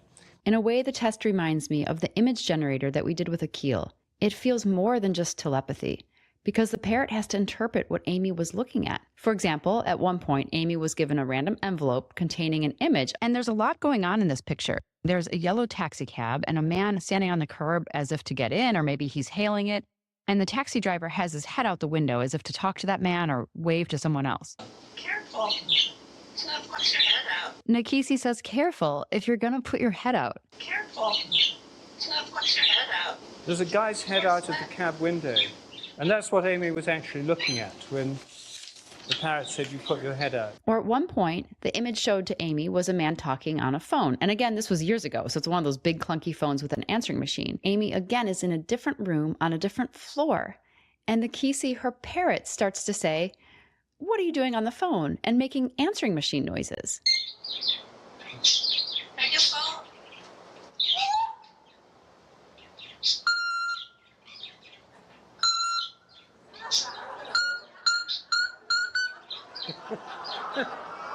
What you doing on phone? It's all published in a peer-reviewed journal called Testing a Language Using Parrot for Telepathy. You cannot ask for a better way to test animal telepathy than finding an animal that speaks our own language. This story and the evidence that Amy and Nakisi have given us that telepathy does exist and can exist between animals of different species is absolutely amazing. Can I have a kiss? Okay. I love you. I love you too. I'm compelled to share these examples of animal telepathy because of my dad. He's the most informed, well-read person that I know.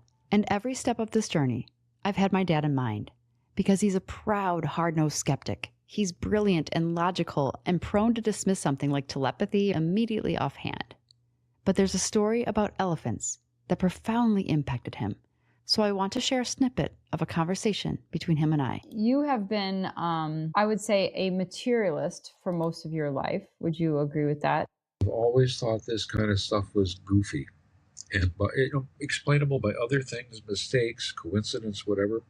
So I've never had much faith in religion or these things that we can't see. I've been a materialist for sure. But there's one story that stopped him in his tracks and made his skeptical, materialist heart open to something more. What I'm thinking about right now is a story about Lawrence Anthony, who lived in South Africa with his wife, and at some point they decided to buy a game refuge, and they did. And then later on, Lawrence found out about a group of 9 elephants that were going to be killed because they were, in some sense, terrorizing a populated area. People would try to chase them away and they would come back. So these huge elephants are causing problems, and the only solution was to kill them. Lawrence Anthony found out about that and went into the bush to live with these elephants to gain their trust so he could bring them to his game preserve. Apparently he was almost trampled while he's living with them, but over time they trust him.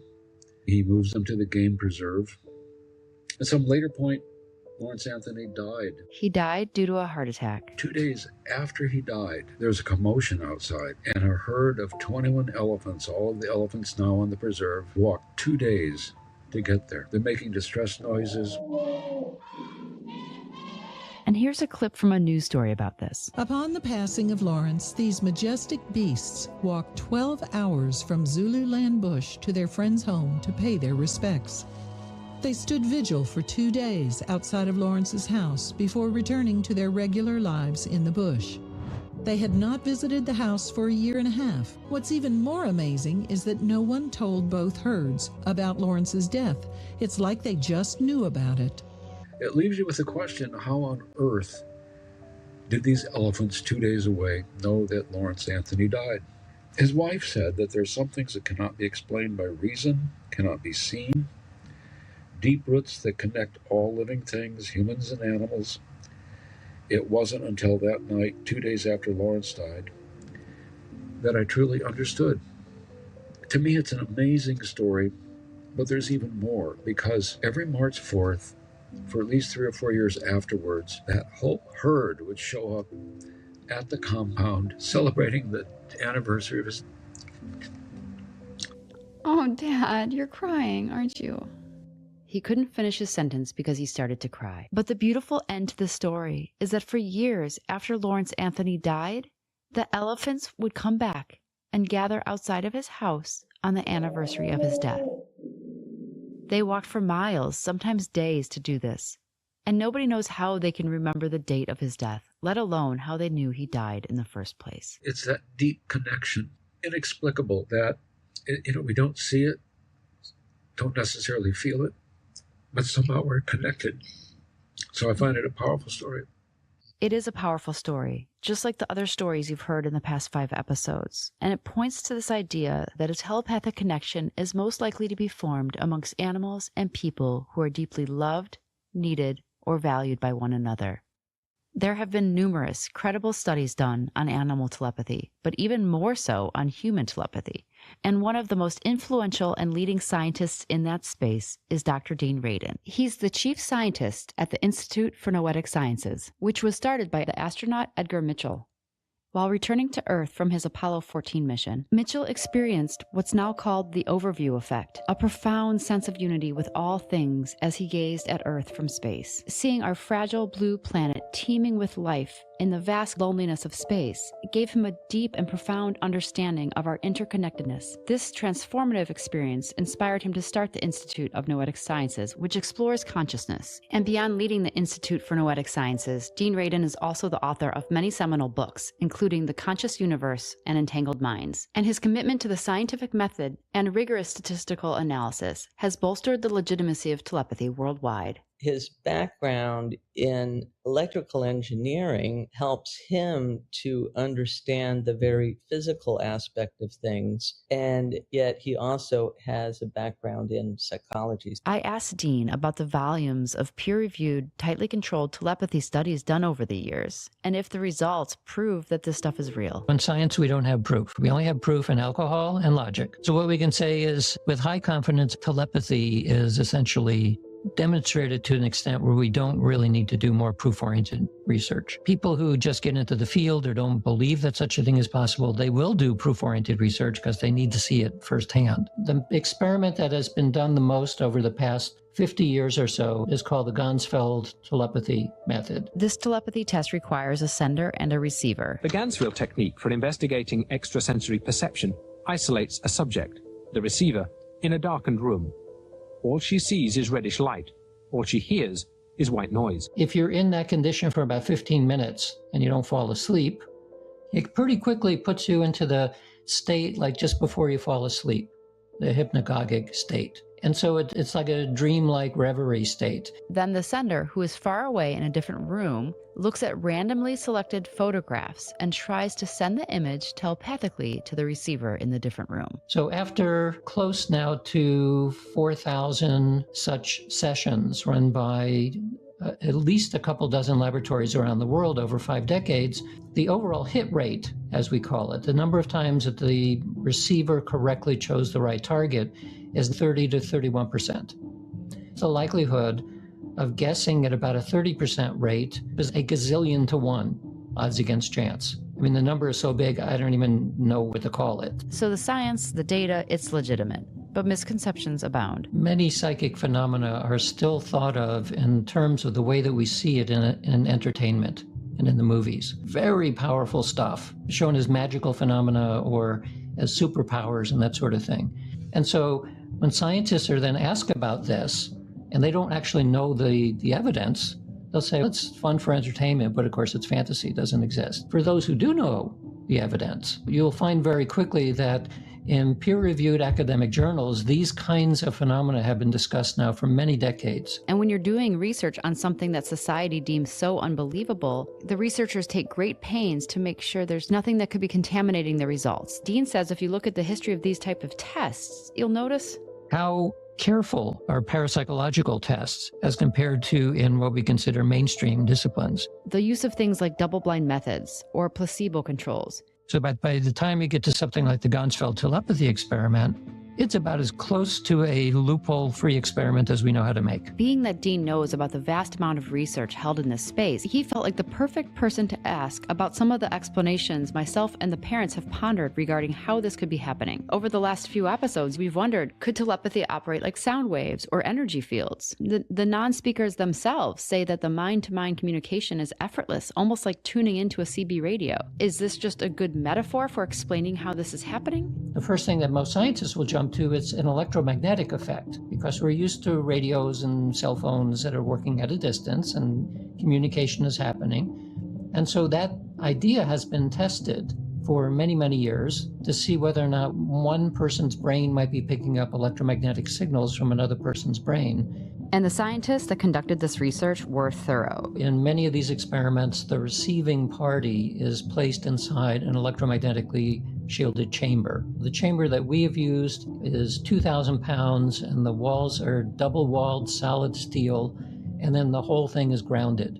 There are other kinds which also have magnetic shielding. So anything in the realm of radio, television, cell phones, and so on. All of those types of waves are completely gone, cannot pass through that. However, telepathic messages could get through. They've even tested this in a submarine far beneath the ocean where we know electromagnetic and radio waves cannot penetrate. So whatever is happening with these incredible abilities of our mind, they can pass through things that most waves that we're familiar with cannot. So that means we're dealing with something that's much more radical than what we currently understand. What appears to be happening is so much more complex and mysterious than simply the transfer of radio waves or electromagnetic waves. Those ways of thinking about it fall into the category of classical physics, where we know about fields and forces and so on. So the only opening that we can think of at this point that doesn't violate what we know about physics would be quantum physics. Because in quantum physics, we have the notion of non-local connections.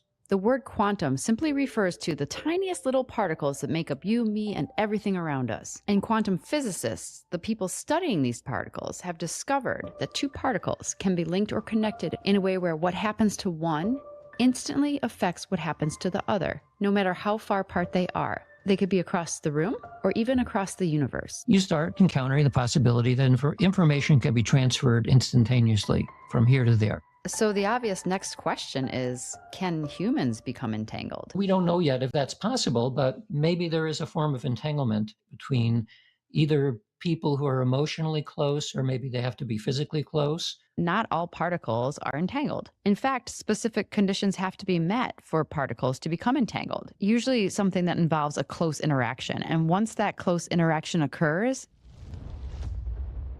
they remain connected even at a distance. All of this reminds me of Dr. Sheldrake's theory of the mental fields and how closely connected animals can stay in touch telepathically over a distance. And this would explain something like the elephants knowing when their friend, Lawrence Anthony, had died. Or harking back to episode 2, how Akil knows exactly where his mom is, what she's thinking and feeling, even when they're not together. All of this stuff might be natural and normal, not supernatural or paranormal. But the reason we feel and think that is because of the materialist paradigm that surrounds us. When we talk about a paradigm in science, it's really like your worldview, that everything has to fit within. We're not taught that there's a philosophy of science, but of course there is. The materialist paradigm believes that consciousness is created by our little gray noodly brain and dies with our brain. We assume that the world is made out of matter and energy, and that's the end of the story. Experiences like telepathy suggest that it may be more than that. I think that these phenomena tell us that the materialist view of the mind is wrong. And that's what we're talking about right now, is the materialist view of the mind. Materialism works really well for certain kinds of physical things, but it is not the whole story. One way of thinking about the scientific model of reality is in the form of a pyramid. So most scientists would say that the bottom of the pyramid, the thing on which everything rests, is physics. And the next level up is chemistry. And the next thing up from that is biology. And the next thing up from that is maybe psychology. And somewhere near the tippy top of this pyramid is awareness. Where the awareness comes from is a big mystery, but nevertheless, that's generally the way that many scientists will think about the nature of reality. The thinking here is that physics, biology, all the material aspects of the world led to consciousness. But the major problem with this model is that it can't explain how or why consciousness exists. How does 3 pounds of tissue in your head give rise to internal experience? We don't know where consciousness comes from. It's called the hard problem. It does not seem to arise out of the brain. If consciousness doesn't originate in the brain, then where might it come from? I asked Dr. Diane Powell if she had any thoughts on this. Why does consciousness have to be something that's created? Why isn't consciousness something that can be accessed and tapped into? I think of the brain as being more like our smartphone, that it's got different apps, and some of us have apps that others of us don't. And it's a way of surfing the cloud. When you look at some of these savants who it's like they get a download from the cloud, not just informational download. Sometimes it's almost like they get an application download, So obviously there's something that they're tapping into outside of themselves. The thing I wanted to know is if materialism has it wrong about our brain and consciousness, does it have everything else wrong too? Materialism as a concept, as a way of thinking about reality is not wrong, because from physics to chemistry to biology to psychology, all of that works really good. We're not going to throw away the textbooks, but because it doesn't account very well for experience, we need something that's a little bit broader. There are a lot more scientists today saying, wait, we need to rethink materialism. And yet, the scientific journals and academic institutions and the funders of grants are still clinging to materialism. They have an undue influence through the universities and through the media. And their main influence is through trying to make people who disagree with them look stupid. They try and discredit their opponents. They don't look at the evidence, they just discredit them by saying they're pseudoscientists or charlatans or frauds. There is not an inch of me that's a conspiracy theorist. I just want to put that out there because when I say this, it's not because I have that bent to my personality. But it is true that these scientists are being censored at every turn. People go on Wikipedia and completely change and thwart the evidence around things like the Ganzfeld study. Medical boards take licenses away. What the medical board did to me really, it set me back financially and it traumatized me because I had no idea that they could do that. As you may recall from episode 4, when Dr. Diane Powell published her book, The ESP Enigma, the medical board fined her and revoked her license without even reading it. The mere mention of ESP was so taboo. And I didn't do anything wrong. She paid the price before anyone considered the science behind her work. Only after they reviewed her research was her license reinstated. But the damage was done. It's totally about control and shutting you up. And so it's one of the things that keeps doctors silent. And Rupert Sheldrake, the biologist who studies telepathy in animals, he gave a TED Talk called The Science Delusion. And this TED Talk was one of the few TED Talks ever to be banned. Here's a snippet that really sums up the thesis of his TED Talk. But there's a conflict in the heart of science between science as a method of inquiry based on reason, evidence, hypothesis, and collective investigation, and science as a belief system or a worldview. And unfortunately, the worldview aspect of science has come to inhibit and constrict the free inquiry, which is the very lifeblood of the scientific endeavor. You can find this TED Talk on YouTube, and you should. It's thoughtful, rational, intelligent, just like Dr. Sheldrake. And so yes, the materialistic paradigm does have a grip and control over science and scientists, what they do and what they say. One reason that materialists remain so committed to their worldview is that for many it's become a kind of belief system. So for materialists, indeed, it's become a kind of fundamentalist religion. Some refer to this dogmatic and stubborn brand of science as scientism.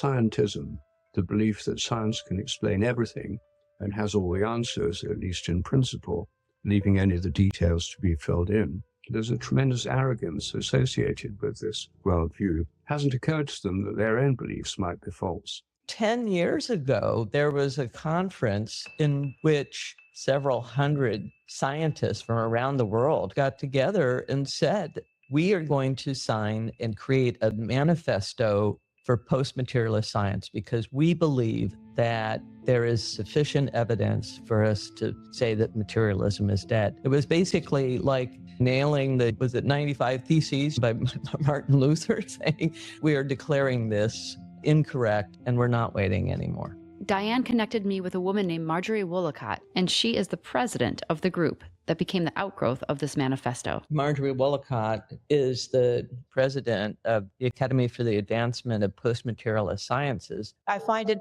a wonderful role to be in because I'm able to interact with scientists all over the globe, including people like Dean Radin, learning more about the phenomena like telepathy and the fundamental nature of consciousness. And just like every scientist that you've met in the series thus far, Dr. Wollicott had an impressive career and started as a materialist. I am a member of the Institute of Neuroscience at the University of Oregon and an emeritus professor in the Department of Physiology at the university, having worked there as a professor for 35 years. I was a strongly materialistically oriented scientist. I was very, very skeptical. I thought that everyone around me that had a spiritual inclination was weak-minded. But after her sister introduced her to meditation and she started to meditate regularly, her materialist worldview started to crack, and she started to think more deeply about consciousness. In 2015, I decided to retire because I wanted to go into broader areas of research. Marjorie wanted to understand more the origins of consciousness, and in doing so, it became clear to her that our mind is not just a physical thing locked in our skull. As a quick sidebar, you're going to start to hear the term psi phenomenon, PSI, psi phenomenon. And this is a broad term for abilities or experiences that go beyond the laws of physics. So things like telepathy or clairvoyance, precognition, or even retrocognition. I never thought to look to see if there was research on near-death experiences or on psi phenomena such as telepathy or on after-death communication. I simply, quote unquote, knew they weren't true. And it wasn't until I wrote my book, Infinite Awareness, The Awakening of the Scientific Mind, that I found out, my goodness, there's all this research that's already out there. And it's done by credible people. These are peer-reviewed articles in highly ranked journals. So Dr. Wollicott began to rethink the materialist paradigm. Because here's the thing, if research is telling us that telepathy and these other psi phenomena exist, then we have to account for it. Burying your head in the sand is not sound science. So Dr. Wollicott began to think of the world in the same way that Dr. Powell and Dr. Dean Radin did after accounting for the evidence. Consciousness might not be the result of all the building blocks of our material world. Maybe it's the foundation of it. Enter the idea of consciousness being the most fundamental element of the universe. So from that perspective, consciousness is the base of the pyramid. Consciousness as fundamental is saying the pyramid is pretty close to correct, except that it's not consciousness at the top. It's at the bottom. It's actually below physics. In that case, the pyramid of reality is resting upon awareness. So if that were true, it suggests that ultimately everything is mental. From this perspective, your awareness is actually distributed throughout all space and time and the entire universe. So if that is true, it would mean that it's not surprising at all that occasionally your thoughts, your mind are overlapping with somebody else's thoughts and mind because they're all coming out of the same place to begin with. So that would explain telepathy. And then the question is, well, how come we're not telepathic all the time? It wouldn't be very good for survival on Earth if you're constantly aware of the thoughts and feelings and placement of everyone around you.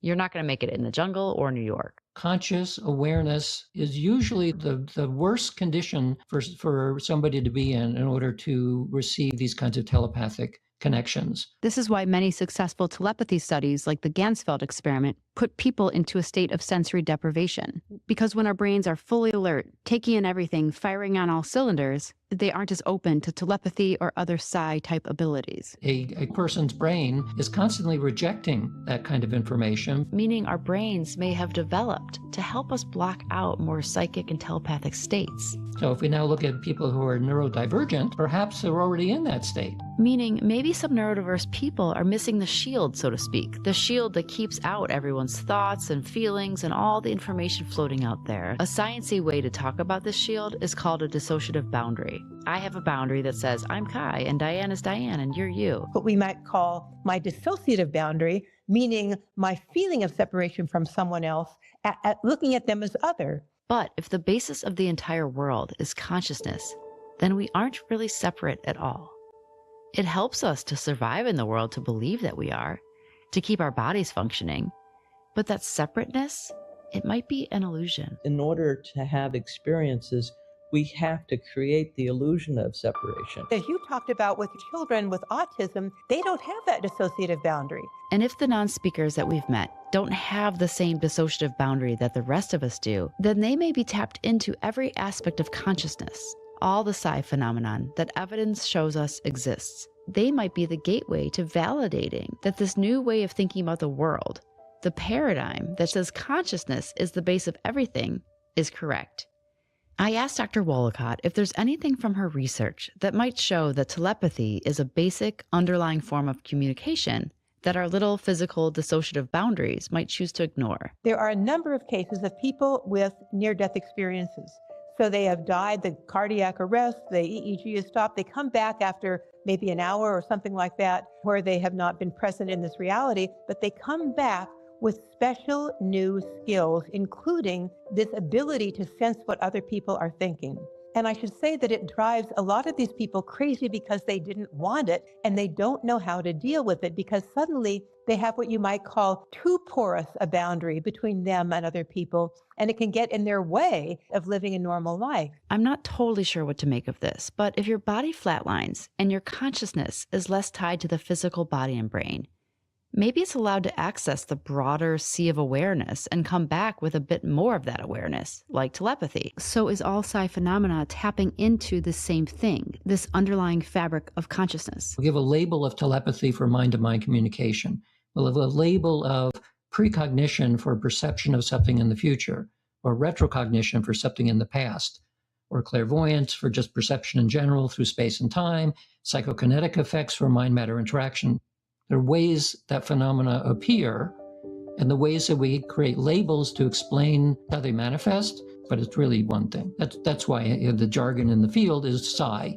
It's all psi, but it's all coming out of the same underlying phenomena. And that underlying phenomena would be the base of the pyramid, the foundation of consciousness, which is at the root of everything. Some people might call this the quantum field or collective consciousness. Other people might call it God. Some might call it the universe or energy or the Akashic record. Whatever it is, it seems to be describing this one powerful, unifying foundational force. And each of us experience this consciousness individually, with a unique personhood while we're here on Earth. The power of this force feels both personal and unifying. It's beyond each of us, but also somehow a part of us. So bringing this back to the non-speakers, if the materialist paradigm is wrong, if this ocean of consciousness is real, and the non-speakers can tap into it effortlessly, making things like telepathy easy breezy, it stands to reason, based on their past comments about accessing information and knowing things that they haven't been taught, that their abilities may transcend the physical boundaries that limit most of us. Can non-speakers harness more of the psi phenomenon and tap into consciousness more readily? And if so, do they hold the key to ushering in a new scientific paradigm and unlocking human potential that we can only begin to imagine? Next, we're heading to Wisconsin to meet a 10-year-old girl named Amelia. Her mom, Maura, has been desperately trying to make sense of the mysterious connections and abilities Amelia has shared with her, and they check off every single psi skill mentioned in this episode. I don't think telepathy is the only gift that these kids have. Amelia seems to have a bunch of them, for sure, the telepathy, but then also, the spirits and precognition kinds of things. She for sure is seeing people that aren't there, and she's also talking to God or spirits or someone at night and getting directions and insight. They are all connected somehow through this idea of collective consciousness. Please note, there will be a longer 2-week wait for this episode, but I promise it will be worth it. A very special thanks to my incredible collaborator and producer, Jen Mirza, who created all music and sound effects for this episode of the Telepathy Tapes. Remember that you can review some of the tests and see some of the film recordings on our website, thetelepathytapes.com. Thank you so much for tuning in, and join us in 2 weeks as this world expands and deepens.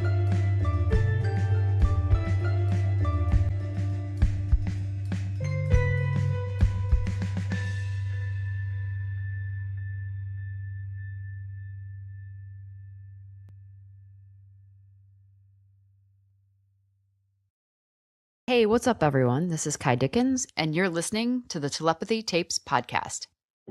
My son said to me, I can hear thoughts.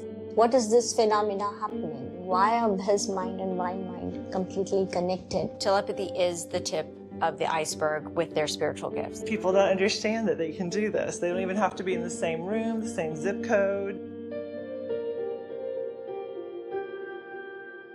For decades, a very specific group of people have been claiming telepathy is happening in their homes and in their classrooms.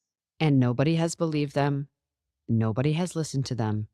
But on this podcast, we do.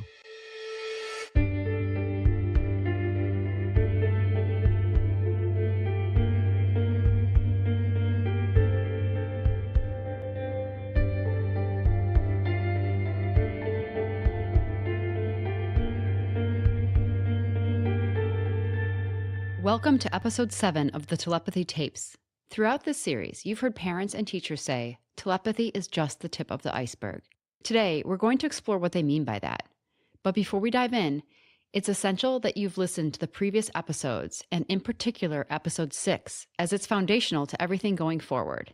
In that episode, we learned that the reigning scientific paradigm, materialism, fails to explain the origins of consciousness and things like telepathy, precognition, and other psi abilities, despite substantial evidence supporting their existence.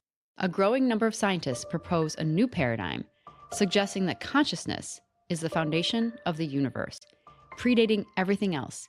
If this is true, it opens up an explanation for telepathy, clairvoyance, savant skills, and even the survival of death. Given that non-speakers can communicate telepathically, could they be more attuned to this foundational consciousness? And if so, do they hold the key to validating this new emerging scientific paradigm? People always say that these kids have disabilities, and it's funny because it's actually us that has the disability. They have these abilities that we don't have. The mind reading and, all the other stuff that comes with that.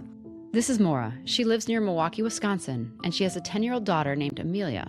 Maura and I both stumbled into this world right around the same time, both by the way of Dr. Diane Powell. She was a mother seeking answers, and I was a filmmaker searching for them too.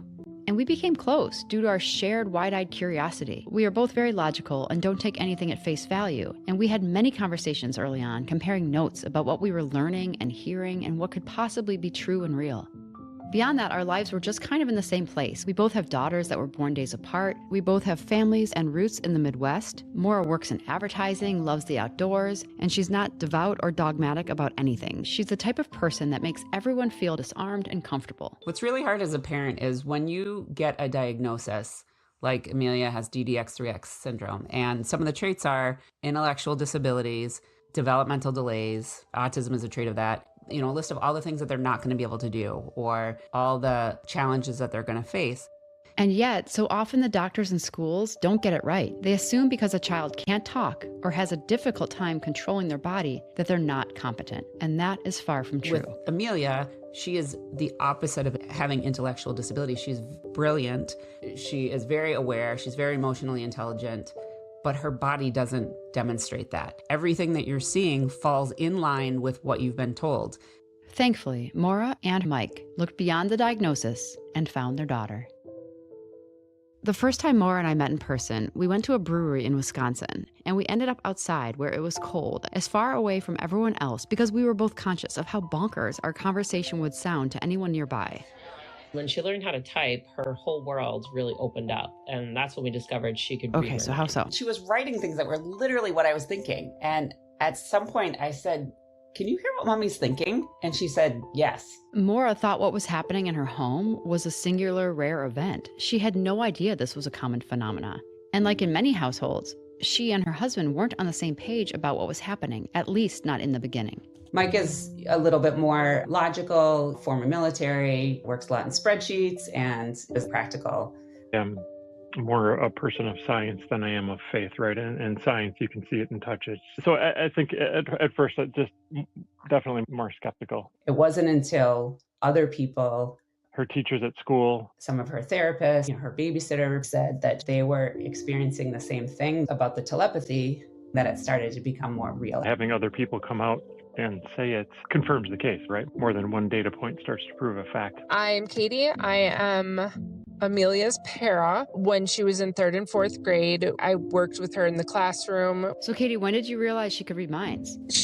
She wanted a video one afternoon at school, and then she kept reaching for my computer rather than hers. And I said, "Do you know my password?" And she said, "Yes." And I'm like, "Prove it." And sure enough, she knew my password. Wow, that's unbelievable. Yeah. And there'd be times in a busy classroom that I would think of a question for her and she would be able to answer it without me actually talking out loud. In time, almost everyone working with Amelia became aware of her gifts. I'm Jody Hertz, and I'm Amelia's treatment therapist, which means I come in and set up programs for her and supervise her other technician. I work with Amelia mostly on her iPad.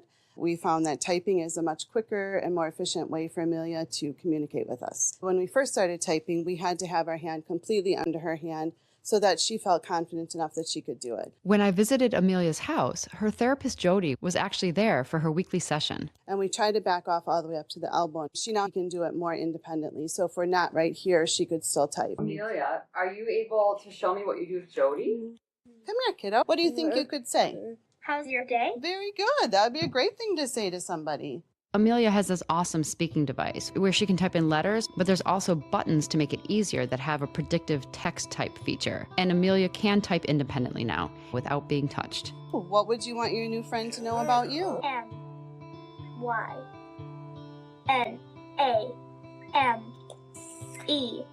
She types, "My name is Amelia." You got it. You could say, "My name is Amelia." What's one thing you could tell them? She typed that she loves music. You love your music. Great job, Amelia. Thanks for telling me those things. Okay, you can take a break and play. Amelia has so many toys in her basement, it's like a huge playground, and she was very happy to take a break from her tutoring sessions. Because she has some motor planning issues as well, it takes a lot of effort for her to be able to type out the words. So she knows in her mind what the letters should be, but it's hard for her to get her hand to do what her mind wants it to do. We talked for a while, and then I asked what made her initially think that Amelia might be reading her mind. I asked her questions that she would have no reason to know the answer. For instance, one Monday, Amelia knew that Jody had an oven fire over the weekend and burnt a cake. I asked her, I said, "How do you know that?"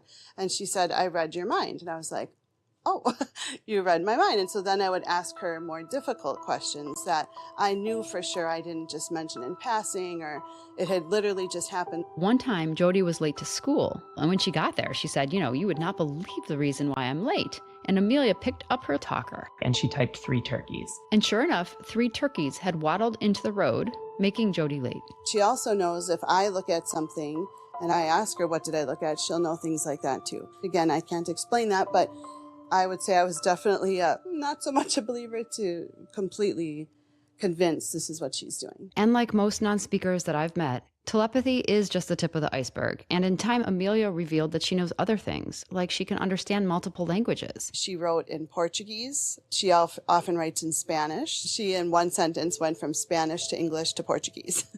And how does she say she knows that? She'll either say God taught her or the gods, plural. And she says that he teaches her at night. Sometimes she will say she was born knowing that. And one time I did ask her, I said, "So you knew it as a baby?" And she said before. So whatever she was referring to. When Amelia was younger, she used to tell us that she would see the god or the gods at night and she would learn things from them. Recently, I asked her about, different religions and different gods and different things that people believed. And I asked her, do you think that there are multiple gods out there, or is it just one god or one being that everybody has a different name for? And she typed different names. And again, oftentimes I don't push a lot of that because I don't want to accidentally be steering her one way or another. So whatever she says, I tell her mom, and then her mom will ask more follow-up questions to get more information. So Jody often gives us updates after their sessions if anything interesting or noteworthy happens. And this one is about the different languages that Amelia speaks. And to me, this is fascinating because there are actually 3 therapists in the room, Jody, and then 2 that you haven't met, Allie and Sydney. Allie showed Amelia some Hebrew, and Amelia read it and translated it. So Allie showed her again today, and Amelia typed out what it meant. I said, "But who taught you Hebrew?" And she typed the rabbi. Then I asked if there was anything else she could read. She wrote Hiero. I said, "Hieroglyphics?" And she wrote, "Yes, pictures." So Allie pulled up a few letters and we showed them to Amelia, and she knew what letters they were, written in hieroglyphics. And they were ones that they hadn't looked up the meaning of yet. They just pulled them up and identified them after. Allie asked her if she saw these letters before, if it was the first time, and she wrote, first time. I asked her who told her about hieroglyphics, and she said, the God told. I asked Maura if she tried to press any deeper. She tends to be better at understanding versus speaking languages. Why do you think that is? So I had this interesting theory and the whole idea of consciousness. So if her baseline is talking telepathically to people, she is technically translating it into English and having to put words to something that just is. If there's no language in the realm of fundamental consciousness, which why would there be? Because from my understanding, there's no bodies there. It just is consciousness. Then all communication would be via telepathy. The way that she talks, the language that she uses is, it's almost like she's translating. So it's almost then like she can pick up on any language because she's not focused on the words. She's focused on the emotion and the meaning and symbolism behind the words, which then makes sense. You could pick up any language. I had this conversation with her recently about this. My question to her was, are you actually hearing those words in that language and like able to translate and understand that language, or are you just telepathically understanding that? Yes. What did she say? She said that she telepathically could hear them. The thing that fascinates me about this theory is that so many spellers use language that feels poetic and almost old. Like sometimes it almost feels Shakespearean, and other times it feels like it's from the time of the Torah. And a lot of people that work with spellers, including teachers, talk about this. They have a way of speaking, a style of speaking that is not of this earth. It's not English grammar. This is Carrie, the teacher from Pennsylvania that you met in episode 5. There's a lightness to it. There's often love infused with it. There's wisdom in there always. The vocabulary and the construct of her sentences is often very different. And so anybody that spends enough time with her recognizes this very quickly. And for me personally, getting to know each speller is beautiful and fascinating because their personality is wrapped in this wise and ancient language, but their tangible, age-appropriate personality always does shine through. For instance, with Amelia, she has said quite a few funny things. So again, she always tells me about these God visits, as she calls them, that happen at night. And so I said, did he talk to you again last night? And she said, yes, unfortunately. And then she does ... And sometimes what Amelia says is laced with heaviness. Sometimes if she looks tired, I'll ask her, did you sleep okay last night? And she almost always says no. And I'll say, well, why not? And she'll say that she had a God visit. And she will say that she's being told things that are going to happen, and then they actually do happen. She knew that a boy in the South was going to kill children and that he was going to be killed by the police. And she typed that all out completely on her own. 3 days later, the unthinkable, tragic shooting at Robb Elementary School happened. And Amelia had no specific details about exactly where or exactly when or why or who. Only in hindsight does what she was spelling make sense.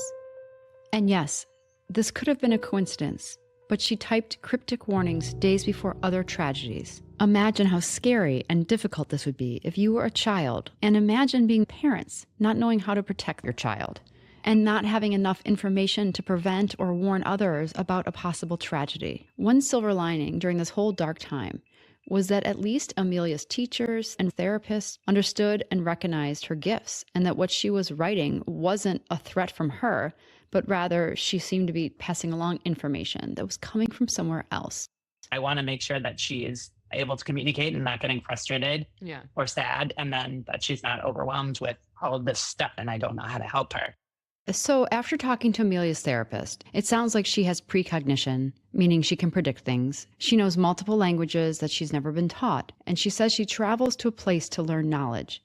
Is all of this part and parcel to tapping into the greater foundation of consciousness that we discussed in episode 6? In order to fully wrap my head around this, I wanted to talk to Susie Miller again. She's the teacher and speech-language pathologist that you met in episode 5, who saw the light body floating above her young student and who's used tuning forks and fabrics to help integrate non-speakers. Susie has worked with hundreds of non-speakers around the globe. Because the skill sets far exceed telepathy. The clairvoyance, clairaudience, clairsentience, all of those clairs give this population the ability to experience life and reality in ways that most neurotypical individuals don't even consider possible. The ability to heal, the ability to see into another, telekinesis, the ability to converse with and interact with other realms. All of this is just commonplace for this population.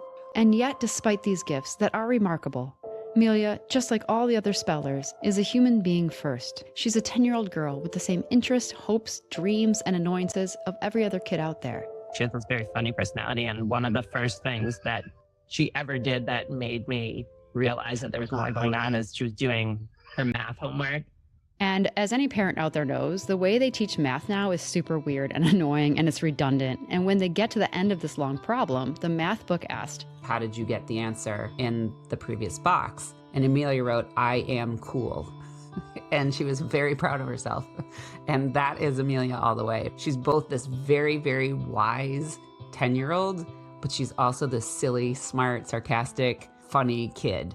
Other than not being able to speak and not being able to sprint across the yard, there's nothing else different about Amelia. But with being nonverbal, she gets put into a box a lot. And every year when she goes to school, it usually takes almost a semester to get the teachers and the teachers' aides to understand how to communicate with her. And once they connect, a whole world opens up, mostly for the teaching staff. I think it's frustrating for Amelia. You can see it in her face and in her tone that she's not understood. Not having it easy at school, Mike and Maura really step up to the plate to make sure Mia has some semblance of childhood joy and innocence. She's fun. She's a good kid. She's very understanding and compassionate and funny. She likes to do a lot of pretending and funny voices. I've spent time in Amelia's household, and it's full of love and play, but it can get heavy at times, especially when Amelia can see and hear something that her parents cannot. She talks to people that have passed too, and that's been a big piece of this with her. Early on, there was an instance where she was going to bed and she was terrified in her room, and she begged me to go into our bedroom. So I brought her into our bedroom, and then she was okay for a minute, and then she was terrified again, and she begged me to go downstairs to sleep on the couch, which she had never done before. And she crept down the stairs and peeked around the corner as if she was expecting to see like something there or somebody there to scare her. Once Amelia started communicating, they were able to ask more questions and learn more about what was going on. I asked her on a different occasion if we knew any of them, and she said yes. And I was curious. We had lost my sister-in-law not too long ago. She died of cancer, and her name was Lori. And I showed her a picture of Lori, one of the most recent pictures that we had. She didn't really look like herself. She was sick and had been going through treatment. And she said, no, that's not it. And then I showed her a picture of Lori when she was healthy. And she was like, that's it. That's who I saw. And was like very, adamant about that's who it was. This was hard to comprehend, maybe even believe at first for Mike and his sister Trish, because Lori was their sister. But there have been enough strange occurrences, messages about things that Amelia just shouldn't know, that they do believe now that Amelia is communicating with Lori. I had dinner with my sister last week, and it was closer to Lori's birthday. So Mike and Trish were having dinner, and they connected with Amelia on FaceTime. And she said that Lori had visited again and said hi. Trish asked if Lori ever says anything about her, and then it takes Amelia a while to type. So Amelia got off FaceTime so she could work on typing her response, while Mike and Trish waited for her reply. And Amelia comes back and says, on behalf of Lori, who passed away. Yeah, I gave her a gift in her dreams. And this turned out to be true. Trish said, I just had this really vivid dream of Lori the other night, and I forgot what she said, something from their childhood that they were doing. This feels very specific, especially because Trish noted it had been a long time since she dreamt of Lori. And these types of kind of uncanny knowings that feel far greater than coincidence are being conveyed by Amelia all the time. I'll take a breath here because I was pretty close with my sister. I think you would have to be ignorant to doubt the fact that some people can touch that space. Most of us can't, and I guess you call it a gift or an ability or whatnot, but sometimes maybe a curse. Amelia's been a little anxious lately. She's having a lot of voices come to her, and it's hard for her to think. And she typed the other day, she just wants an hour alone. What I've learned the past few years is that the spiritual gifts vary among the non-speakers. They all have different ones, and in some people they're much stronger than others. But seemingly communicating with people who have passed is a very common gift these spiritual savants have. In fact, Maria, the teacher from Illinois that you met in episode 5, her students were talking about spirits before she even discovered the telepathy. I had a very sudden start of things happening. Not so much the telepathy, but more having to do with spirits that they're seeing. Maria had been working with spellers, many of them the same ones, for years. And then out of nowhere, they started sharing information about spirits with her, and it snowballed. I came to work on a Monday, and my student said, "Awesome spirits in the room today." I just went along with him because he has a big imagination, and I love it. But I was like, "I don't see them." And he's like, maybe you should turn the light off and maybe you can see them then. So I turned the light off. We're sitting there. I'm like, nope, still can't. I've had several people in my life that have passed. So he went on to list names of Maria's family members who had died, but he said were in the room. Listed very specific details of our lives together, who they were, things that we did together. There's no way he would have known. So that was Monday. Tuesday morning, another student said, "Oh, my grandfather's here today," and wanted to talk to him. That was Tuesday. It just kept going. It kept getting more. Every week, a new student, another week, another new student talking about someone, either in their life or my life that had passed. I thought, am I holding these memories in my subconscious and they're picking it up? Am I somehow thinking and not knowing I'm thinking about these things? Which, even if that was the case, that's remarkable, because that's not telepathy then. That's digging into deep private core memories. And I have yet to be told that anyone can do that.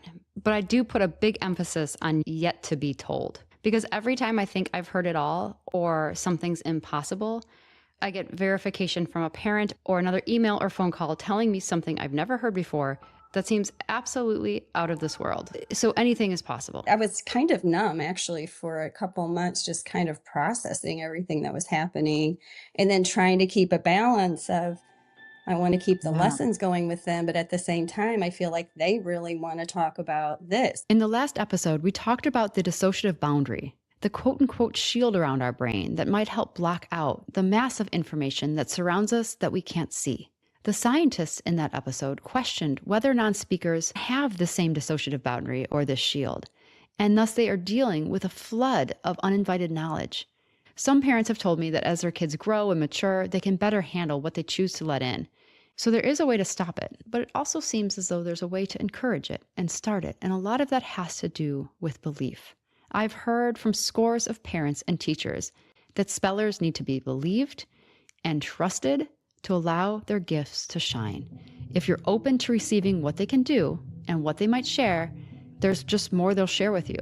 Belief is important. And again, we all know this because of things like the placebo effect. The placebo effect is real. So there is evidence of efficacy or a strong belief changing what the mind or body is capable of doing. And what's been fascinating, and I'm still trying to understand it and wrap my head around it, is that over the past month, I've heard from spellers who are saying that because this truth is now out there, the belief in them and what they're capable of has risen so dramatically that they're actually able to tap into more. So I'm still trying to wrap my head around that. But for Amelia, she's feeling it, and she's trying to sort through a bunch of new information suddenly coming to her. Especially since these telepathy tapes have come out, there's been this influx of people reaching out to her, both non-speakers and people who have passed.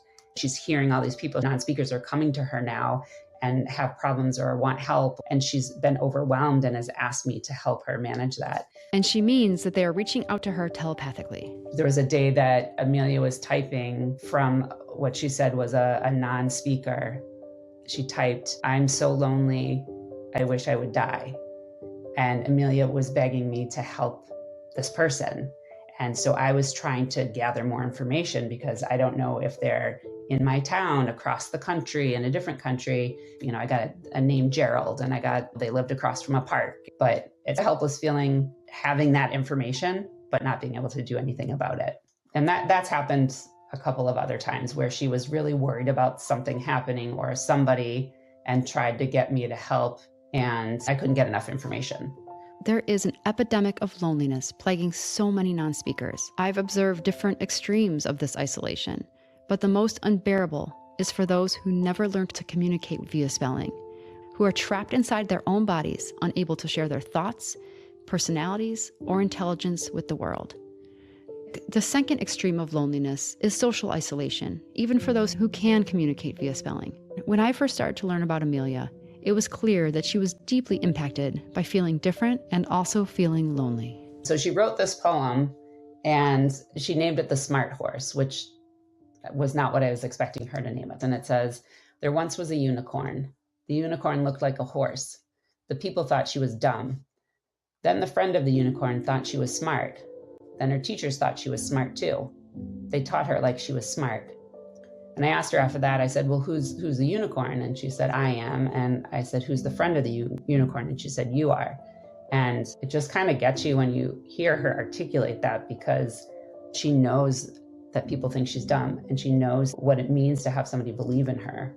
And she wrote another poem where she talked about an ugly unicorn. And I said, "Who's the unicorn?" And she said, "Me." And I said, "Why do you think you're ugly?" And she said, "The other kids look at me funny." And she said, "I can't talk," which of course is heartbreaking. And for a long time, Amelia was listening to the song "It's Not Easy Being Green" by Kermit the Frog on repeat.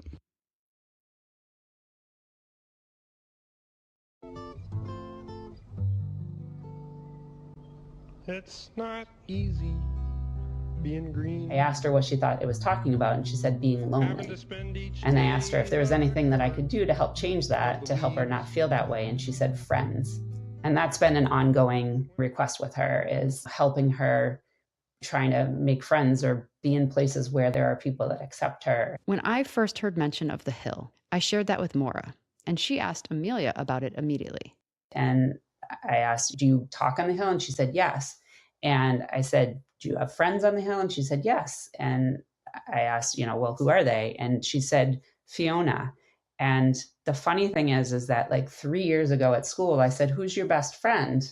At school, trying to figure out, can we do a play date? Can we do something? And she said, "Fiona." And so I tried to find Fiona at school, and they couldn't find Fiona. And so we kind of dropped it.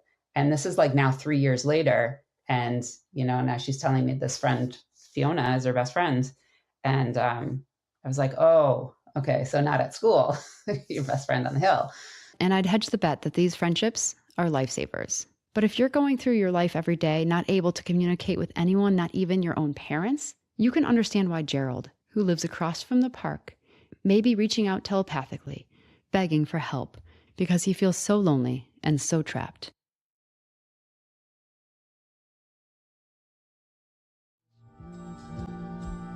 That's all kind of new for us, this influx of people coming for help and asking for her advice. No 10-year-old should be saddled with the responsibility of saving people. As her mom, I want to protect her and make sure that she's not facing any more challenges than she needs. And yet, Amelia deeply believes it's her duty to help. She typed, "People hoping I persist, people outpouring. I have a job to do." I told Maura that I wished a wise adult could just, drop into the hill, make a list of all the people that need help, and then find a way to get all of those people on letterboards. It seemed like pure fantasy. And then I met a minister named Joe, who has a remarkable story to tell about just this. I was a trial attorney for 25 years in New York before moving to Arizona, and became an associate pastor of adult education at Highlands Church. And we have one of the largest special needs ministries in the Phoenix Valley. I've been privileged to work with closely 4 of the non-speaking persons with autism. Joe had to go through his own process of confirming both the legitimacy of spelling and the reality of spiritual gifts being shared by the non-speakers before he could believe either. When the spellers first started communicating, especially on spiritual issues, my first reaction was way skeptical. And so I started looking at what was happening, and I almost instinctively kicked into trial lawyer mode. I'm trained in argumentation, how to think, how to analyze arguments. I looked early on and I saw that there were sources that were skeptical of spelling, and I actually looked into some of the academic papers on it. And what I found was the 40 or so negative papers were earlier on in the process. They were back in the 90s. And then at one point, the spellers improved their methodology. When facilitated communication evolved into newer, more independent methods, like pointing to a letterboard, or pointing a pencil through a stencil letter, or typing independently on an iPad or a talker. You find later on, there's like over 100 papers that are now saying, wait a minute, we missed something here. And they're at respected places. There was a recent study out of the University of Virginia where somebody even said, let's track eye movements and hand movements and see what happens first. And what they found is the eye went first to the letter, then the finger followed the eye. So I think those old notions that spelling is kind of phony or fake, those are being dispelled. And I have no doubt whatsoever that the information I'm getting is coming from the spellers. It's their own thoughts. The spelling facilitators working with them do not ask leading questions. I really dislike that we always need to validate that the non-speaker's words are their own. But there it is again. We can trust their words. So when the conversation with the non-speakers at Joe's church started to breach things that were seemingly impossible, Joe believed them. And Joe is very close to one of his spellers named Cody. And the other day, Cody was on a Zoom call with another speller named Josiah, who lived in Minnesota. It was the first time they met. The connection between them is just amazing. It's like they know each other. They're commenting on gifts about each other. And Josiah made this interesting reference. Come and join us on the hill sometime. And now the rest of us in the room are looking at each other. Join us on the hill? Joe had clearly never heard of the hill. And as he's telling me the story, I can tell that he had no idea that I had. It's like, okay, what's going on here? So today we asked Cody, do you know what Josiah meant about the hill? Yes. It's a place where people with autism were able to gather and we can visit there with others with autism. It's a time they're not encumbered by their bodies. Somehow he knew exactly what Josiah was talking about. Cody added further, the spelling facilitator he works with, he said, she's seen the hill. So we looked at the spelling facilitator, and she had tears forming in her eyes. And the spelling facilitator was saying, all I can tell you is there was this perfect peace and joy. It was like I never wanted to leave. And that seems to be the common theme. So the woman that was the spelling facilitator, she was just like neurotypical, right? She's just like you and me, and she was able to go to the hill? She's neurotypical. She went to the hill in a dream, and it only happened one time. And when I asked her more about it later, there were children there. And we asked Cody, why do you think she was able to go to the hill? And he explained the children that she saw there had autism. She's prayed to go back and it hasn't happened. She thinks she got a glimpse of it to help her tune her heart more to the people with autism to understand what they're referring to. So it seems as though some neurotypical people can access the hill. She's one of the most gentle, humble, sweetest people I've ever met. I've learned from the non-speakers that they're much more likely to let someone into their gifts and knowledge if they have pure intentions and a good heart. I think that curiosity with the spiritual savant is a lot of those skill sets are skill sets that people don't even really think about. What's beautiful is that the kids have the capacity to open us up to experience their telepathy, to experience their bilocation, their healing ability. I started approaching like a trial attorney. I said, if these were witnesses I was cross-examining, what would I be looking for? The first most obvious question is simply whether someone is telling the truth. Joe took me through a big list of questions that lawyers typically ask to figure out if someone is telling the truth. They do not want attention. They're not incentivized by money. I researched hallucinations as well. Hallucinations are not shared events. Meaning thousands of non-speakers would not be hallucinating about telepathy, or going to the hill, or seeing ghosts, or talking to God. And so many say all of those things. Hallucinations are usually caused by something like a tumor or a biochemical imbalance or something like that. Joe's process of determining honesty and truthfulness was epic, and it literally took him about 20 minutes to explain all the ways he examined the validity of what his spellers were saying about their unbelievable abilities. The bottom line, I discovered these are among the most honest people you will ever meet. It's well documented that people with significant autism have great difficulty lying.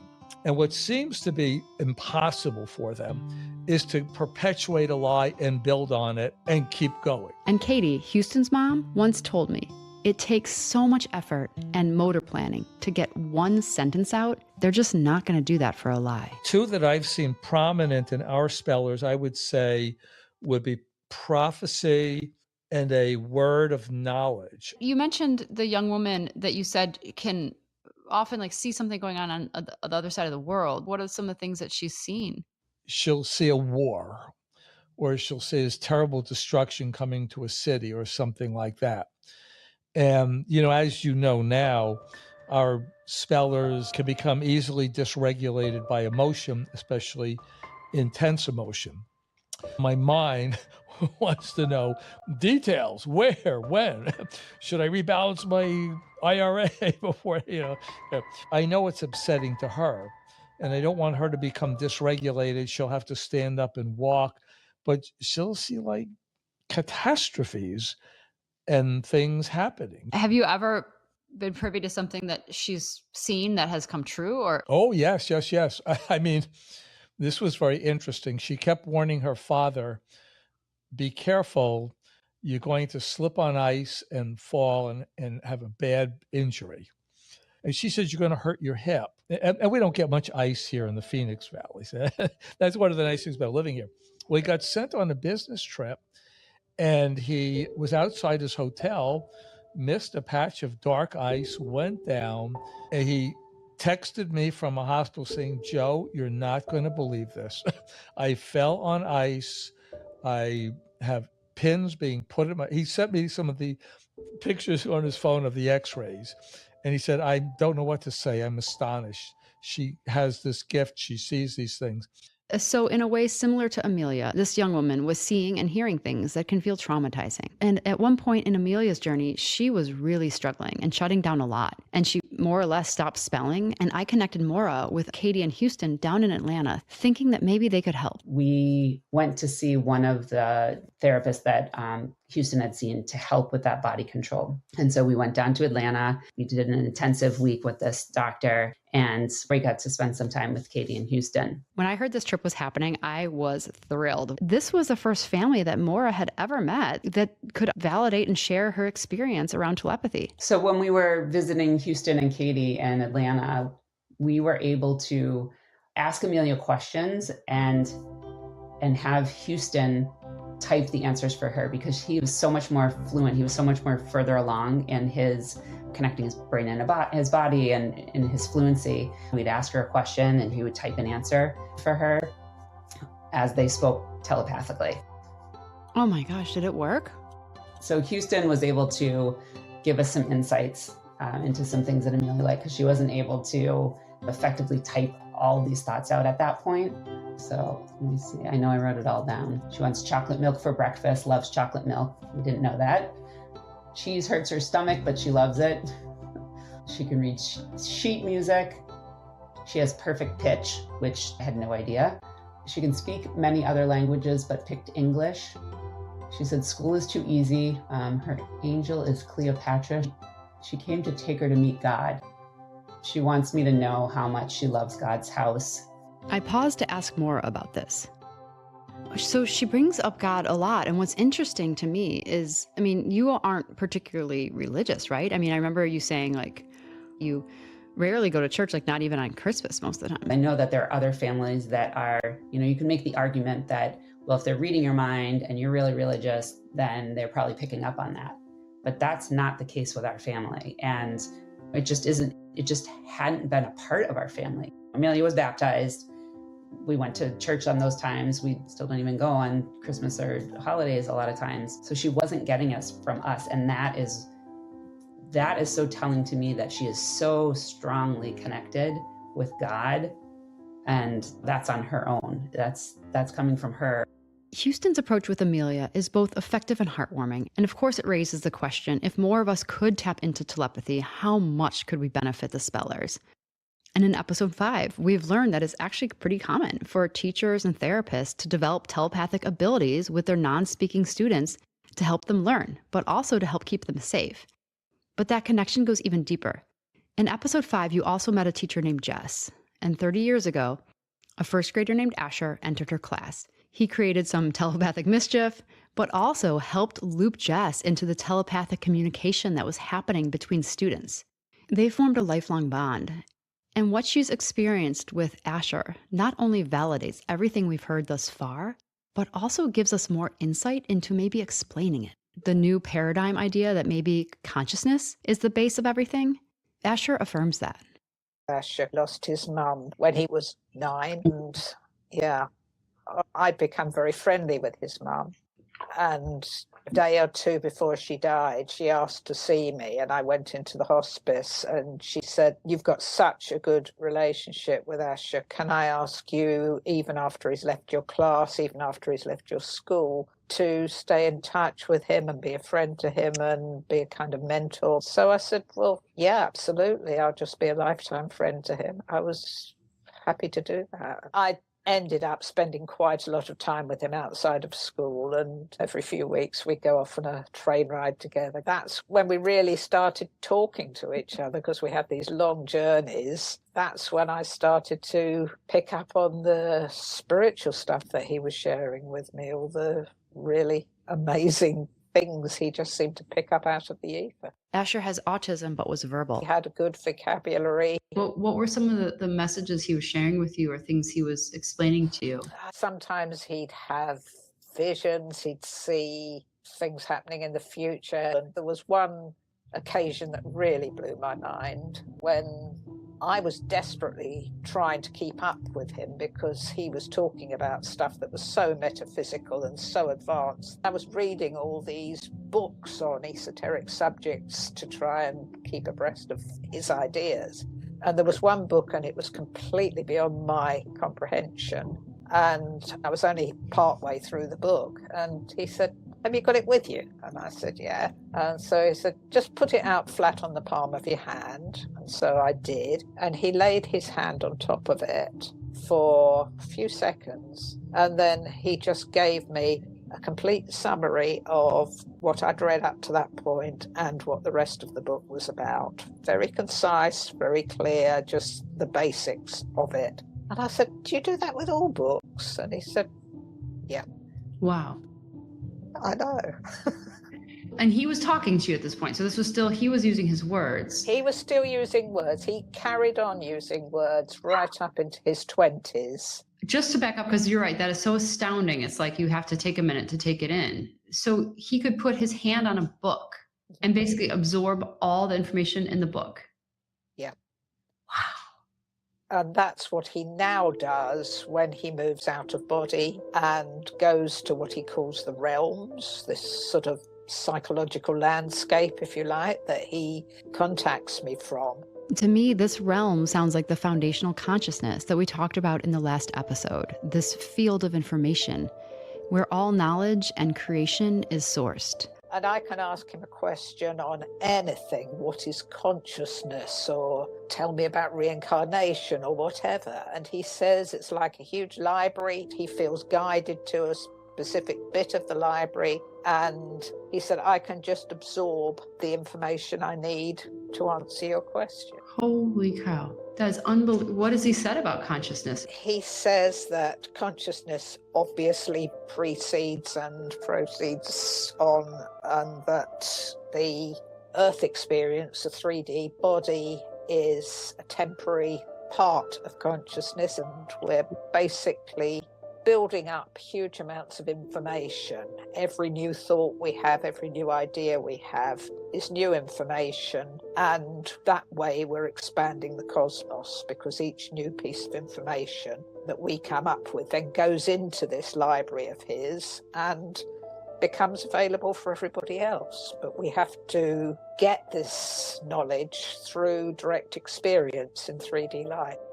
Does he have a foot, like, in this realm of consciousness all the time? He doesn't have complete access to it because he's still got a physical body. Some of the stuff that the non-speakers know and are aware of is so mind-blowing that there's going to be a lot of people who just go, whoa, I can't take that. You know, that's just beyond my ken. So can you share when you finally developed the telepathic link with Asher that you have now?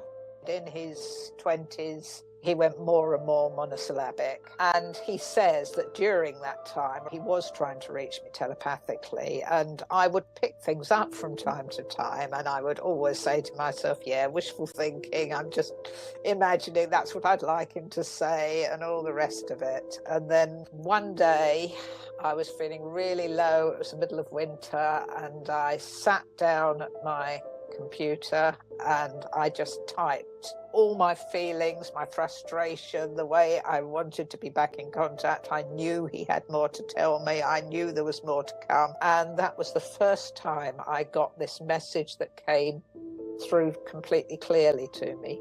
Feel into my heart. So you received a very clear telepathic message from Asher saying, feel into my heart. Yes, so I put the computer aside and I sat there and I went as deep as I could and concentrated on Asher's heart. And I saw this image of it was like a sort of monk's cell, if you imagine, sort of in the Middle Ages. And it was this stone building with one little window up high in the wall. And there was a table there. And there was an old-fashioned pen, one of those ones you have to dip into the ink, and there was an ink bottle next to it, and the ink bottle was empty. And I got this whoosh of feeling inside me saying, I need you to give me the ink for my pen. And I interpreted that as, you need me to write the thoughts that you're sending to me. And that was my breakthrough moment. Kai, that was the minute that I just thought, yeah, okay, this is for real. When you got that vision of the priest cell, were you asleep? Were you meditating? I was fully awake, but I was consciously emptying my mind of all the clutter, and I suppose that's what I learned to do with him regularly now. Yeah. Taking away all the expectations and all the thoughts about what might happen and what he might say, just emptying my mind as far as I possibly can, but staying alert and staying ready. And I always have a pen and notebook so I can write down my questions to him and his answers to me. And I've got stacks and stacks of these notebooks now. I think I'm on number 15, something like that. But how do you know it's Asher communicating with you telepathically and not just your own thoughts? Have you ever been able to kind of like prove something that he conveyed telepathically? Telepathically asked him about a member of his family who I'd lost touch with years ago, and telepathically he told me quite a strange thing that surprised me. I went onto Facebook and tried to find this person's profile, and sure enough, exactly what he'd said was there on the screen. And I thought, yeah, it really is Asher I'm picking up. I asked her for a few more examples of tangible proof. Occasionally he'll say something and it'll be a word that I've not even heard of. And that's quite good, because then I have to look the word up and it's exactly the right word for what we're talking about. One time she telepathically told Asher that her friend was having these horrible headaches, and he sent her a word that sounded like myelin. And I don't know what myelin means. So then he sent her an image. Because he doesn't always just send words. And it was like electrical wiring that's sort of in those plastic cases, and the case was all scuffed and messed up and you could see the copper wire through it. So she typed myelin into her phone. I got something called a myelin sheath, which is apparently the casing of nerves in the brain that stops them all shorting and banging into each other, and they're casing very much like electrical wiring, which I knew nothing about. I have no background in human biology at all. Wow. Telling me that was the problem. So yeah, when I get stuff like that, I think, well, that couldn't have come from me because I've never heard of this thing. It seems impossible, I know, but I've heard variations of this story now from dozens of people, including teachers Casey, Susie, Marianne that you met in episode 5. But this last thing here, where Asher was able to diagnose her friend, gives a small insight of the potential of non-speakers. I've seen kids who had family members who were diagnosed with cancer that started working with them energetically, only to have those issues go into remission or be cleared.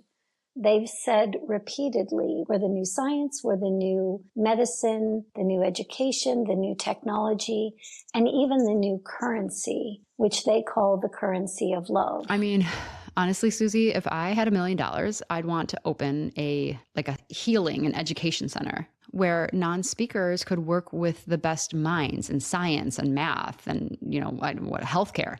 So they could, heal the planet and people and relationships and animals. My mom is having all these issues with her back and knees, and she just got a CAT scan and MRI, and no one can tell her what's actually going on. And I mean, if someone like Asher could just scan her body and give her a diagnosis, it would save people so much pain and effort and money every year. And I don't know of any person on the planet that doesn't want to contribute all that they came here to be. And this population is no different in regards to that. From what I have seen, the non-speakers can absolutely tap into these spiritual gifts and use them to deeply impact and change and heal our world. But to believe that, we have to be open to the idea of a paradigm shift. And paradigm shifts have happened before. In fact, Maura summed this up so well. So a long time ago, people thought the earth was flat, and then it wasn't. It's round. And it was a real shift in people's understanding of something that was so real to them. And that's what I think this is like. And as far as telepathy goes, I'm telling you, the earth is not flat. And so back to Amelia, just 10 years old and working to navigate this world and wishing she could be seen for her incredible abilities, not disabilities.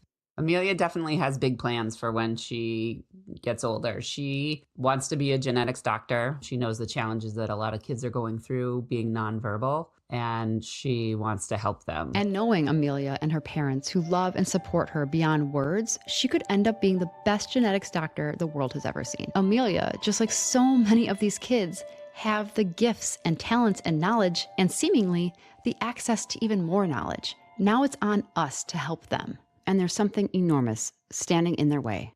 A lot of families have their school districts telling them no, they can't work with them using spelling. We actively have people working against it, saying that their typing is not an acceptable form of communication. For the life of me, I can't understand the pushback and the resistance to doing this. I get angry. She wants to go to Harvard or UW-Madison. She also said that she wants to help ailing libraries. She's just a very kind, thoughtful kid. And Amelia's going to change the world, as are all these other kids too. In the next episode, we'll explore why spelling has become so controversial and what we can all do to help. And we'll head to England to meet Kyle and his mom, Caroline, who only communicate via telepathy, often through their dreams. And though Kyle can't speak, he can write and perform music with ease. And this challenges the spelling critics and naysayers who defend their stance because they don't think non-speakers are competent. Well, you can't write or play music if you're not competent.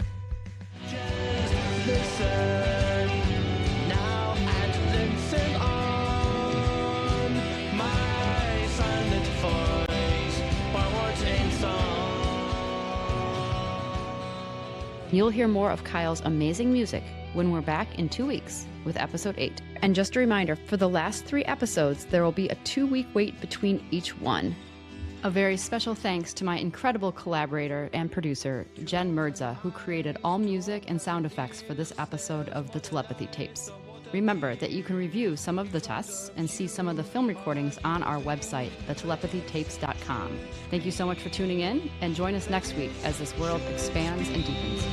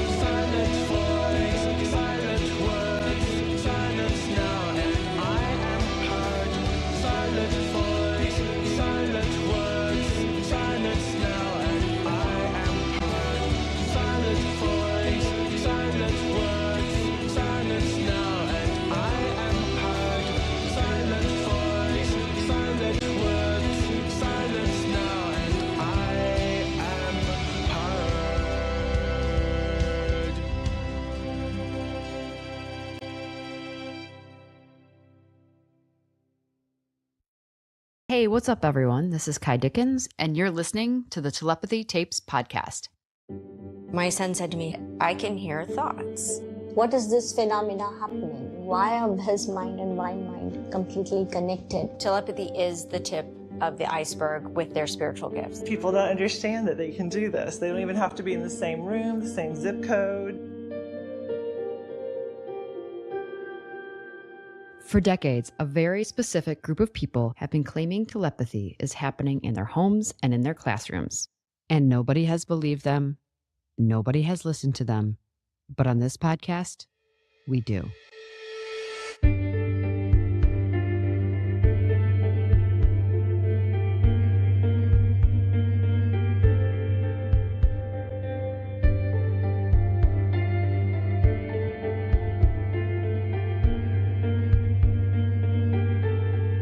Welcome to the 8th episode of the Telepathy Tapes. Spelling is the greatest hope parents have to unlock their kids, and it's also the sharpest weapon used against them. If you're not in this world, it's difficult to understand how contentious and vicious the attacks are against spellers and their method of communication. Lily, the speller that you met in episode 4, sent me this message. Spelling is the only method that has given hope to non-speakers and shown the world our beautiful minds. But so many people don't want to believe that the words are our own. The very existence of this episode is controversial because there is so much at stake.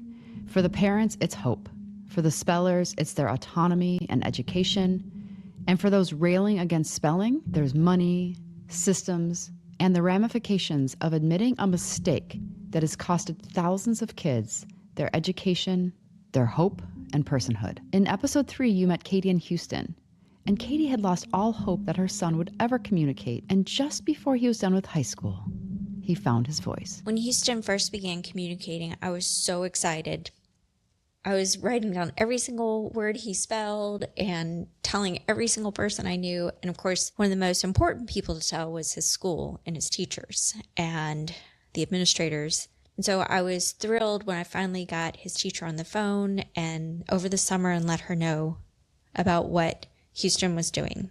And she shocked me by saying, oh, that's been discredited. And I was shocked by that because I was looking at it. I knew it was true. I was watching it.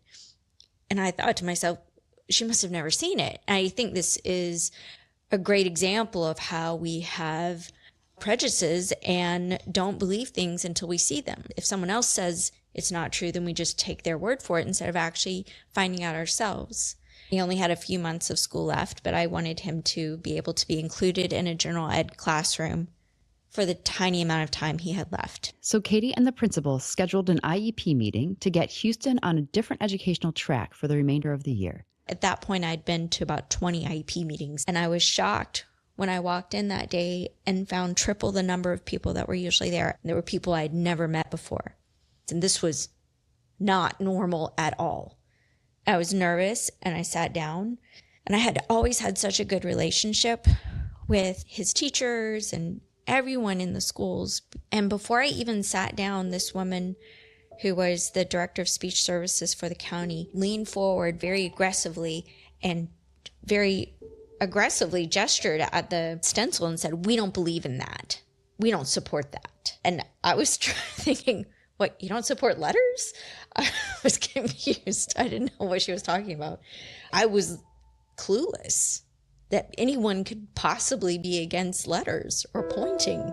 She then went on to say that ASHA, who I didn't know what ASHA was, had put out a statement saying they didn't support it, so they weren't going to support it either. ASHA is the American Speech Language Hearing Association, and they're in charge of certification of speech pathologists in this field. My heart was just beating through my chest. I didn't understand why they weren't for him, why they weren't supportive. They knew him, and at the end of the day, they let him attend a U.S. history class for his last few months of school. And that was his whole education. Houston had been educated like he was a toddler for his entire life. Nobody believed he was in there, and he had no way to show that he was, because learning to communicate via spelling was not taught in his school. And this is happening all over the country, where parents are having to fight for their children.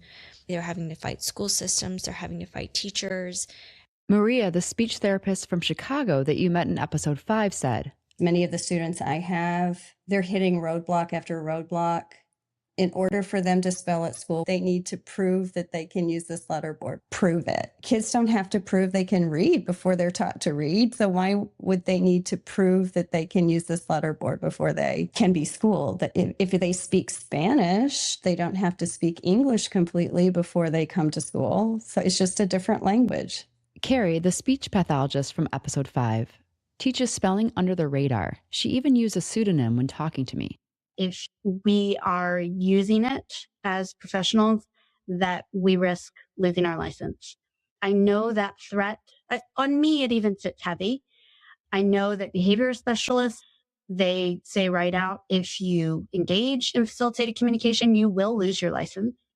Spelling as a way to communicate has been controversial based on outdated research, stigmas, and the long-held belief that non-speakers just aren't competent. I think one of the key things to understand is that facilitated communication, the first method of spelling ever devised, utilized touch. The facilitator would often touch the wrist or hands of the speller. And after some high-profile court cases, which we'll talk about shortly, that method evolved into new methods like spelling to communicate and the rapid prompting method, which don't use touch at all. Maria, who's worked with non-speaking students for over 30 years, explains the difference. With the spell to communicate and the rapid prompting method, one of the prime rules is you don't touch them. Carrie, who has also worked in this space for decades, uses these newer methods of spelling. There is no physical touch involved at all from the get-go. And the problem is ASHA has lumped RPM and ASHA has lumped SGC in with facilitated communication. And ASHA posted a statement saying they warn against using all forms of spelling. And many schools point to this statement as the reason they don't teach it. I am a speech language pathologist since 1999, and I am a member of ASHA, and I do spell with my child. In episode 4, you met John Paul and Libby is a member of ASHA. Therapists kind of have to be a member of ASHA if they want to get jobs, if they want to be able to bill insurance, if they want to have their certificate of clinical competence. But Libby is also a mother. And we tried every therapy around. I mean, I have an extensive list.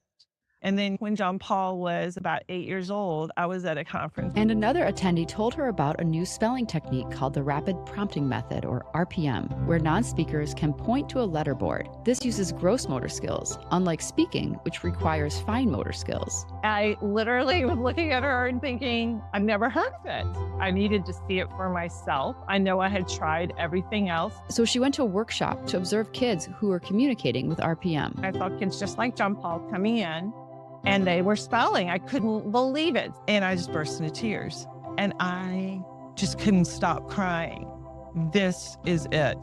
I knew from being a speech pathologist and taking biology and understanding the brain, it all made sense to me. And as you all know, John Paul started communicating. He was able to spell. He was learning age-appropriate academic. It just changed his whole world. And he became quite the poet. He had a ton of language and knowledge, and even knew other languages.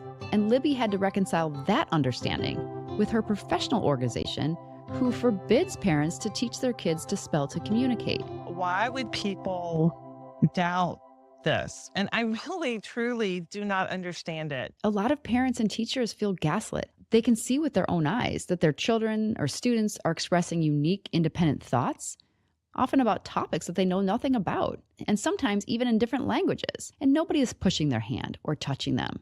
So when you're told it's not real and it's not happening, it's frustrating. It's maddening. It is life-changing.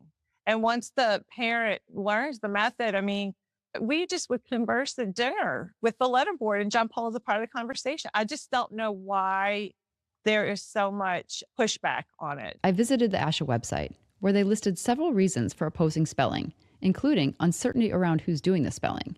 And this feels just so bonkers to me. I've seen Akil type into an iPad while sitting by himself across the room from everyone else.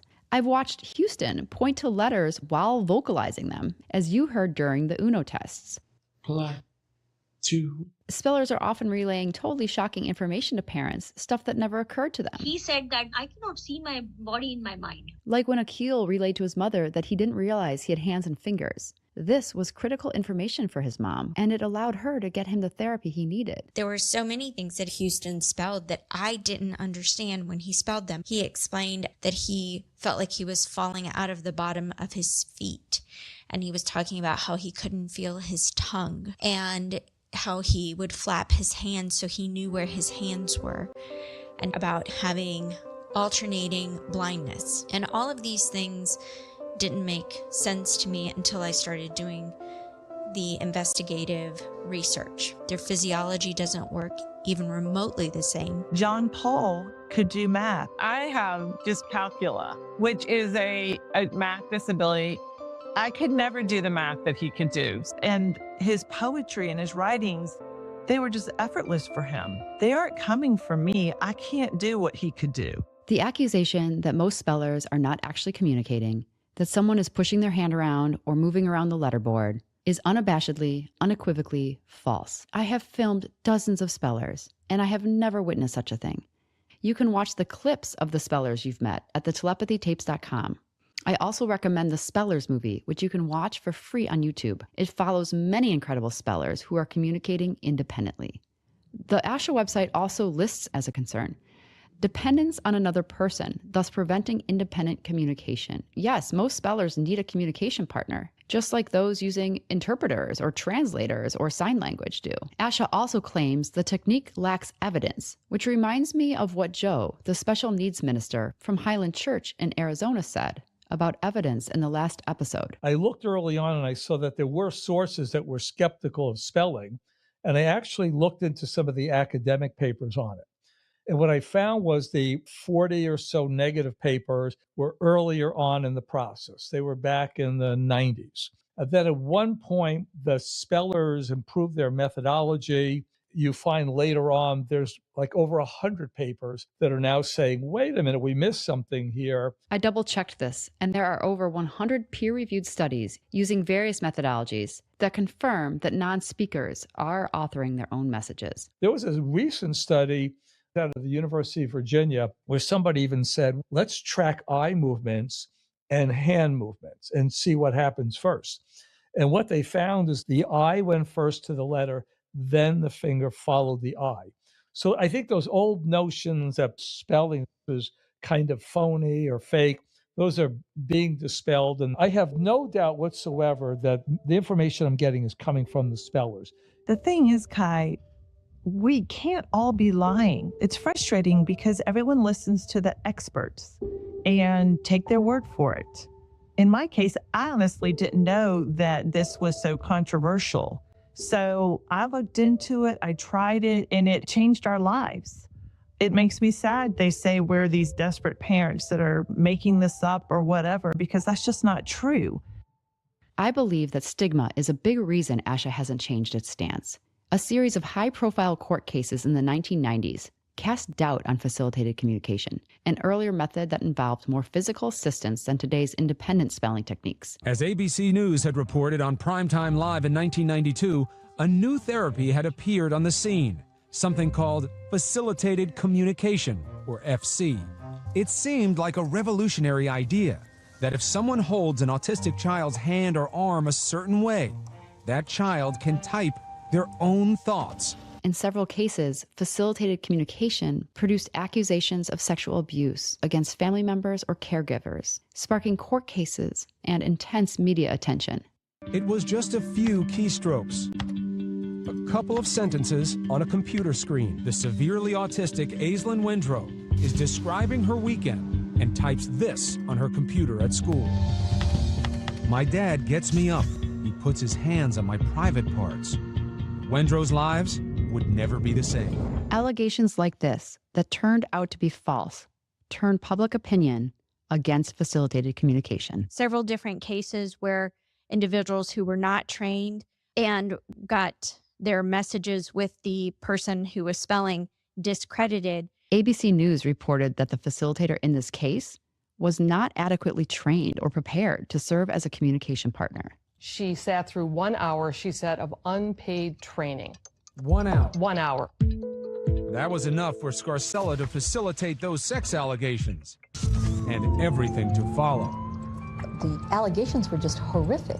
There is a lot of suspect activity around those cases. Untrained or barely trained facilitators were working with non-speakers, and they should not have been. But due to these awful cases that really uprooted lives, facilitated communication took the blame, not the facilitators. Every child who was learning something and being able, they lost their voice. It happened so fast. What was so tragic is that facilitated communication got wrapped up in this controversy, and that seemed to be the story that continued to run in the papers, even though all of these other incredible individuals were independently communicating. A valuable tool was villainized and taken away from thousands because a few untrained people weren't properly using the tool.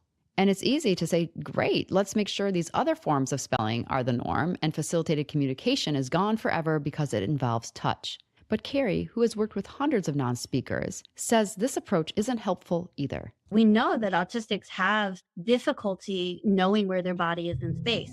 I've had kids who told me they don't feel their hand. They don't feel their arm. So if they're not feeling their arm or their hand, how can they type? But if I touch them and I put a backward pressure on their arm and they have to push forward, which is what happens with facilitated communication, they know where their arm is in space. Libby also says that we shouldn't completely throw out facilitated communication. It actually brought our spelling to a whole new level because I didn't realize that there were times John Paul couldn't feel his arms. You know, he needed just a little resistance to get things going. So Libby would touch John Paul in the beginning of a spelling session just to help him out. And without having tried doing from FC, I wouldn't have gotten to an elevated place of spelling with John Paul. Some parents get to where they just have to put a finger on their shoulder so that they can feel their arm. One parent, I know this sounds crazy, but she actually just had to grab a strand of hair of her child and pull a little bit so that her child could feel herself. And that's where they got to. But John Paul sometimes needed me to just put a hand on his wrist just so he could push back initially to feel. And that helped John Paul get to the place where he can type totally independently without being touched at all, like I witnessed when I was with him. Not everyone needs it, but the kids that need it have to have it. I want to pivot back to telepathy now, because the spiritual gifts in non-speakers exists with or without spelling. Like, remember that Marianne Harrington, the teacher in Wisconsin, first realized her student was reading her mind when he drew her pictures of the treats that she had left in the car. Libby first realized that John Paul might be reading her mind when he'd find the Halloween candy the second she thought of where it was hidden. Spelling gave parents and teachers the validation that they needed to know that this was indeed happening. But the telepathy isn't because of the spelling. And there are some parents and non-speakers who have foregone letterboards altogether, utilizing only a telepathic link or nonverbal communication to communicate. We don't use the letterboarding or sign language because that's just something that Kyle's never gravitated to, but music and dreams seems to be our own personal language. This is Caroline, and she lives with her son Kyle in Cornwall, England. I've been feeling it for years, ever since Kyle was little, that I could understand him from a nonverbal perspective. Kyle is 38 years old, and he and Caroline have communicated via telepathy for most of their lives. He's never spelled using a letterboard. I would have never met Caroline had she not made the bold choice to come out about her telepathic experience online during the COVID lockdown. I think I put it up on Eventbrite to start with. She created an invitation to an online discussion that she was hosting, and she asked the broader community, are you a parent, caregiver, or professional working in the field of autism? Have you ever felt that you've had a telepathic connection with the children that you either teach or care for? For over 30 years, Caroline was hesitant to expose this truth, to publicly put this out there. I've just come to a point in my life. If I don't do it now, I never do it. As we get older, one never knows how long one's got left. And I thought, I'm just going to put it out there. And I really don't know how it's going to be received. And sure enough, RSVPs started pouring in to attend her online discussion. I had people just saying, yeah, I have this experience. And yes, I do believe that my child has telepathic skills or can read my mind. Teachers were coming forward saying, I've definitely experienced this in the classroom, but I didn't want to jeopardize my career in any shape or form. Caroline was hearing from people from all over England and Europe. Teachers and practitioners and parents have been doing this right from the get-go, but it's just something that's not recognized. We all agreed that safety in numbers. So the more of us that there are, the stronger and more galvanized this whole movement is becoming. The movement of speaking this truth. Non-speakers are capable of telepathy, as well as other unexplained psi skills and spiritual gifts. And one of Kyle's unique gifts is that he's able to communicate with his mom telepathically through lucid dreaming. A lucid dream is when you become aware that you're dreaming while you're in the dream, which allows you to control it or influence it. So the first time he came, he must have been about 8. I was in a dream. I wasn't lucid. I was just kind of hanging out in this dream. And then Kyle was there and he seemed really like your average guy. And he kept looking at me as if to say, come on, mum, wake up. And I was still unconscious in this dream. I still wasn't lucid.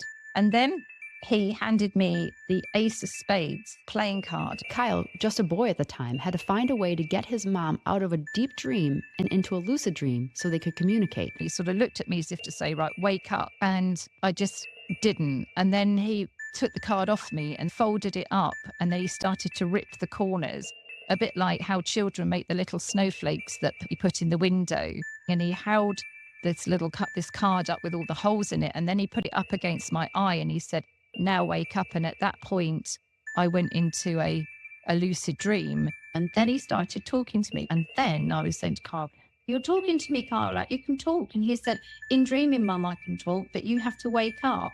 The next morning at breakfast, Kyle took an Ace of Spades out of a deck of cards and held it to his eye like he did in the dream, validating for his mom that what happened in the dream was intentional. That dream enabled me and Kyle to create a bridge between the dream world where we can have conversations and I can understand Kyle in that world, where I can't always in the physical world. There's something called dream bridging that traces back thousands of years across many different cultures. Indigenous shamans use dreams to communicate with spirits, ancestors, and guides. Mongolian and Siberian shamans called it soul journeying, and they believed one's spirit or consciousness could leave the body to explore other realms, including other people's dreams. Once Kyle is in his mom's dream, he'll do something unusual to get her into a lucid dream state. Hand me a pink umbrella or something, or he's handed me a glass of water that's had ice in it, and I've held the ice in my mouth in the dream. Whatever it is, the cue is for me to wake up and have a deeper experience with him. And the reason Kyle makes sure his mom goes into lucid dreaming is so that she doesn't forget their conversation. I get to hear what his needs are and the adjustments I need to make in his everyday to make his physical world, his physical body happy. So if he's not feeling well, or even to things like food allergies, sometimes he will be like, I can't eat that anymore, Mum. Like tomato ketchup he's always like tomato ketchup. And I'm like, okay, I won't give that to you anymore. And even myself, he will say to me, Mum, you need to listen to me and get rest and stuff like that. I wanted to understand how often Kyle and his mom communicate via dreams. The more we do it, the more accessible it is to us and the easier it is for me to get into a dream. It's a good couple of times a week. If I've had a busy day, then I might just go to sleep and crash out and not necessarily go into a lucid dream. But if I'm pretty well restored, then I'll be much more open at nighttime to have those type of dreams. And so Kyle and Caroline have just never relied on language the way most of us do. And this has become Kyle's way of telepathically communicating his needs with almost anyone. He comes to other people too. People say, I dreamt about Kyle last night and he was trying to wake me up in this dream. And then all of a sudden I was having a conversation with him. I wanted you to meet Kyle because he demonstrates that the spiritual gifts and telepathy exists whether someone is spelling or not. Spelling certainly seems to open up a deep merging or telepathic channel between people. But the telepathy and the spiritual gifts are there with or without spelling. And the second thing Kyle demonstrates is that non-speakers are in there, regardless of whether or not they communicate via spelling. And we know this because Kyle can write and play music. I didn't know he could sing, and I certainly didn't know he could play an instrument until he started having music therapy 14 years ago. The first time his music therapist, Corinne, came to the house, she gave him her keyboard, and he had a whole repertoire of songs that he'd obviously heard and remembered and logged in his memory somewhere, and started singing Sealed with a Kiss. And he started playing it on the keyboard. Sealed with a kiss, kiss is gonna be a cold, long December. Because I have absolutely no idea that that was in him.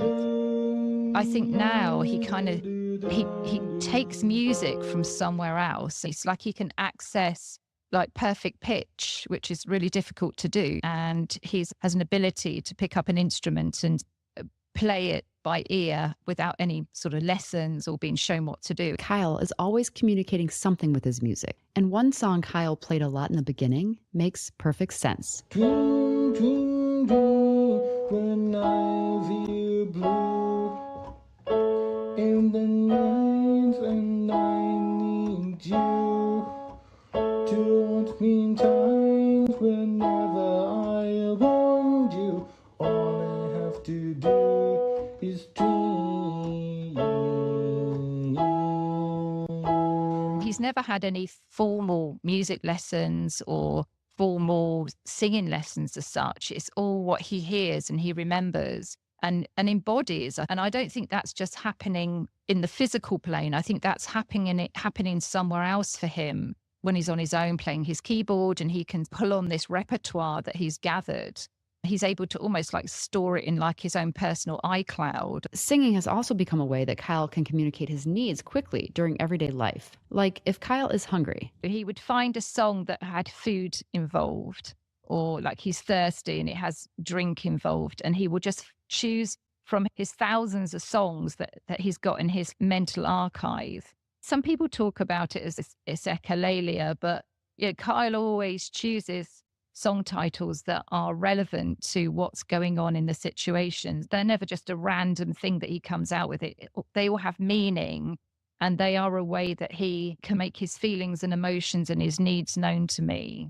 Caroline leaned into Kyle's interests, surrounding him with other musicians and music therapy and even a music producer. He's written 2 albums and he's just writing another one at the moment. And one of the ways he writes these albums is through the telepathic link he establishes with people in dreams. We bridge through dreaming, and that's how the songwriting started, where Kyle started giving me words and would hum a tune, and I'd wake up remembering that tune or almost humming that tune as I was waking up in the morning. For his album named Beyond the Syntax, he came to me and he's told me that he wanted me to write songs about what it's like to be autistic, what it's like for him to experience the world. He said, these songs I want you to write for me. You've just got to try and remember. So I dreamt pretty much all the songs in one night. So I woke up trying to write all the words down that I could remember, and then I fell back to sleep again. And then I got up in the morning, started carry on writing again, seeing if I could recall the themes of the songs and some of the words he'd given me. My job is to get pen to paper as fast as possible.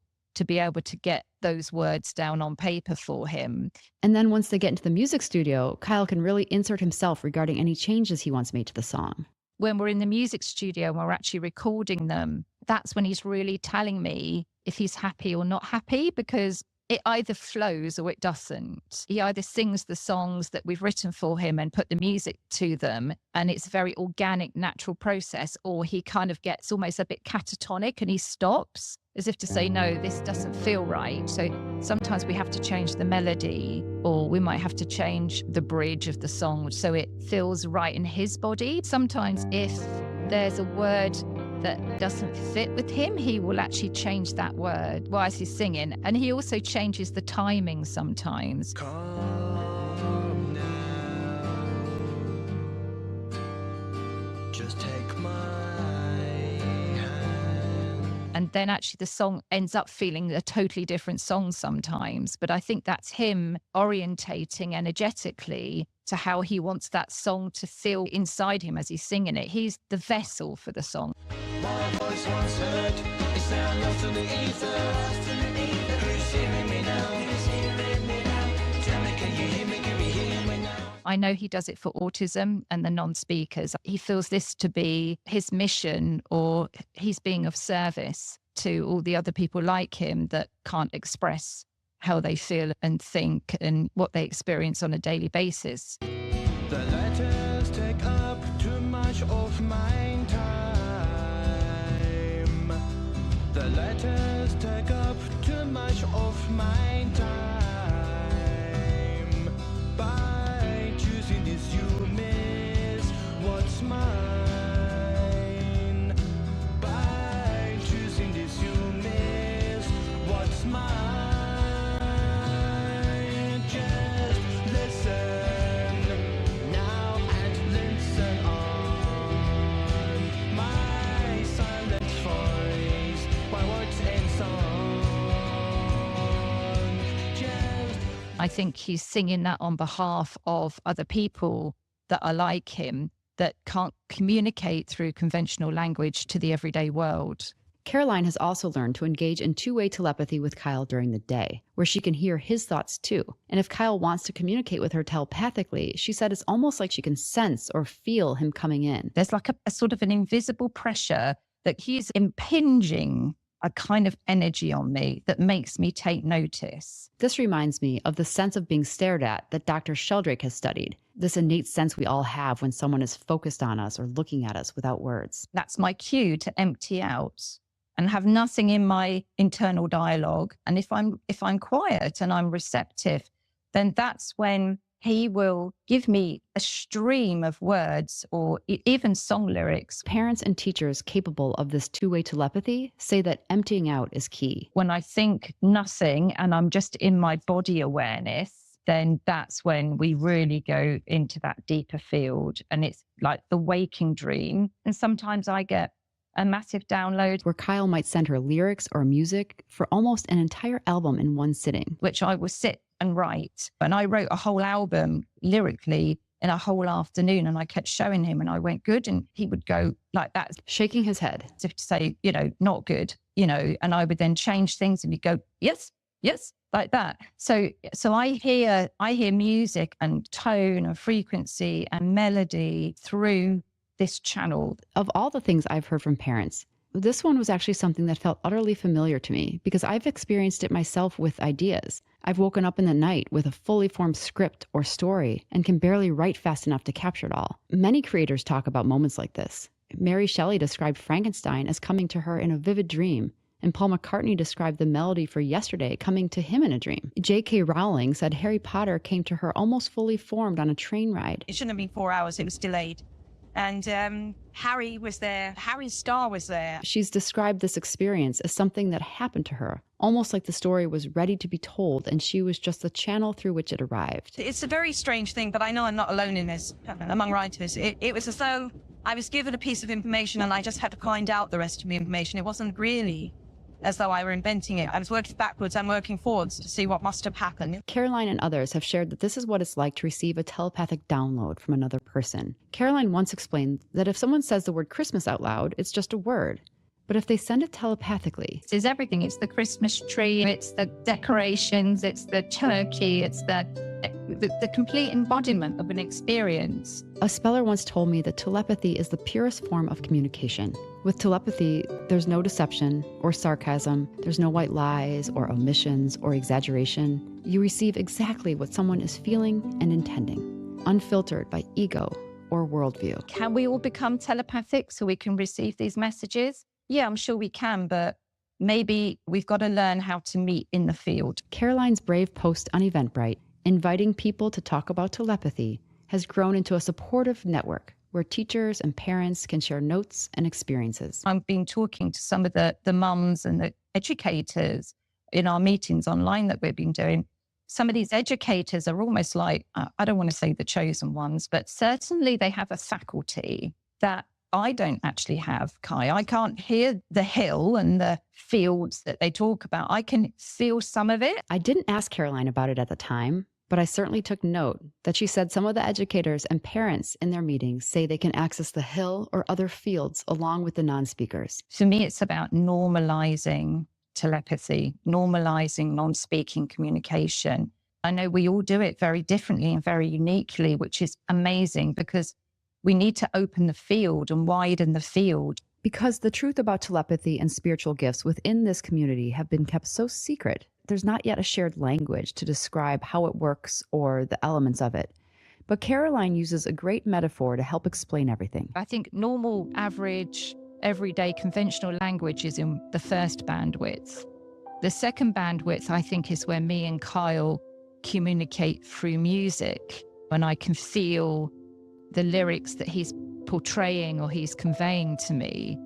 And that's more of the creative field. And then the third field, or the field beyond the second field, if you like, is more of this collective consciousness, the realm, the field. You're more likely, I think, to connect with another being or another consciousness of some description, whether it's human or non-human, that further bandwidth. So I think the further you can go out, or the further you can expand your consciousness into these different fields, the more information there is available to you.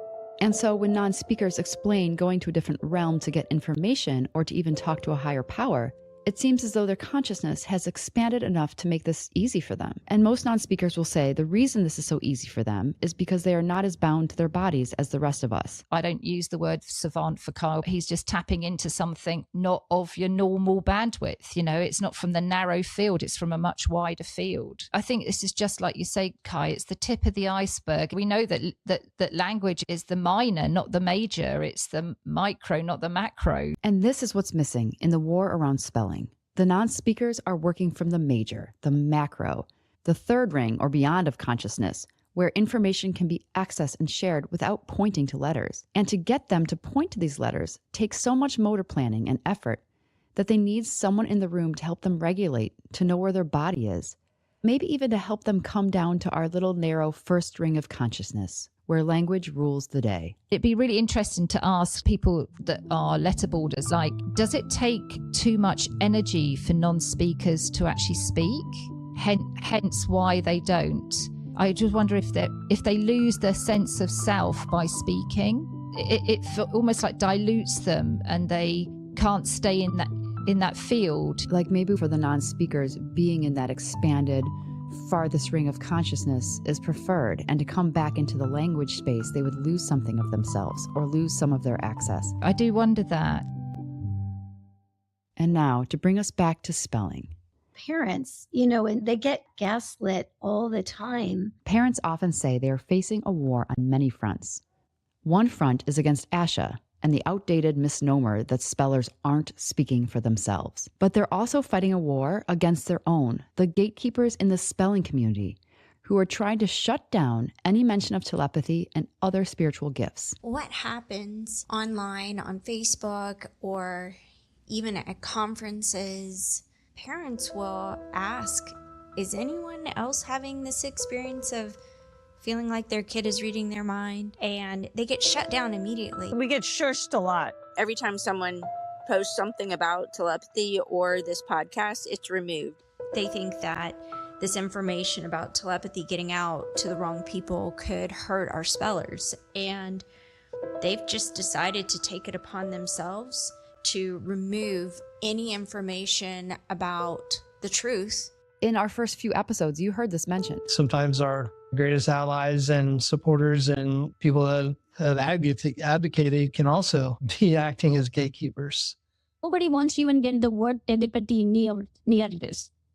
Tom knows telepathy, but they are hush-hush about it. And this goes back to the very beginning. Mainstream proponents of facilitated communication were so opposed to telepathy, they did what they could to suppress it. And they were successful in doing so. They were concerned that if we got into this type of thing, that people wouldn't consider it to be scientific and they wouldn't do it. Meet Arthur Golden, a retired lawyer who has spent the last 30 years documenting the journey of spelling in the education system. Arthur is like an encyclopedia on the battles surrounding spelling and telepathy, with an incredible memory for names, dates, locations, and details. Now retired, he lives in Israel with his family, immersed in a conservative part of the Jewish community. What you would call ultra-Orthodox parade. My son, Ben, he chose to come here, leaving the modern, sophisticated Boston, Massachusetts area, and to become part of a community that was very traditional and spiritual and not modern Western civilization. Ben is not only telepathic with his father and other non-speakers, but he seems to channel thousands of spiritual messages.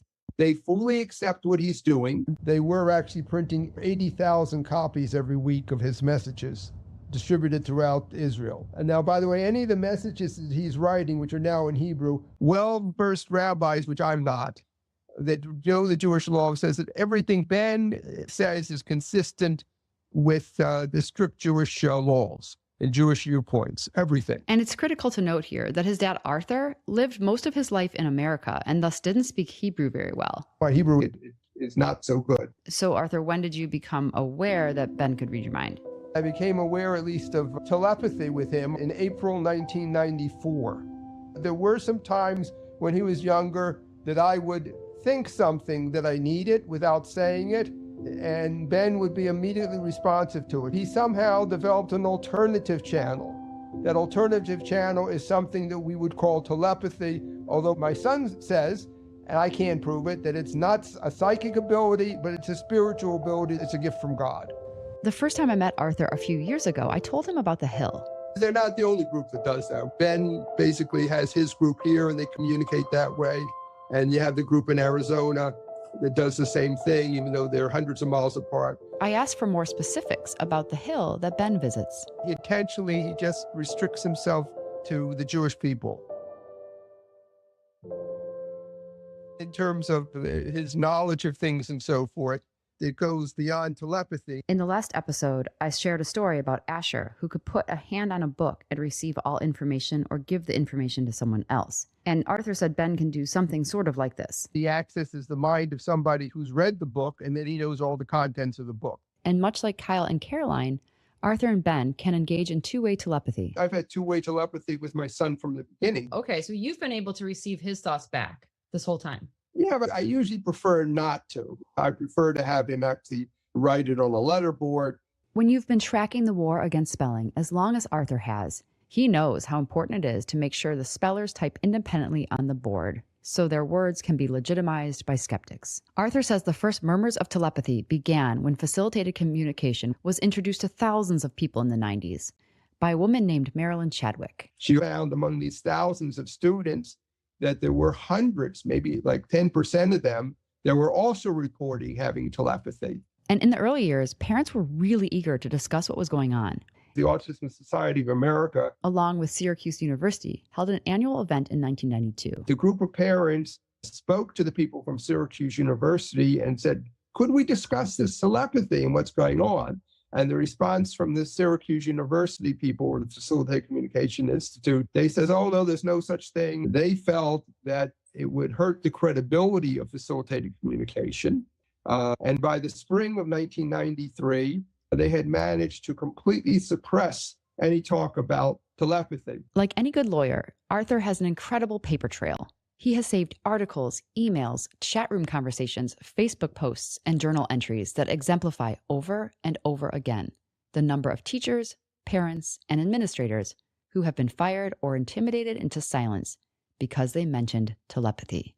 He has sent me a lot of this stuff, and it would honestly take an entire season to go through it. Tom Smith, they made sure he got fired because he said there was telepathy involved. Ann Donnellan was considered one of the leading experts on autism in the world.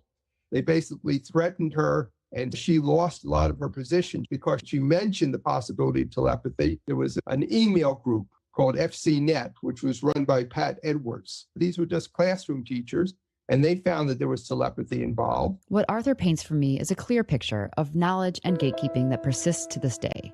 And while facilitated communication has largely given way to more independent forms of spelling, the fear remains that discussing telepathy will undermine the credibility of spelling.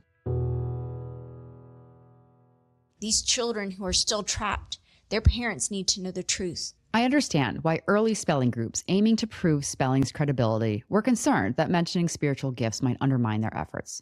But after 30 years, keeping quiet has not helped non-speakers. It's actually made things worse. If a skeptic were to test a speller, which they have, they might find it surprising or even disqualifying that a trusted partner's presence must be in the room, and it helps them to communicate, even if they're not being touched at all, even if this partner is 10 feet away. Just having them there is necessary.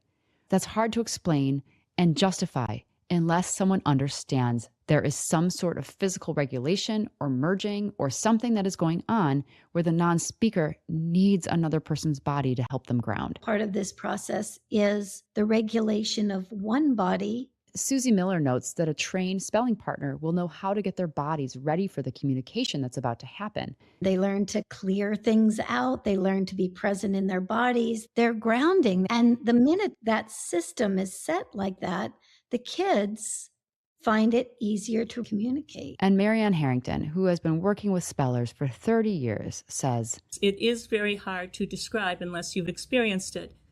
It is an energetic link. There's joint attention going on. They can see through my eyes. And they've even said they can hear through my ears. They're almost stepping into my neurology." And here's Casey from Georgia. I'm like a lightning rod. Like, I ground his energy. We're merging our energy together, our consciousness together, our higher selves together. I don't know what we're doing, but that was the way they told me. The reason they can't type with everyone is because their energy signature may not be compatible with everyone. So they can't be in their body long enough to type. From what I've asked the kids directly, sometimes they'll use the information fields that the parents have. Marianne thinks it's essential for everyone to know about this telepathic and energetic link because influence can occur, and that's dangerous not to tell everybody who's using the process. Because if communication partners aren't aware of this telepathic link or the merging of consciousness or whatever you want to call it, then they won't be able to clear their mind or shield their thoughts to ensure that the speller is only communicating their thoughts. The person can influence the other person, not knowingly, and be totally unaware of it. The people who I've interviewed for this project, however, are aware of it and do a lot of creative things to make sure the non-speakers are typing only their own thoughts. I stand behind him when I facilitate with him so he can't see where I'm looking. I first started singing "You Are My Sunshine" whenever Houston was spelling. Then I started tapping my foot or just humming one consistent beat, anything to keep my mind completely clear. Sometimes if I'm doing a lesson and someone starts picking up my thoughts, I'll stop and say, "That was my thought. Tell me what you think." And I say pumpkin in my head over and over and over until they finish spelling. Nobody spelled pumpkin yet. I try to be really careful of the influence that I can have over Amelia. I will even think of like the wrong answer if I'm doing homework with her. Also, with hiding things in the house like candy, I would sing a song in my head so that he couldn't hear where I was putting it. I do not want them taking my word. I want their word to be their word. This is why the truth about telepathy needs to be shared, and why spelling groups and ASHA need to stop censoring it. Working with non-speakers requires people to totally clear their minds. It is an enigma, and we're really, really at the beginning stages of trying to understand it. I don't think we necessarily can wait for science because they haven't jumped on board, but I want them to, you know. There's another hurdle standing in the way of full acceptance of spelling, and I think it has more to do with materialism than spelling itself. Having heard from tons of the kids, I know that spelling itself is not the issue. To accept the spiritual nature of spelling means we have to accept the spiritual messages that they have to share with us. And that threatens the materialistic paradigm. Spellers consistently challenge us to go beyond what we've been taught. And this is exactly what happened to me. Once I validated that the spellers were capable of telepathy, and I got past the wonder of how they were communicating, I turned to the wonder of what they were communicating. They care about love. They're worried about our behavior. What they all will say is at the end of the day, we're all one. We have to see that we're more than we perceive ourselves to be. They're worried about our planet. They're worried about climate change. They're worried about the effect emissions we put out in the atmosphere are having on other planets. It's not just about us. They're talking to me about new science, new medicine, new education, new forms of parenting. This is a lot. And in order for the non-speakers to help us to achieve our full potential, we need to help them to achieve theirs. And one gigantic step we can take is by legitimizing spelling, despite the fact it means admitting our paradigm is wrong and telepathy is real. Only then can the non-speakers help us to usher in the future of medicine, technology, spirituality, and science. Yes, it's bigger than all of us could ever have imagined, but we have to accept that that's the reality, and maybe what has to change is us. It's the only way we save these kids is by telling the whole world the truth. The whole truth. Katie talks about this a lot. Since I started this journey 4 years ago, I've watched truths that I once held about the world unravel before me. Wading into this world has been like slowly walking into cold water, allowing my body and worldview time to adjust with every step. And in 2 weeks, I'll take you deeper. We'll meet Josiah, a young non-speaker in Minnesota who heard the prayers of a complete stranger, Max, in Louisiana, a profound connection his mother helped validate, and will contemplate the enduring strength of love when a beloved non-speaker loses his life, but finds ways to comfort his family and friends from the other side. Once again, there will be a 2-week delay before we drop episode 9. A very special thanks to my incredible collaborator and producer, Jen Merza, who created all music and sound effects for this episode of the Telepathy Tapes. Remember that you can review some of the tests and see some of the film recordings on our website, thetelepathytapes.com. Thank you so much for tuning in, and join us next week as this world expands and deepens.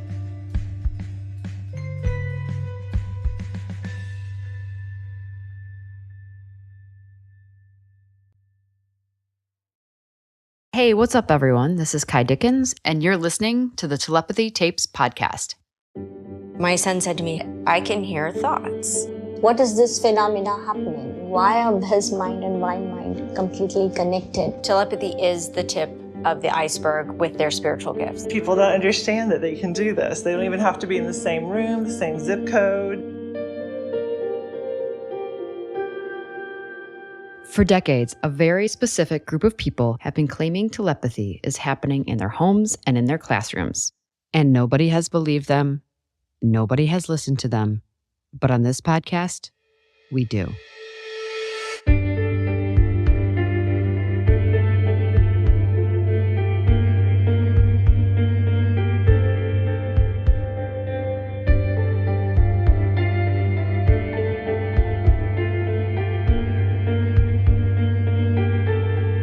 Welcome to the 9th episode of the Telepathy Tapes. Today we're exploring the limits of telepathy. We already know that mind-to-mind communication can happen over extreme distances, but can it happen between dimensions?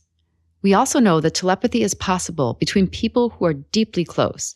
But if you can see or hear a stranger, is that telepathy or something else entirely? Today we'll explore 2 unbelievable stories that reveal how deeply we're all entangled and may shed some light on the nature of our reality.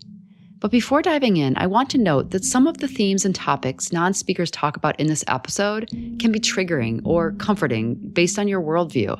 My only objective is to give a platform to voiceless people who are often not listened to or believed or supported. And this is why when the non-speakers talk of certain things, even though it's hard for me to even share some of them because I so desperately don't want to be perceived as having an agenda, it feels critical to share their words exactly as they came out. And the mission of the show is really to prove that our paradigm is wrong, that there's more happening than we realize, and that more amazingly, the non-speakers can really validate, if not prove, these claims. So whether you're agnostic or atheist or deeply religious or somewhere in between, some of this is definitely going to be new terrain, and it might feel uncomfortable to hear or be contrary to what you believe. But please hang in there with me for this whole episode, because the information shared is relevant to understanding our greater reality. He actually didn't necessarily have the same experience of like, oh, is he reading my mind? That was not how we started seeing these things. It was pretty much solely spiritual unfoldings from the beginning. This is Tani, a mother in Minnesota, taking me back to the time her son Josiah first started communicating his thoughts via spelling when he was 7 years old. His first ever independent sentence was the most mind-blowing, miraculous thing because he had not spelled anything beyond 3 to 5 letter words at that point given to him, as in choices. So what was his first sentence? God is a good gift giver. I'm like, what? How do you know that? And he spells A-U, and I'm thinking he's going to spell autism or something. He goes on to spell A-U-N-T-I-E. Auntie told an angel to tell me. Auntie was my great aunt, and she died at age 89. Josiah, as far as I know, had never heard us talk of Auntie. He wouldn't have known Auntie. He wouldn't have seen pictures of Auntie. How did he know Auntie? And so that was the major pivotal point when our lives took a whole different direction. After this exchange, the floodgates just opened. Josiah started typing about, everyday kid concerns and 7-year-old interests and musings. But he was also typing profound, dense spiritual messages. Josiah's language was definitely very different. He would write in proverbs and in poetry. It sounded very highfalutin. Tani showed some of his writings to an acquaintance who was a linguist. Like a professional linguist. And she read a bunch of his writings and she said, every language and culture has certain rhythm and cadence, a language style. She said, this is unlike any language that I really have ever studied. He would know things about me, about God, about others that I didn't know. Josiah could explain places that he'd never been, and he had loads of knowledge and even vocabulary that he'd never been taught and certainly was not a part of his everyday life. He started having prophetic type of gifts. He would know things about people, even people he didn't know. And what I love about this is he'd ask his mom to deliver messages to complete strangers, even at the mall. The hard part was laying down my own sense of fear and reputation to actually deliver those words. Because his insights were often very personal and private. But they were always inspiring to help that person continue on in their journey. And that was an amazing thing to witness. This was all new and deeply transformative for Tani. But because the mention of telepathy and spiritual gifts are shut down, usually by those who teach spelling, I didn't know that there was anybody else experiencing this out there, that there was anybody that was like us. I was trying to get a handle on what in the world was happening. In fact, I remember asking his communication partner, do any of your other clients talk about things like angels or spiritual matters? And all she said was, oh, that's just his special interest. Tani's experience was par for the course. It was just tossed aside. But Tani could feel that this was bigger and more profound than special interests. So Tani decided to write a book, to put everything out there in hopes she might find someone else who understood. I was working with someone who was helping me write the book, Josiah's Fire. And her name is Cheryl. And we would often have morning phone calls where she would interview me, I would answer questions. And during one of these meetings, Cheryl just happened to mention another book she'd written and how another author named Max Davis was touched by it and reached out to say so. And that was that. Josiah comes home from school later on that day, and he starts spelling something very profound about somebody. I have no clue who he's even talking about. And then all of a sudden, he uses this phrase that links back to the conversation that I was having earlier with Cheryl about this guy.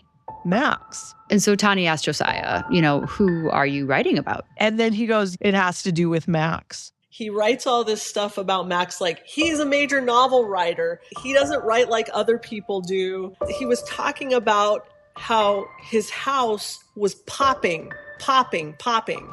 And then he says, are you a barn man, Max? Like there's animals or there's a farm by you. So there was all of this kind of stuff. Josiah lives in Minnesota and Max lives in Louisiana. He has absolutely no association with Josiah or his family. I don't know this Max. I don't know details about his life except that he had a author-to-author conversation with my friend. And so I share this with Cheryl, and I'm like, get this. How did he know about Max? Not thinking that she's going to share that with Max. She goes on to share what Josiah had written to Max. Max is an accomplished author. He's written over 40 books, and I was excited to get his side of the story. But he wants me to disclose that a COVID injury left him with slurred speech, and he's a little bit embarrassed to talk. I'm thinking this lady's loony. She's trying to get something from me, and I actually made her cry because I'm a skeptic. So that's how it began. It bothers Max because he's going, what? How does this person know this? Because they were building a new house and it was popping. They were using the nail guns. And he doesn't live himself on a farm, but he's right next to his in-laws' farm, and they have like peacocks and animals and that sort of thing. Max is like, are you looking at my house from Google Earth or something? I'm like, I do not have that kind of time. He almost made me cry. I'm like, dude, I did not want anything to do with this. And this went on for 5 years. Josiah goes on to write like 23 pages of stuff that was highly prophetic, directional. And Josiah seemed to be most keenly aware of both Max's work as a writer and his prayers. One night, I decided that I'm going to go in the woods and I'm going to spend the night in prayer. Now, you have to understand, I've never done this. So I go into the middle of the wood. There's no electricity.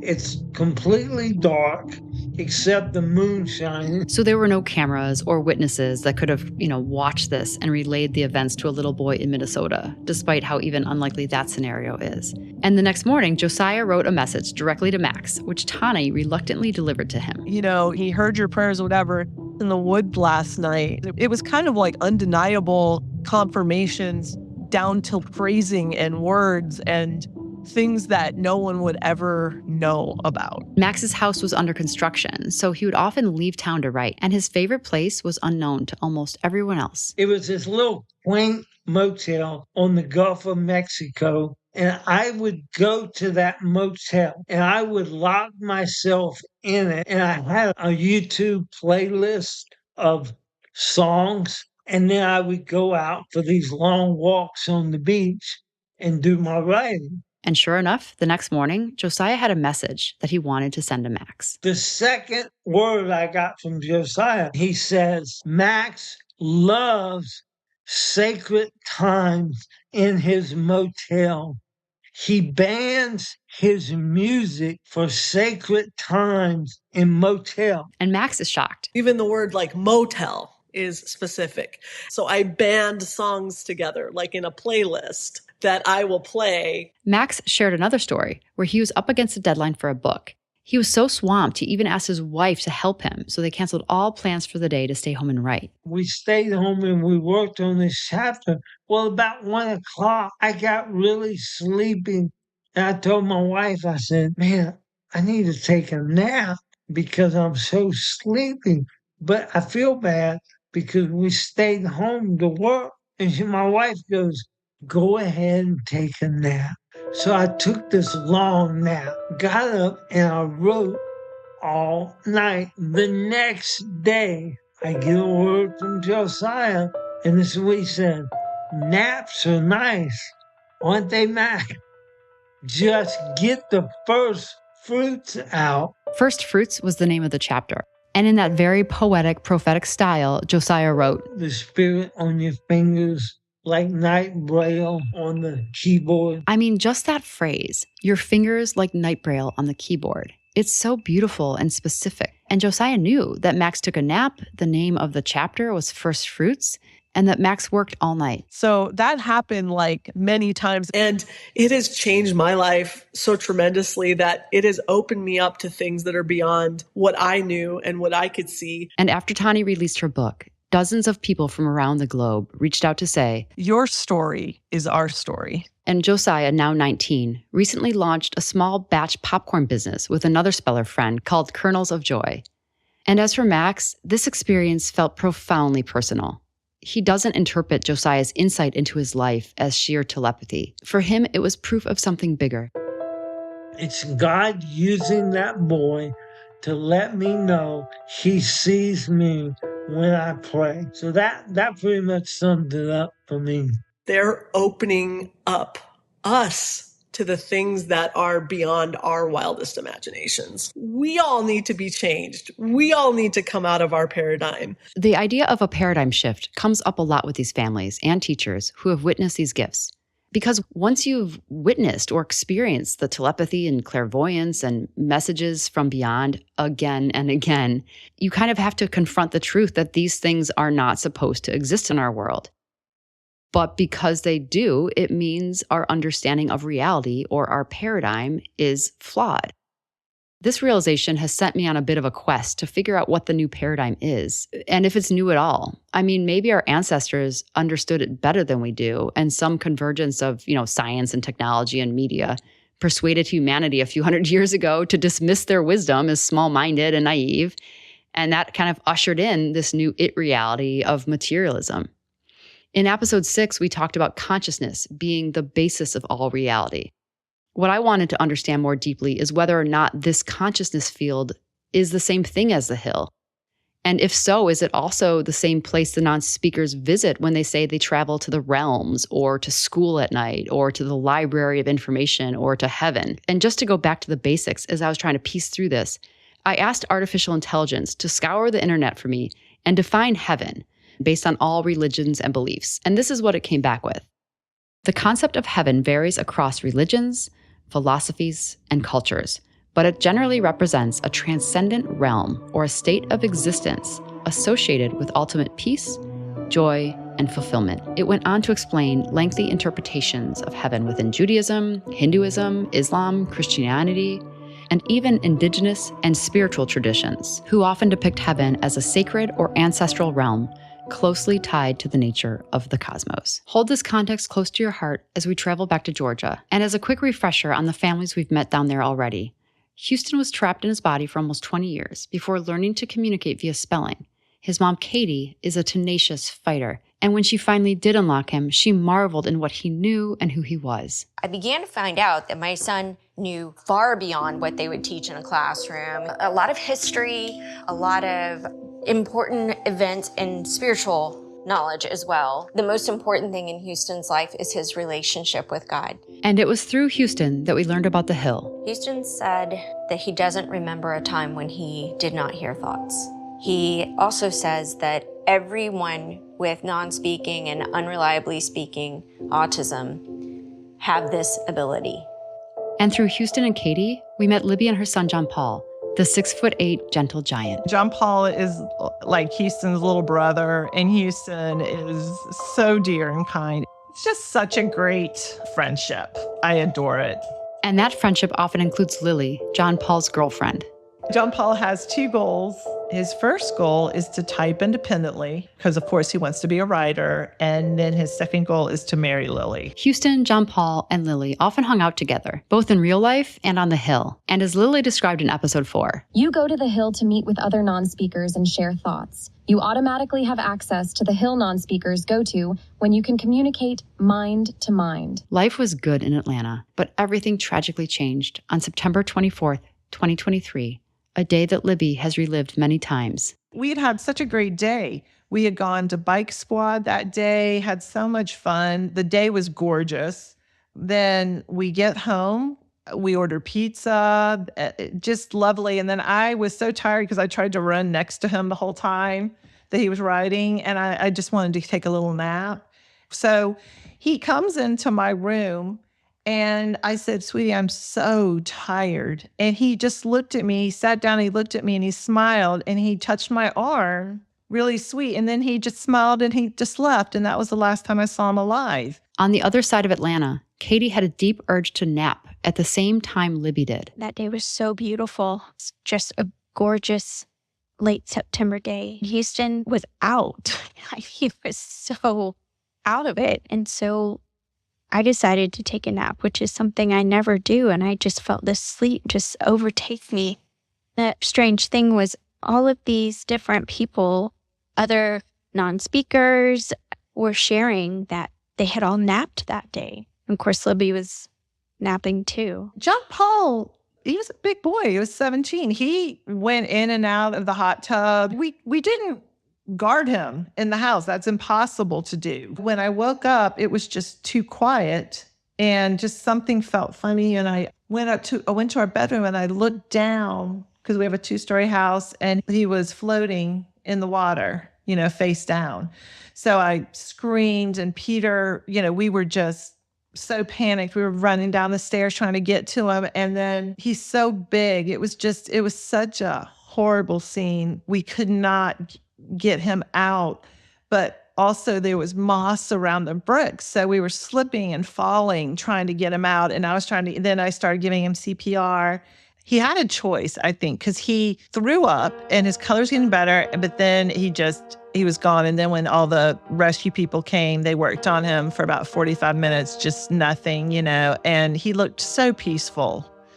And then Libby laid down on the grass next to him in a scene that is just unimaginable to any mother. Laid there with him for quite a while and just talking to him, telling him what a wonderful son he had been and how wonderful he was.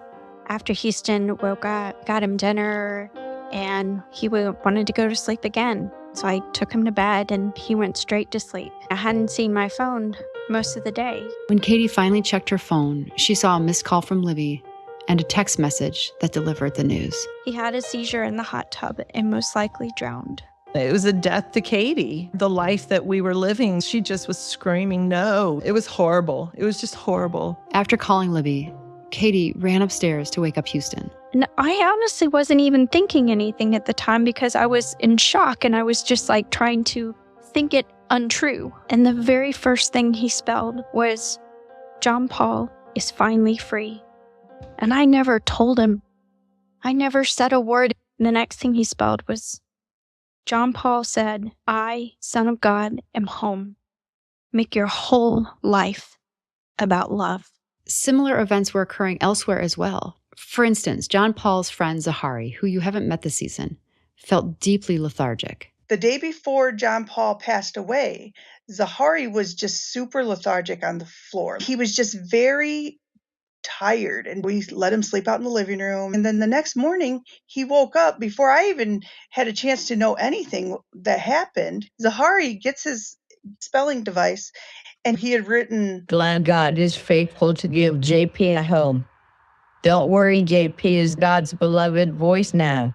Libby, your JP wants you to know he loves you and talks now. And I was like, what? And then I looked on Facebook, and Katie had posted that our precious JP passed away. He knew John Paul had passed away before I even knew. The love of John Paul's life was Lily. He adored her. He wanted to marry her. And Lily felt the same way. That afternoon, she took an exceptionally long shower, which is normal in the morning or maybe before bed, but not in the afternoon. And she was in the shower at the time of John Paul's passing. And they both loved water so much.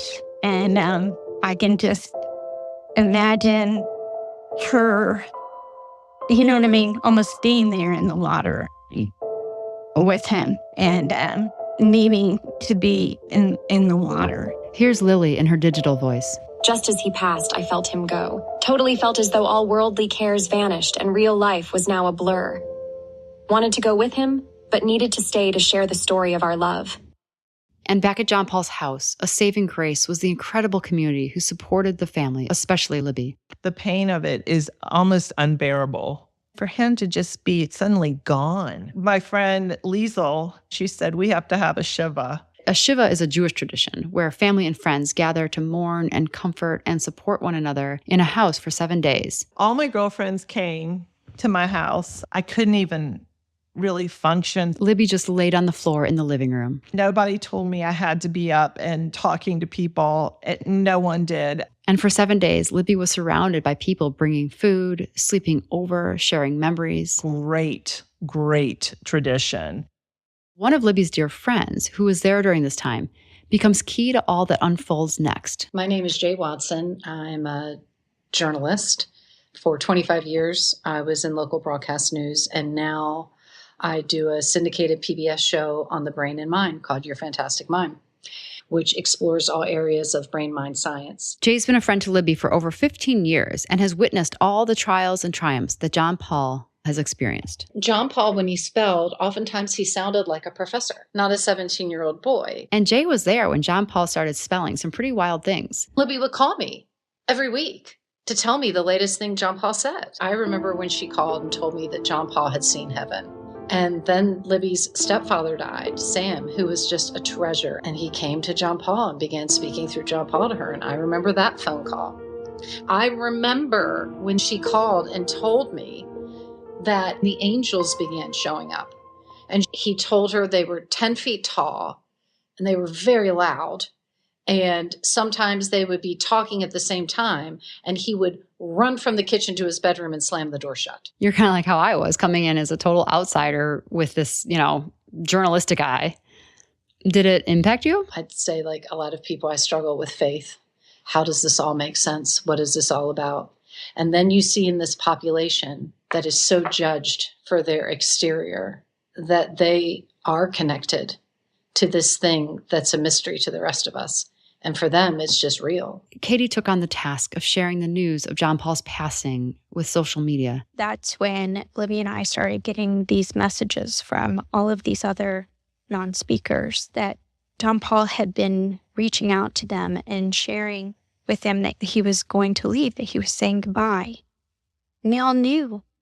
They all knew before we did. His friends wanted to come over and pay their respects. And some of the friends were really hesitant because they thought it was going to be too emotional for them. But what we found out is that John Paul had told many of them that he was leaving. A friend named Noah spelled this to Libby when he visited her. JP told me the day before that he had to leave this world because it couldn't contain him and sustain his mission as God had designed it for him.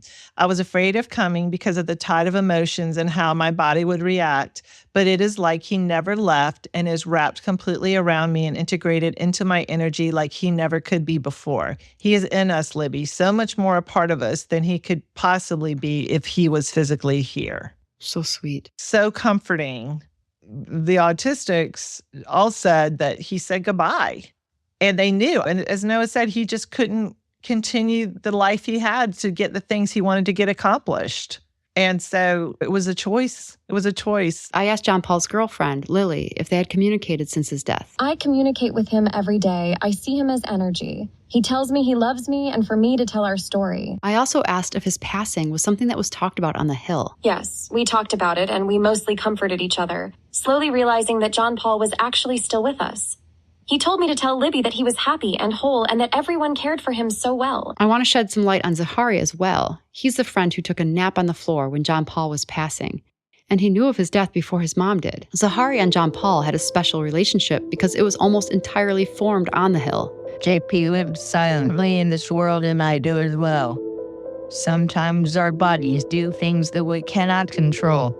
You may not believe that JP and I could be close friends, only meeting physically one time.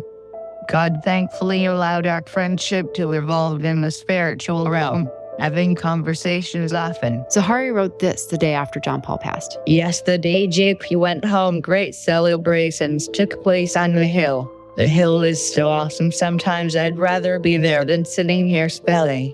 Going to the Hill allows us to see heaven and people there.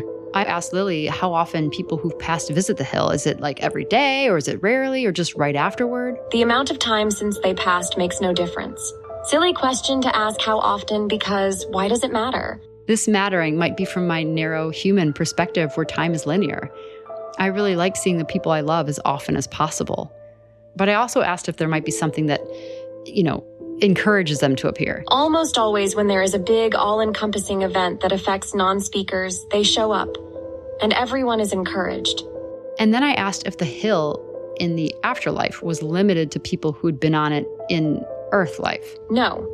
There are those that make their way to the hill after never having been there while their physical bodies were alive. I talked to Libby about a week after John Paul's passing, and she said his friends that were seeing him were saying that he looked ginormous. I mean, he already was gigantic in life, but his friends were saying he looked to be 10 feet tall, and he was surrounded by children and lived in a cabin by the sea. And it was just so hard to imagine that John Paul had like a life in another dimension. And then things got even more fascinating. Earlier, you met Libby's good friend Jay Watson, the journalist. The week John Paul died, Jay was in the midst of producing an upcoming episode for her show, which was featuring wounded warriors. One of the veterans was a woman named Becky, and Jay had to call her to set up an interview just days before John Paul passed. I called Becky to set her up to interview her for our TV show, Your Fantastic Mime. And we get on the phone, and she has the loveliest voice. After college, I served in the Air Force and went into combat in 2003. I wound up with 4 traumatic brain injuries. She had shrapnel in her brain left over from the Iraq War. She had surgery in 2017 to remove that shrapnel. In recovery that night, I had a major stroke. I lost my speech. And Becky ended up having a grand mal seizure that caused her to die in the hospital. For 3 solid minutes until I was brought back. And she said, anyway, since I've died, the door to heaven has stayed open. And that was like the first thing she said to me. And I was like, wow, that's a heck of a lead off. Stacks of research validate that often when people have a near-death experience, they have unexplained gifts afterward. Things like telepathy or precognition and the ability to see spirits. In short, they're a bit more similar to the non-speakers you've met. And she told me how difficult it was in the months afterwards. And I don't know if difficult's the right word, but knowing the difference between heaven visitors and the rest of us. And she told me a story, which is the story that has stuck the most with me, that she was at her Publix in line at the deli, and there was a fellow in front of her in a black leather jacket. And as soon as she saw him, she felt this pain. And she closed her eyes and said, God, if this person isn't real, please make him go away. And she opened her eyes, and he was still there. And he turned around and he said to her, will you go get a can of 7-Up and take it up to that guy at the deli and say, make 7-Up yours. So she goes and gets a 7-Up. It's her turn for her order. And she says to the guy at the counter, and she's very funny and very charming. And she's like, hi, I had brain surgery and I have a hole in my brain. So I've been with this gentleman in a black leather jacket and an afro. And he just asked me to come bring this to you and say, make 7-Up yours. And the guy fainted. And she said when he fainted, she saw like a Rolodex in her brain, photos that the two of them were good friends growing up, that they worked at a mechanic together, and that the guy in the black leather jacket had died in a shooting. And so when this guy came to, he wanted to talk to her, and she went and spoke to him, and he wound up telling her that he had planned to leave work that day and end his life. Jeez.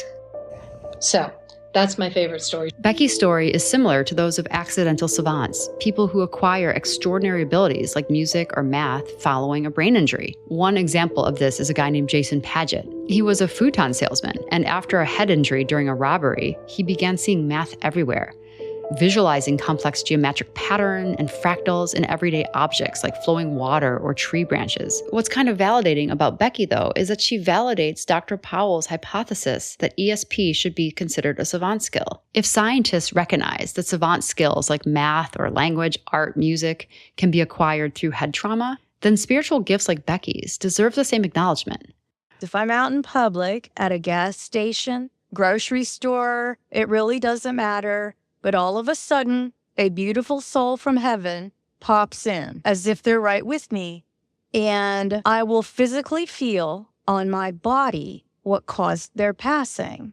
I take note of everything they're wearing, everything they're showing me, everything they say, because it's insider jokes. It's so many crazy stories. And in the beginning of those times, when I chose to ignore what I thought I was seeing and would try to leave like a grocery store, I would feel like I would be eaten by a whale if I did not turn back around and go share that message right now. And I would go back and share it, and every time it was beautiful. The history of mediums and psychics is a sordid one. It's littered with charlatans and frauds who take advantage of innocent and vulnerable people. But just like the research into telepathy, there's a mound of research about legitimate people with these gifts. And Becky was one of those people. And I trusted her right away when she said, I would love it if you'd just call me Becky and skip my last name, mainly because if I am meant to share a message, then that visitor from heaven will find me first, not someone here in front of me. She's not doing this for personal gain or profit. She doesn't even want people to know her. She shares messages only if someone from the other side makes the effort to connect, and not the other way around. And seemingly, John Paul made the effort. On Sunday night, I get the text from Lily that John Paul has died. I went there first thing the next morning. We were there all day and night. I came home late, and I had a missed call from Becky.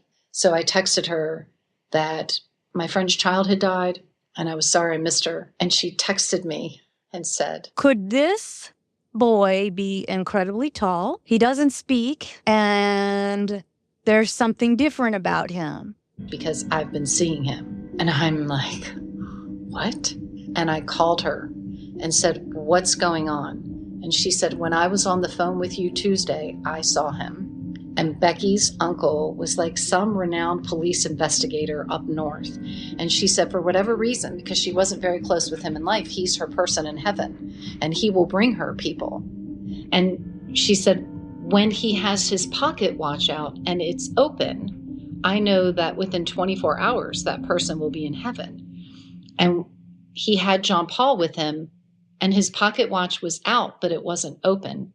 And she didn't know that I knew him. For a solid week leading up to his passing, I saw him walking with my great uncle, an incredibly tall boy. And I saw it, and I was thinking, well, what's the message? There is no message. I did not understand it. It was something very different. And after John Paul died, he finally communicated with Becky. And not just one message, lots of them. His message was his passing would have happened no matter what. He also passed with no pain. He did not drown. And there's not a dang thing she could have done to fix it, to keep it from happening. He told her everything about his last day on earth. Everyone in that house was where they were supposed to be in order for it to happen. Libby lay down to take a nap, and Becky said that John Paul said goodbye to her, and he knew where he was going. And John Paul also said goodbye to his friends on the hill. And Becky described in detail for me how he walked out of the house and towards his hot tub. And she said when he got in the tub that there was no fear, there was no pain. She also described when Libby and Peter came out to try to get him out of the tub. Libby's great-grandfather, who worked with cattle, who had died in 1941, was trying to give them the strength to get him out. And she said, and when you were laying with John Paul on the ground, you had generations of family trying to comfort you. They still are with you. They're always around you trying to give you comfort and love. She said, my dad and my stepdad were there together to take him to heaven. They were there together. Becky said they were there all week. They knew they were going to take him. They just didn't know when. And I said, well, why were they together? It was my dad and my stepdad. I mean, they weren't enemies, but they weren't, buddy-buddy. And she said, because when you die, your ego goes. It's just love.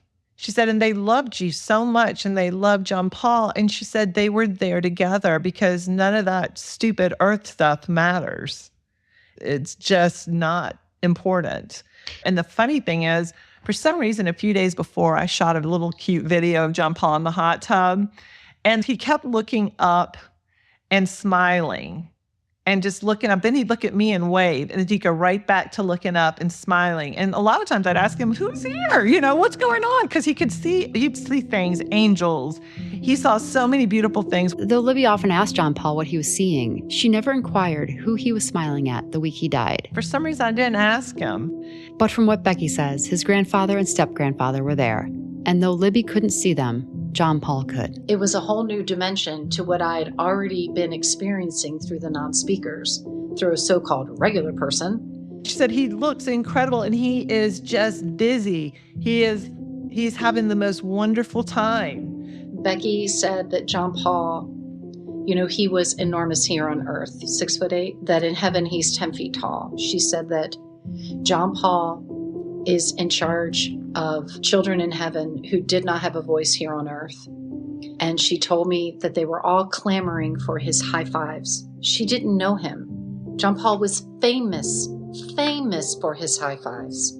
She also told me that he was building his house, and she was describing these brown wooden walls and a couch and a rocking chair with a tie back on a cushion. She was describing the cabin I've been to as the home that he was building in heaven. Which she's never seen.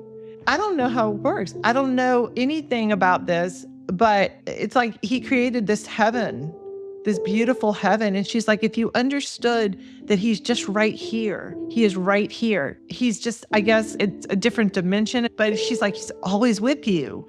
He's here. And she said, if you could see what I see, you'd feel happy to see him this way. John Paul's funeral was unlike anything most had ever experienced. It was the loudest funeral I've ever been at in my life. It was so awesome.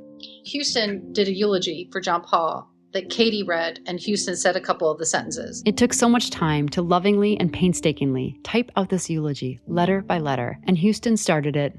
Entire reason for being on earth is to love. Love is God, and God is love. Nothing else matters but love. I'll put the entire eulogy on our Facebook page and online at thetelepathytapes.com in the test library. A lot of the non-speakers who were spread throughout the sanctuary and the church were all spelling the same thing to their parents at the same time that said, you can't believe how many angels are here right now. And Zahari wrote this to his mom after the celebration. JP did love having his guests at the funeral celebration. You should have seen all the angels around there. They were everywhere. But for most people close to John Paul, their hearts still break for Lily. She lost the love of her life. I asked Lily what she misses most about John Paul. I miss everything about him. His never-ending optimism and love, his playfulness, high fives, and kisses. Much more to say, but not enough words to capture his awesome essence. I asked how she was doing almost a year later. Yeah, you don't get over something like this easily. I still have a void in my soul that I doubt will ever be filled. And if she still communicates with John Paul. Yes. Each day, my JP slowly makes his presence known, and I see him as energy. He still feels the love we shared. I asked if there are any situations that allow her to connect with him more easily. We both loved water, and when I'm in the water, I feel the most connected to him. I also asked if she had any thoughts on religion or God that she wanted to share. The religions of the world try to point us to God and to a more complete understanding of our souls and how we are made to love more and more, like no human can. But love like God loves. I asked Lily what she believes after having gone through all this. I believe our souls are eternal and we will never die. Very much believe each of us has a purpose on this earth and a purpose when we pass on. And one of the most beautiful, comforting things Lily said was, after John Paul passed, I came to realize that everyone you love will take all that love with them as they go on to fulfill their purpose eternally. And for Libby, these magical moments have continued. I've heard many of them over the past year. In fact, about 6 months after John Paul passed, she went hiking with a few non-speakers. And his friend Noah was there. And Noah, who doesn't love to be touched, went up and hugged her 3 different times. She told me how he buried his face in her hair, smelling it. And they were like, wow, what's going on with Noah? And after he got home, he spelled for his mom that John Paul asked if he could inhabit his body so he could hug his mom and smell her hair. All of this had a dramatic impact on Libby. After all this, basically, I just think of our bodies as our casing that our spirit is in, our energy is in. And when we die, it's just the energy goes and this is the casing that remains. That is literally how I think about it now. John Paul's story shows us that even in the face of heart-wrenching loss, there's a deeper reality, one that hints at an eternal, interconnected existence where love and purpose continue to thrive. When working on this episode, I reviewed hundreds of pages of interviews, and a common theme amongst all non-speakers, regardless of background, was that they talked of something more. They go to places most of us can't go. They see things most of us can't see.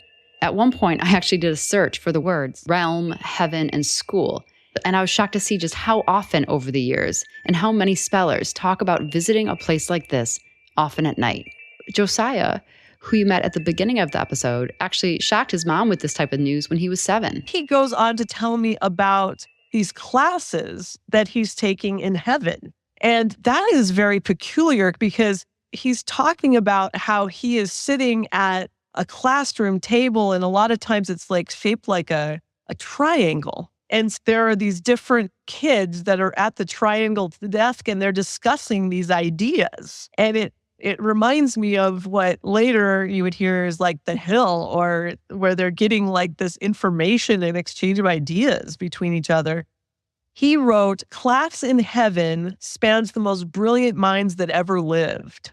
And then he goes on to say, "It's quite a sight to see the daily workers do what they did on earth. Scientists, chemists, carpenters, kings, lofty, rich ideas are kissing their mind." And he said, picture this school in eternity. To be honest, the first few times teachers or families told me that non-speakers were visiting heaven or another realm, I dismissed it because it felt so far out there and impossible that I just couldn't take it seriously. I didn't know how. But this idea of traveling somewhere else, often at night, is common. Houston said that the first time I went to school in heaven, it was snowing at home. The wonder of snow had the most comforting beauty. That night, the angels took me to school. There were 9 hats that were on the wall. The hats held writers' words. Each time I wore a hat, I learned their stories. That showed me I really was capable of learning. The hats were Twain, Proud Twain. The other hats were names like Steinbeck. And Houston was able to quote from the books that he absorbed through these hats. He spelled, "The third hat was hours of my best knowledge of powerful stories. My favorite was Fitzgerald. Love really hates when we choose money." It's so deeply telling to me that when Houston visited this extraordinary place, of all the knowledge he could absorb, literature was prioritized. He put on a hat and instantly learned everything there was to know about the Great Gatsby. Knowing that these great works are celebrated and preserved in another realm, it's just such a powerful insight that creativity might not just be transformative, but perhaps eternal. I asked him, who were your favorite characters? He spelled Thomas Sawyer and good-loving Huckleberry Finn. Tom played hooky and Huck ran away. I had never read those books to Houston. I'd actually never read them to any of my children. Remember that Katie was a single mom of 5. She was working multiple jobs. She just wasn't reading Twain or Steinbeck to her kids. We were just trying to survive. He also explained that other hats were funny books and private worlds like fantasies. Over the many nights I wore hats, I heard the most amazing stories. And Amelia from episode 7 also said she goes to a place at night where she learns things. She's talked about learning from rabbis, from Buddha, from God. She said her angel took her to meet God. She talked about what heaven looked like. She said it looked the same as here. And Josiah, who's only 8 years old at the time. He's talking about literally getting taught by people who, he said, kissed the skies when they were on earth, but they're like in heaven teaching the things that they learned about. And then they have just a higher understanding of it from a different perspective. It's kind of a mind-blowing idea that there are things that happen on earth that then there's a spiritual perspective behind the veil to those things. In fact, that heaven is feeding a lot of the most brilliant minds on earth. Wherever the non-speakers are going to at night, they are coming back with profound knowledge about things their parents don't know, so they're not mind reading it. And I personally love that much of this knowledge circles what's been created here by us mortals: literature, art, ideas, the things that best reflect the wholeness of humanity. I've always felt that the only things that truly make a person immortal is what they create. And these descriptions, pouring in from the spellers about the knowledge they acquire in the skies, is deeply consequential.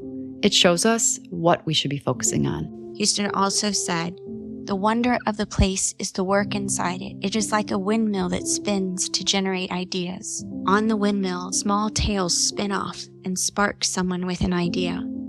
Most of the ideas are developed inside." Katie and Houston wrote a book called The Book of Heaven, which goes into much more detail around Houston's experiences visiting this other realm. Houston has said that all the jobs in heaven tie to what we loved on earth. You can find it on Amazon, and it's a transformative, beautiful read.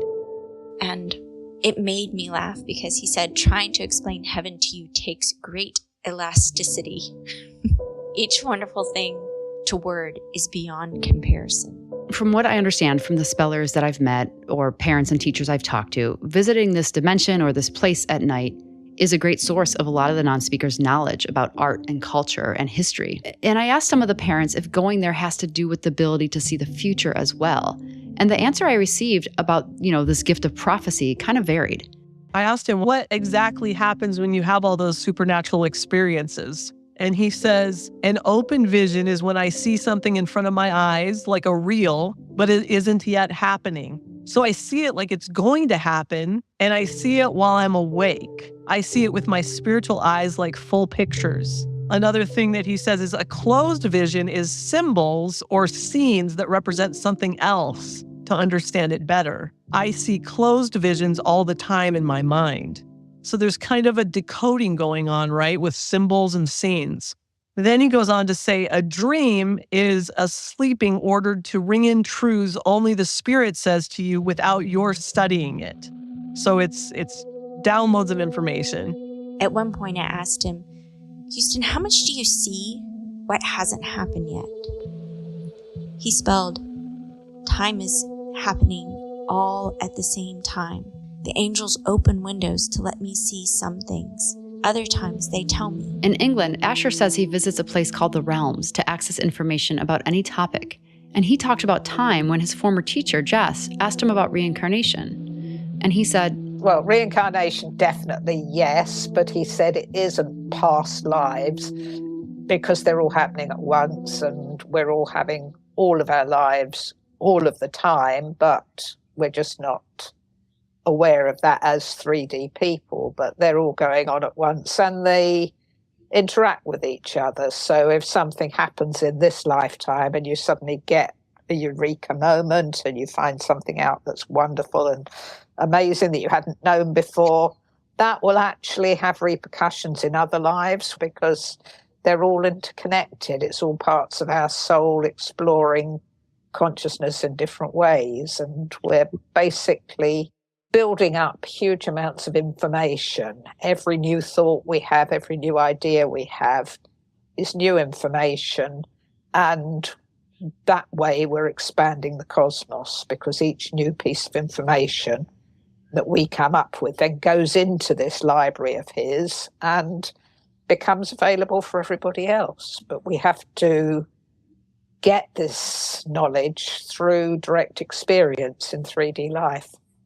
I hopped on Zoom with Dr. Powell to explore whether there's a scientific framework for understanding how so many non-speakers seem to be able to access information and even places that most of us can't. And how is it that many of them describe the place they're going to as feeling more real or even more expansive than here?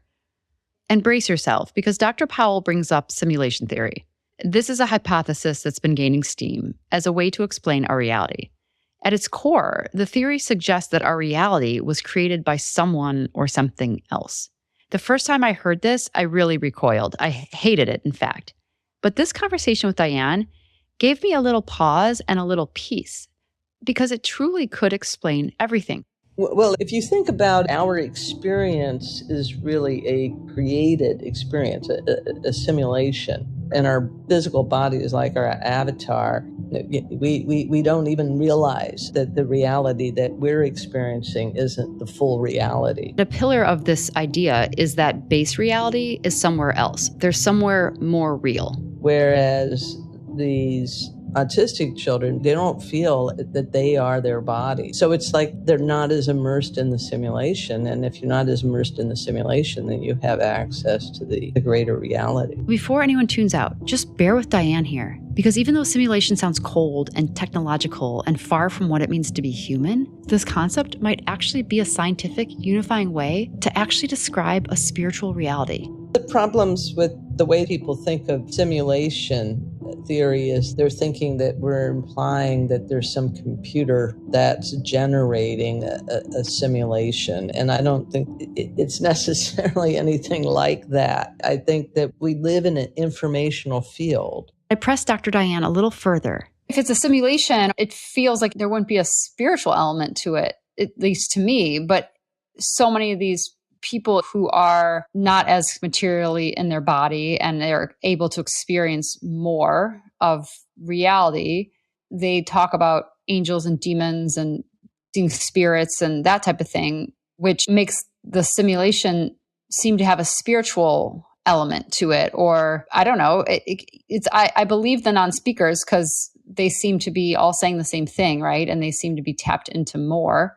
Well, there are all kinds of philosophical questions that come out of all of this. One of the things that I've thought about is whether or not we can actually, through our imagination, manifest things. Like maybe how John Paul manifested his own heaven, complete with his cabin from Earth on an ocean filled with manatees where he can swim every day. Maybe when we're free with our mind and in this informational field, we can create anything we want. Whether or not consciousness is that powerful that we can manifest it. That's a godlike property. I mean, that may be how God created the universe, was through God consciousness. And God consciousness in all of its complexity is going to have angels and demons and fairies and all kinds of things. Because just think about how many people, how many cultures have not only reported seeing those things, but how many have truly believed in them. And it's like, what even creates these things? Well, if it's all part of the creation, if it's all really just consciousness and thought forms, and that we kind of can co-create. Yeah, it's really a bender, a mind bender when you start to get into it. And another thing is that there's something called change blindness, which is sort of the opposite of that, which is that people don't see what they don't expect to see. Part of how they've tested that, they'll have you go to a tiny little motel and you go to the front desk and nobody else is there. And there's this person behind the counter that says, oh yeah, we've got a room, and then goes underneath the counter to get like a key or whatever. And they've swapped out the person with a whole other person that doesn't look at all like the person who went underneath the counter. But the person who is there to check into the room doesn't even blink an eye because they're just assuming it's the same person. So it's like you're not going to incorporate something into your simulation of reality if it doesn't make sense to you. After this talk with Diane, it occurred to me that one can look at the simulation theory similar to how one looks at religion. The two might not be at odds. In fact, they may explain each other. I was pondering this while watching my son play our old school Nintendo console. Mario's world in the TV has its own laws of physics that are true, and Mario can only operate his experience and understand the rules of Super Mario World. He can't comprehend that there's a living room and a house and a country beyond his gamescape. But maybe, just maybe, certain people among us on Earth can do the impossible.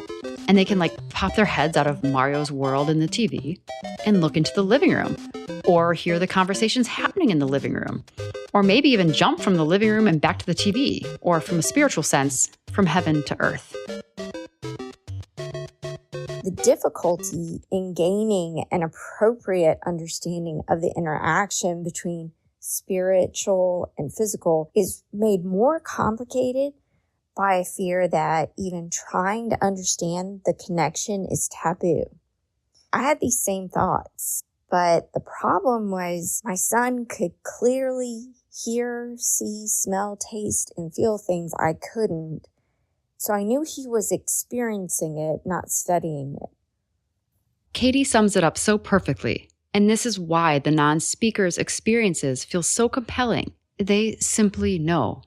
And what I mean by that is, over 2,500 years ago, Socrates warned that relying on writing and reading might give people the false belief that they understand something just because they've read about it. And if you think of something like a marshmallow, right, you can read its ingredients, you can see pictures of it, but you can't truly know a marshmallow unless you've tasted it. And every non-speaker I've met says that they know that time is an illusion, that other realms exist, that telepathy is the norm, that angels and demons and other intelligent beings are real, that information can be downloaded, that dimensions overlap, and that consciousness survives death. And that is so intense, and it opens up a whole new world for many of us. It's so unfamiliar. It's so challenging. And even this whole episode alone, living it and crafting it answered so many questions for me, but it also gave rise to so many others. And in fact, I felt so lost at times writing this episode that I ended up reaching out to Jess and Asher in England to see if Asher, with all his access to knowledge in the realms, wanted to comment on the mysteries of our reality and whether we're alone in it. And this is what he said. There are, and always have been, beings, entities visiting and interacting with our world. Some people are more open to sensing their presence and influence than others, just as some are more able to receive telepathic communication from other humans. Our skills vary from person to person. Some are gifted at maths or music, others have wider fields of perception. Those who became aware of the intelligent entities interpret them according to their personal socialization and belief systems. Some will view them as gods, saints, or angels. Others will see them as sci-fi aliens, complete with spacecraft. Similarly, the human perception of their purpose or intentions will vary according to our beliefs. Some interpret the entities as threatening. Others see them as guides or advisors. This is not dissimilar to the varied ways in which our own non-speakers are perceived. There are those who refuse to accept their intelligence due to fear of the unknown, and others who treat them as prophets. In all cases, the solution is for the so-called experts to broaden their perception, accept that there's far more going on in and beyond our reality than their instruments can measure, and adopt a humble and wondering attitude. Mastering telepathy is a valuable and helpful first step. Asher's instructions here are perfect. We need to adopt a humble and wondering attitude, because our instruments cannot measure all that is taking place in and beyond our reality. And yes, he said in and beyond, implying there's more than one place that's real. It's going to take us a lot more time to explore and understand our actual paradigm and how we should think and feel as we adapt to this new truth. But next week, we'll get a little help as we hear directly from the non-speakers. Dozens of individuals, many who you have not met yet, will share their perspective and insights. I am always listening and begging to be included in significant parts of my own life. It's time to completely tear down the false reality bubble. What awaits you is a new human, the real human actually. A very special thanks to my incredible collaborator and producer, Jen Mirza, who created all music and sound effects for this episode of the Telepathy Tapes. Remember that you can review some of the tests and see some of the film recordings on our website, thetelepathytapes.com. Thank you so much for tuning in, and join us next week as teachers and parents step aside and the non-speakers take center stage.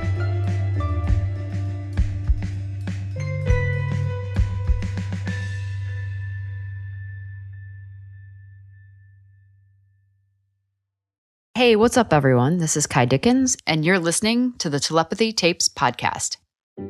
My son said to me, I can hear thoughts. What is this phenomena happening? Why are his mind and my mind completely connected? Telepathy is the tip of the iceberg with their spiritual gifts. People don't understand that they can do this. They don't even have to be in the same room, the same zip code. For decades, a very specific group of people have been claiming telepathy is happening in their homes and in their classrooms. And nobody has believed them. Nobody has listened to them. But on this podcast, we do.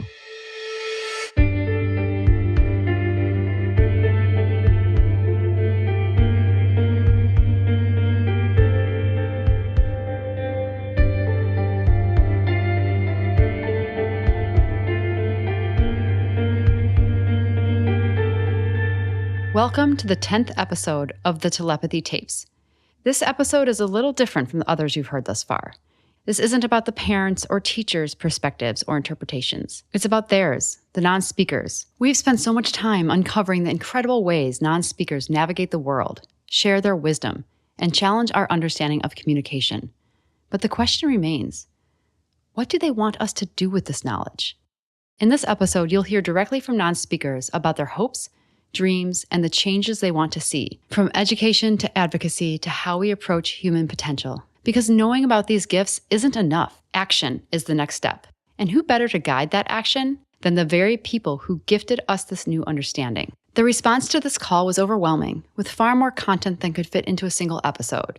And so I've done my best to select pieces from various spellers that give you the fullest picture. First, I want to introduce Sammy. She's 25 years old and lives in Carmel, California with her family. And my first question for the spellers was this: now that the audience has digested everything presented in the telepathy tapes, what should they do with this information? What does it all mean? Think of us as a ripple in the waters. First, we shatter reality for our parents in particular. Then we shatter reality for the schools, the teachers, the therapists. Many still can't believe their eyes because you've become so accustomed to the phrase, seeing is believing, and thinking that science has to prove it before it can be seen as real. This is mind tricks that keeps many locked in the dark. I also asked how society should change to meet this moment. The stark truth is that you are more than the mind, more than the body. Awaken the collective spirit again to the true magnificence of who you are. Next, I want to present the responses pulled together by Dr. Andrea Lambuti, showcasing some of the thoughts of the autists that she works with. This first one is from Alex D. I'll love to this podcast. Acknowledging that this is real is not easy for many. Always thinking outside our experience is hard. This is our world, but it is hard to explain in a way neurotypicals can conceptualize. It is more than another language, it is another different opportunity of existence. At the most basic level of explaining, it is like running different entire operating systems. I'll love to those in heart who try to understand. All my energy feels like this is a big moment. And here's Joe, who piggybacks on Alex. His words were recorded by his mom. I want to say that even though I think it is overwhelming to explain, I'm glad people are open to learning. I get nervous that with this, I will not be understood. Telepathy is a loaded word. Maybe it is the best way for neurotypicals to understand, but it is bigger than that. Alex said it perfectly. It is a totally different type of thought and existence. Rose will be next, and she asked if I could read her words. I am too overwhelmed by happiness that people believe this is real. It is all real. Knowing that people are listening gives me hope that we can be truly seen. This is all that matters to me. And here's our next speller, Maudie. I am heart and soul in this conversation. I desire so much for us all. I desire a world that sees gifts in autism. Calling it a disability has never been accurate. We don't need a cure. We need support like anyone else. We are not broken. I love that more people are starting to see this. I am feeling in my heart and soul that the world is changing. And here's Alex V., whose words are being read by his mother. First, I want to say thanks for this podcast. I think everyone should know that we are inside these uncooperative bodies. I am here. I hear and understand you. That is all I need people to know. And next is Jack. We are cognitively different. It is a gift. It is a misunderstood gift. I always think if the work of my life is how to make the world see it, it is a hard task. It helps that people are starting to understand. The work is not trying to fit into the world as it exists, but trying to make the world change. Next, we'll meet Trevor, and his mom, Laura, will be reading his answers. She never thought to test telepathy with Trevor until she started listening. And I was overjoyed when she sent me the results of telepathy tests she did with 5, 6, and 7-digit numbers, as well as random names and words. She said that Trevor was 100% accurate. So he's doing it too. So I'd be really interested to see how many other people are trying this with their kids and how successful they are. I can answer this. Lots. My email inbox has been a sheer delight as parents are discovering for the first time, like Laura did, that if you believe and trust in your child and their abilities and enable them to spell, you won't be disappointed. And here's Trevor's response to my question about what listeners should do with all the information they've learned. I want them to see us in a different light. I am an intelligent man with remarkable spiritual gifts. I wish they would presume competence in non-speakers. And for humanity, I desire compassion and understanding for who we are. We are light workers. Next, I want to move to a residential home in England. A wonderful human being who works at the home diligently collected messages from a non-speaking resident. This staff member had previously worked with non-speakers, so she knew about the telepathy, and this awareness allowed for a trusting, open bond with the resident. Here's what she wants you to do with the information shared in the podcast. I live in a residential home for adults who have learning difficulties. I am imprisoned here until society changes its mind about who I am. I'm aware of thousands of people like me who are non-speaking adults lost in the care system.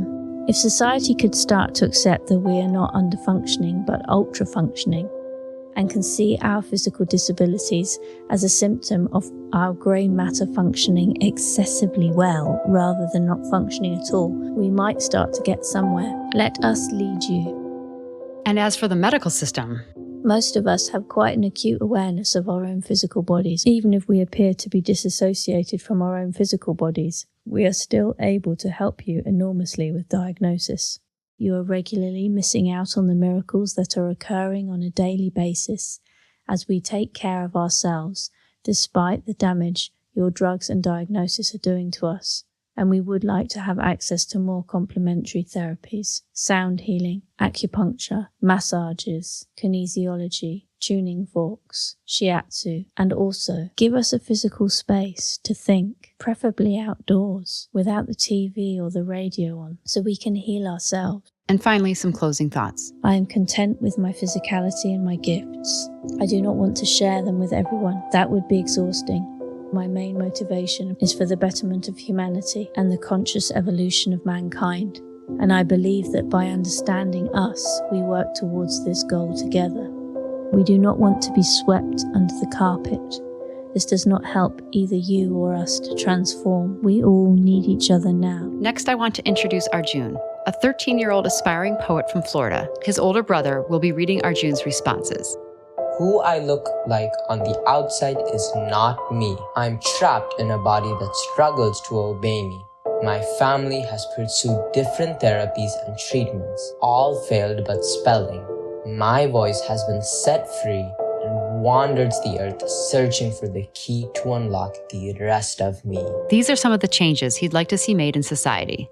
It violates our basic rights to deny access to a reliable form of communication to express our needs when necessary. Silencing us by this denial is criminal neglect and discriminatory.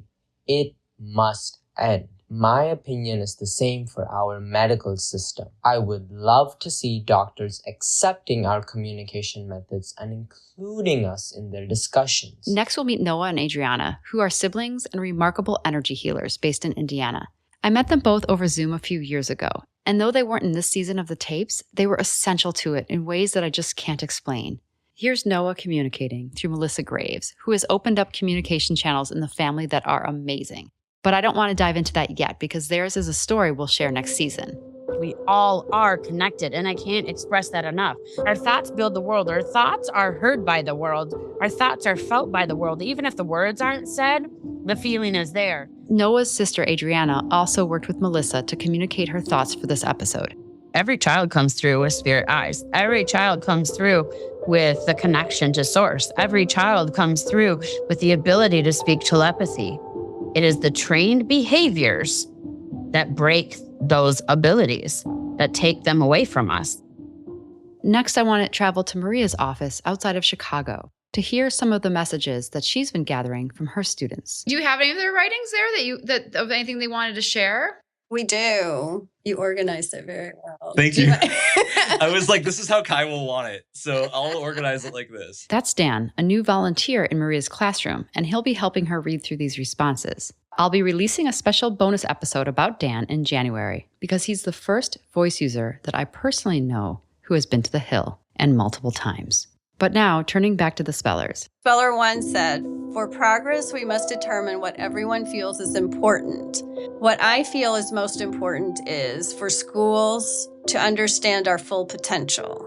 And Speller 2 said, I think just treating others the way we want to be treated can get society to a better place. And Speller 3, I believe the minds of spellers are some of the most intelligent. The education system really needs to challenge us with regular education classes. Can you read what they said, if anything, about how to do that?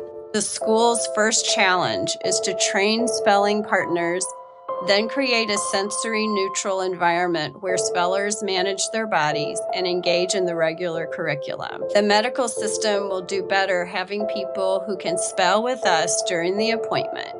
And to listeners who want to get more deeply involved, you can look into getting trained in spelling to communicate or the rapid prompting method, because to meet the spellers where they're at, more people need to be trained and willing to work with them on the board. Number 3, what do you want others to know about who you are, what you know and experience? Speller 1, I want to right the wrongs most think about communication with spirits.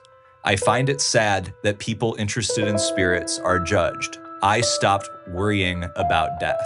Is there any context that we should know about spirits or death here? His dad recently passed. Maybe he was questioning a lot about mortality. I think all this communication that he's having in thought sharing and also with spirits has been helping him move through and to get his perspective solidified for what death is and not to be so scared about it. Maria's students shared other insights like, I see violet, blue, and green auras that tell me about people's energy. I've been doing this for 20 years, and I'm 20. I only telepathically connect if I am experiencing loving feelings. And that means that they can only connect with thought sharing if they're experiencing loving feelings? And that's consistent. That's something that you hear from all of them. All right, next one. We listen to each other when we think each other needs it. We send thoughts like email. I think all of us are here to get a message across. I feel sharing thoughts is a spiritual thing with science behind how it works. It's like sharing a side of us that no one else gets to see. That's all that we got organized. There's more. There's so many responses. And for the stuff you didn't organize, can you just give us a summary of overall themes or messages that kind of came up repeatedly? One theme was, I only go in if there's love and acceptance and kindness. That was a big one. This message needs to get out. That's a recurrent theme, I felt. And taking care of each other and being in community for the non-speakers. Thank you for that. We're leaving Maria's classroom now, but be on the lookout for the bonus episode about Dan accessing the hill, as it reveals so much about consciousness, healing, allyship, the power of thoughts, and most importantly, what really matters in the consciousness realm. Next, I want to introduce Anthony. You've met his former teacher, Marianne, throughout the series. And though she's now retired, she still works with him almost weekly. I've spent time with Anthony, and he's one of the most expansive, knowledgeable teachers that I've ever met. Here's how Anthony introduced himself. Marianne is reading his words. I am a futuristic human being. I came into this world with my eyes wide open. I am a pure, transparent soul, here to help humanity evolve. I remember what most people have forgotten, and I am in tune with vibrational frequencies and can match specific frequencies to access and to transfer thought forms into words. This ability also allows me to communicate interdimensionally. Aspects of my personality travel through space to dimensions most can only visit in their minds. They are as natural to me as your typical human stay is to you. I help people know who they are and prepare them for shifting their desires from the material to the ethereal world, where all creative ideas are birthed. I wrote a note to Marianne and Anthony and asked what he meant by saying he's a futuristic human. And Marianne said, quote, by a future human, he means that he has capabilities that humanity will evolve into. He suggests that we will all be moving toward this new form of telepathic communication and that it is a necessary evolutionary step. Anthony also suggests that people will, over time, become more intuitive, multidimensional, and interdimensionally wired. And Marianne said that by multidimensional and interdimensional, he's referring to the way they connect with all the invisible energies around us. He can use it to extrapolate information from what some refer to as the Akashic Records, universal mind, or the divine. And in terms of humanity's unfolding, he suggests that we are in the beginning stages, and that this more modern form of communication will continue to unfold for generations to come. End quote. And now to continue with Anthony's prepared thoughts, describing the extent of his capabilities. My capabilities are vast and currently undefinable. I belong to the energy group of non-speaking souls working between dimensions. I descend and accept what is referred to as three-dimensional linear thought, yet I struggle with its limitations and restrictions. Matching specific frequencies allows me to access information and to transfer thought forms. Blending energy with me is the best way to share glimpses of my multidimensional perspective. Frequency adjustment is the key to interacting with them. Currently, most humans do not have free access as we do.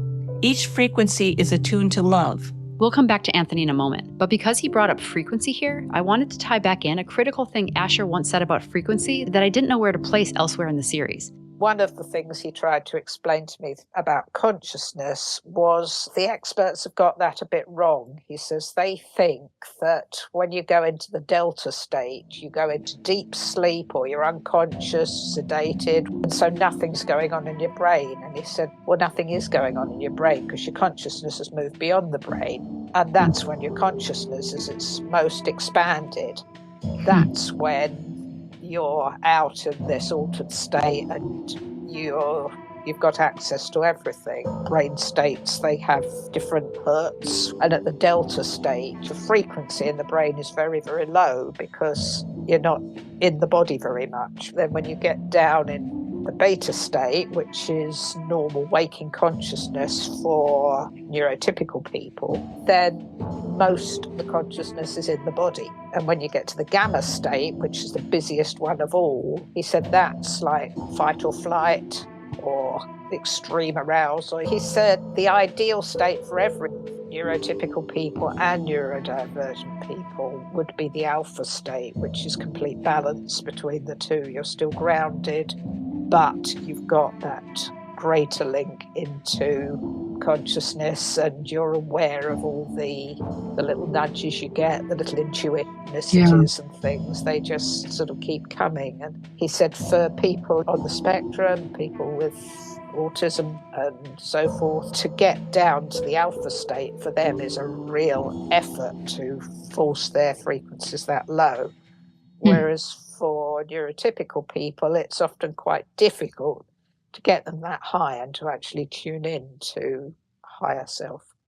Jess completed this thought from Asher with a sentence that seems to validate the notion that consciousness is fundamental. He says that consciousness obviously precedes and proceeds on, and that the experience, the 3D body, is a temporary part of consciousness. It's a very necessary part because that's where we build up all this information. And now going back to Anthony, Marianne's former student, giving his best advice for humanity. Love is eternal. Everything else is an illusion caused by separation. Great change occurs when we join our souls as one. The highest human power is love.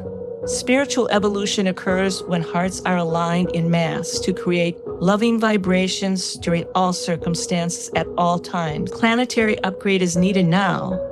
Future humans must be driven by loving kindness. Love purely, love openly, without conditions. Love soulfully, feel God in every person. Kindness is the best way to evolve.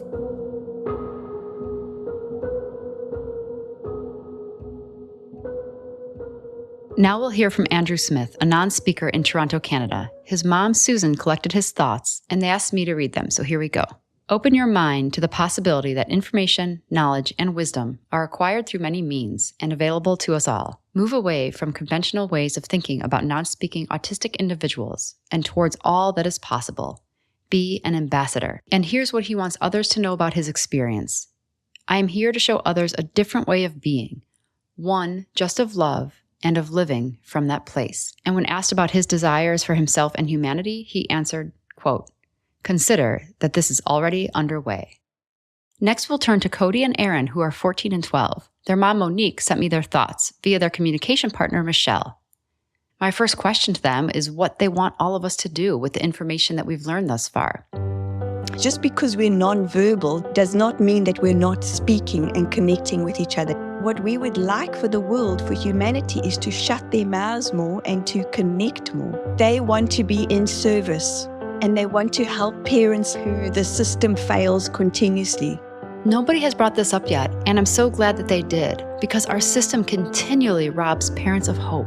They're forced to fight at every turn against schools, medical systems, insurance companies, social services, just to secure the basic supports their children deserve.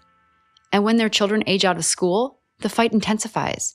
Parents are left to navigate a world with even fewer resources, struggling to care for their adult children while also juggling work. These parents need real, sustainable change. Inclusion of spelling programs in schools, accessible therapies, flexible employment options, and comprehensive adult care services that enable their children to thrive.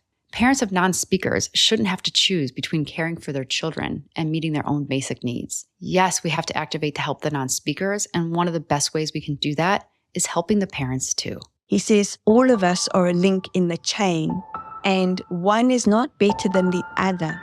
Aaron also added a sentiment I've heard a few times. We are the light workers. We are a team that have knowing. We are here to bring change for the negative old way of thinking. Now we're going to move on to highlights from a young man named Nick who lives near Madison, Wisconsin. His mom, Laura, will read his writings. And his first message is, we need to be seen and heard with love to be able to share our gifts with you. We are moved to be gentle with those who are living in anger. When asked about what he wants for the future, this is what Nick said. I am Wake Love in the new earth of the future, and now is the time to gravely grow our knowledge and future. And I asked him, what is Wake Love to you? Wake Love is the ability to see deeper than before into the way that things really are. He adds, now is the time for Wake Love to open the hearts of those who deserve understanding. And I'm yearning to waken you further to more spiritual ways. Next, I want to introduce Jackson and his mom, January, who live in Virginia. January collected his spellings, and they asked me to read them. Because there was too much beauty for this one episode, I had to pull out the highlights. But Jackson and January will be back in season 2. Okay, so from Jackson, quote, because I don't speak, many people have a belief that I'm not intelligent. But the truth is, I have the mind of what is considered a genius. It is difficult to live in my mind because it moves so fast, and I can't express it as quickly in a slow-moving world that has been shut down from our truest ability of communication, which is telepathy, as you would call it, but is more of an energy exchange of understanding rather than words. Words are the physical manifestation of thoughts and much slower. I have to translate from pure energy, thought, or feeling. I mostly desire to live in a world based in compassion and not in a controlling power that we currently live. Every soul's true nature is love, but the human mind gets distorted and they forget. They get controlled by their emotions, by feeling guilt and shame, which they try to gain power over and unleash it onto others. Compassion will help them realize they are worthy of being loved, even when mistakes have been made. The compassion that we offer can change everything, even if you never speak it, but hold it in your heart for everyone. I very much want to help people move in this direction so we are more of a spiritual world. End quote. And thank you, Jackson. That was beautiful. And now I want you to meet Daniel and his mom, Connie. I hopped on Zoom with them to record their responses. This is so epic, what we're going through right now with the non-speaking autistics, telepathy, their gifts, which Daniel says are not really gifts that, all of us can do them. We just forgot.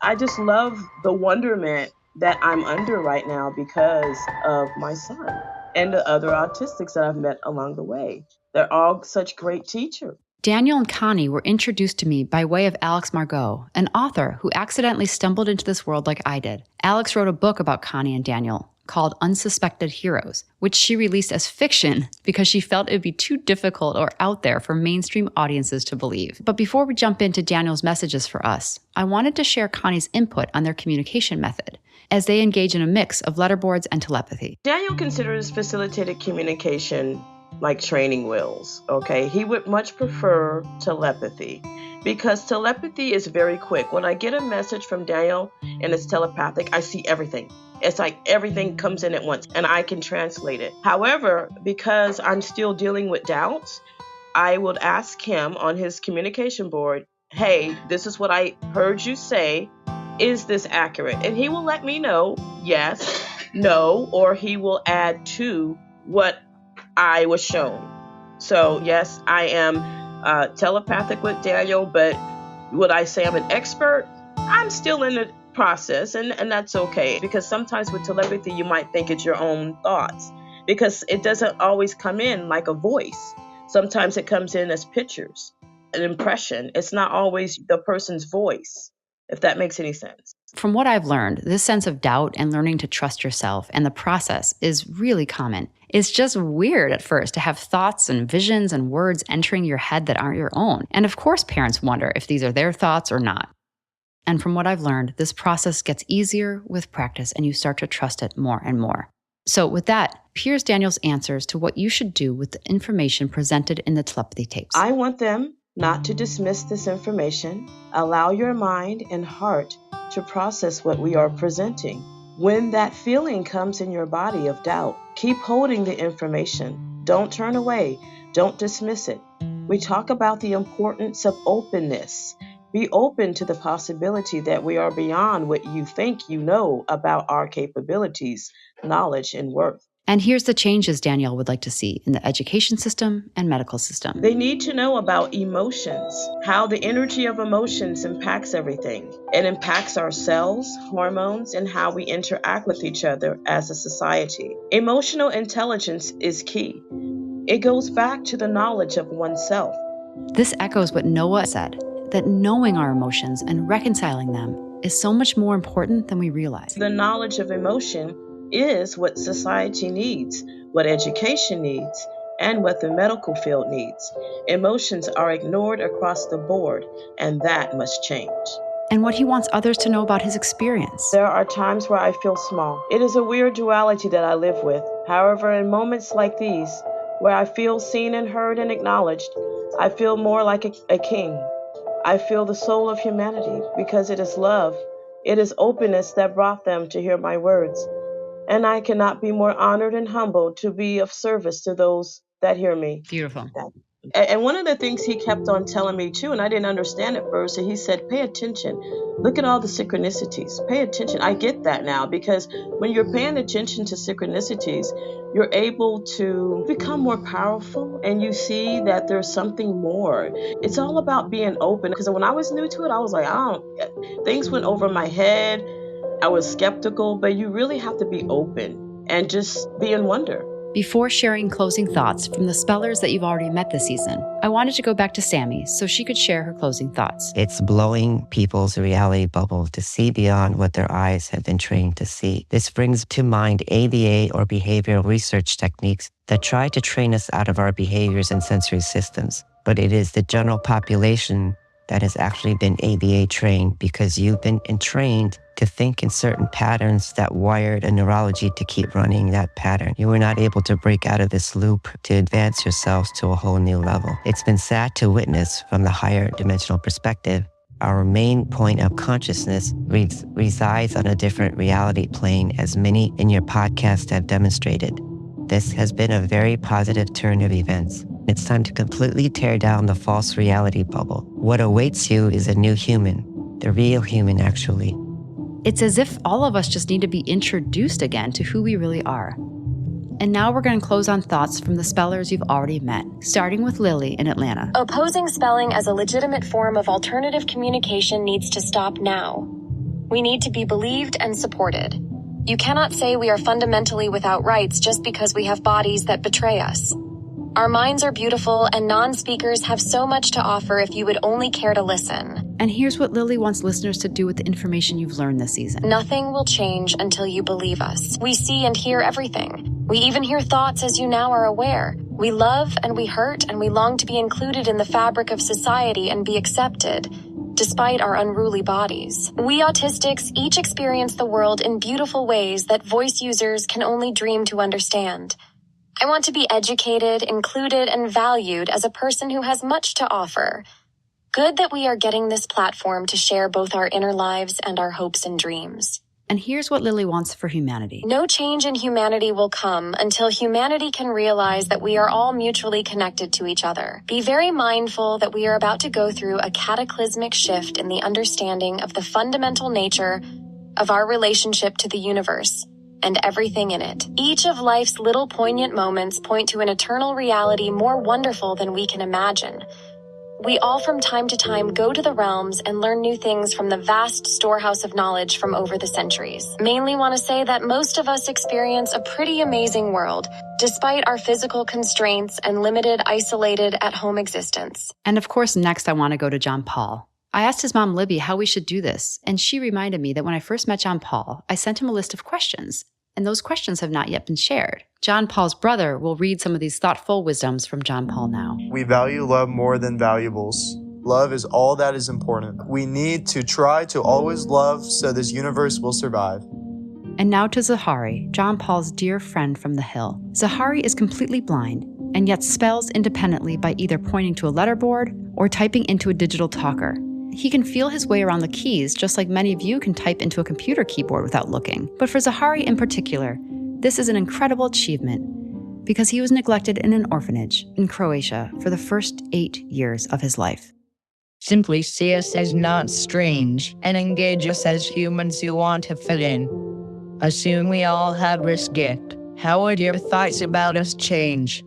Too many non-speakers are treated like infants sitting in classrooms and hearing fake people saying they presume competence, yet they actually don't. At least assume we can hear thoughts, so you can shift your mindset about us.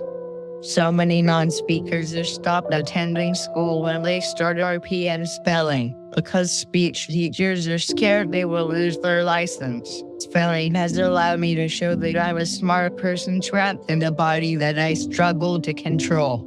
Sometimes getting my friends to hang out on the hill is nice because it is easier. Lately I go a lot. And next to Josiah, the young man in Minnesota who could hear the intimate thoughts and prayers and inner workings of the author Max Davis. Josiah's dad Joe will be reading his answers. The gifts of one person are one thing to lift up, but this podcast finally says, we are all in there. The foolish people are those who have stolen the story to say this is not possible. I am one of many of us, thinking and dreaming and feeling. And I am openly praying that others can be unlocked to spell too. This is my long hope for my friends that I hasten to help. I need them to tell others that they are in there too. I am one person who is listened to, but so many are never known about. Name it the mission to go and free them all. It's not long before loads of us will truly log our names as the longtime listeners of life and look like the story makers that we are. And then to Amelia in Wisconsin. Her mom, Maura, starts by summarizing many of the thoughts and messages that have been coming from Amelia lately. Amelia and I often talk about the telepathy tapes and the impact that it's having. Amelia said that first day when you came out to see us, the miracle is out. And one day she typed, God is letting very future stuff appearing now, hoping people more open. Speller's timing is yet to begin. I asked Amelia what she wanted people to know or what she wanted to tell people, and this is what she typed. Love spellers, kind to people in islands, liquidate positivity to deter moody farce, very determined to help people more. Reality is going to lead. Future is the time for savants. Savants really yearn to save God's friends. Going global is needed. Goal is get hope.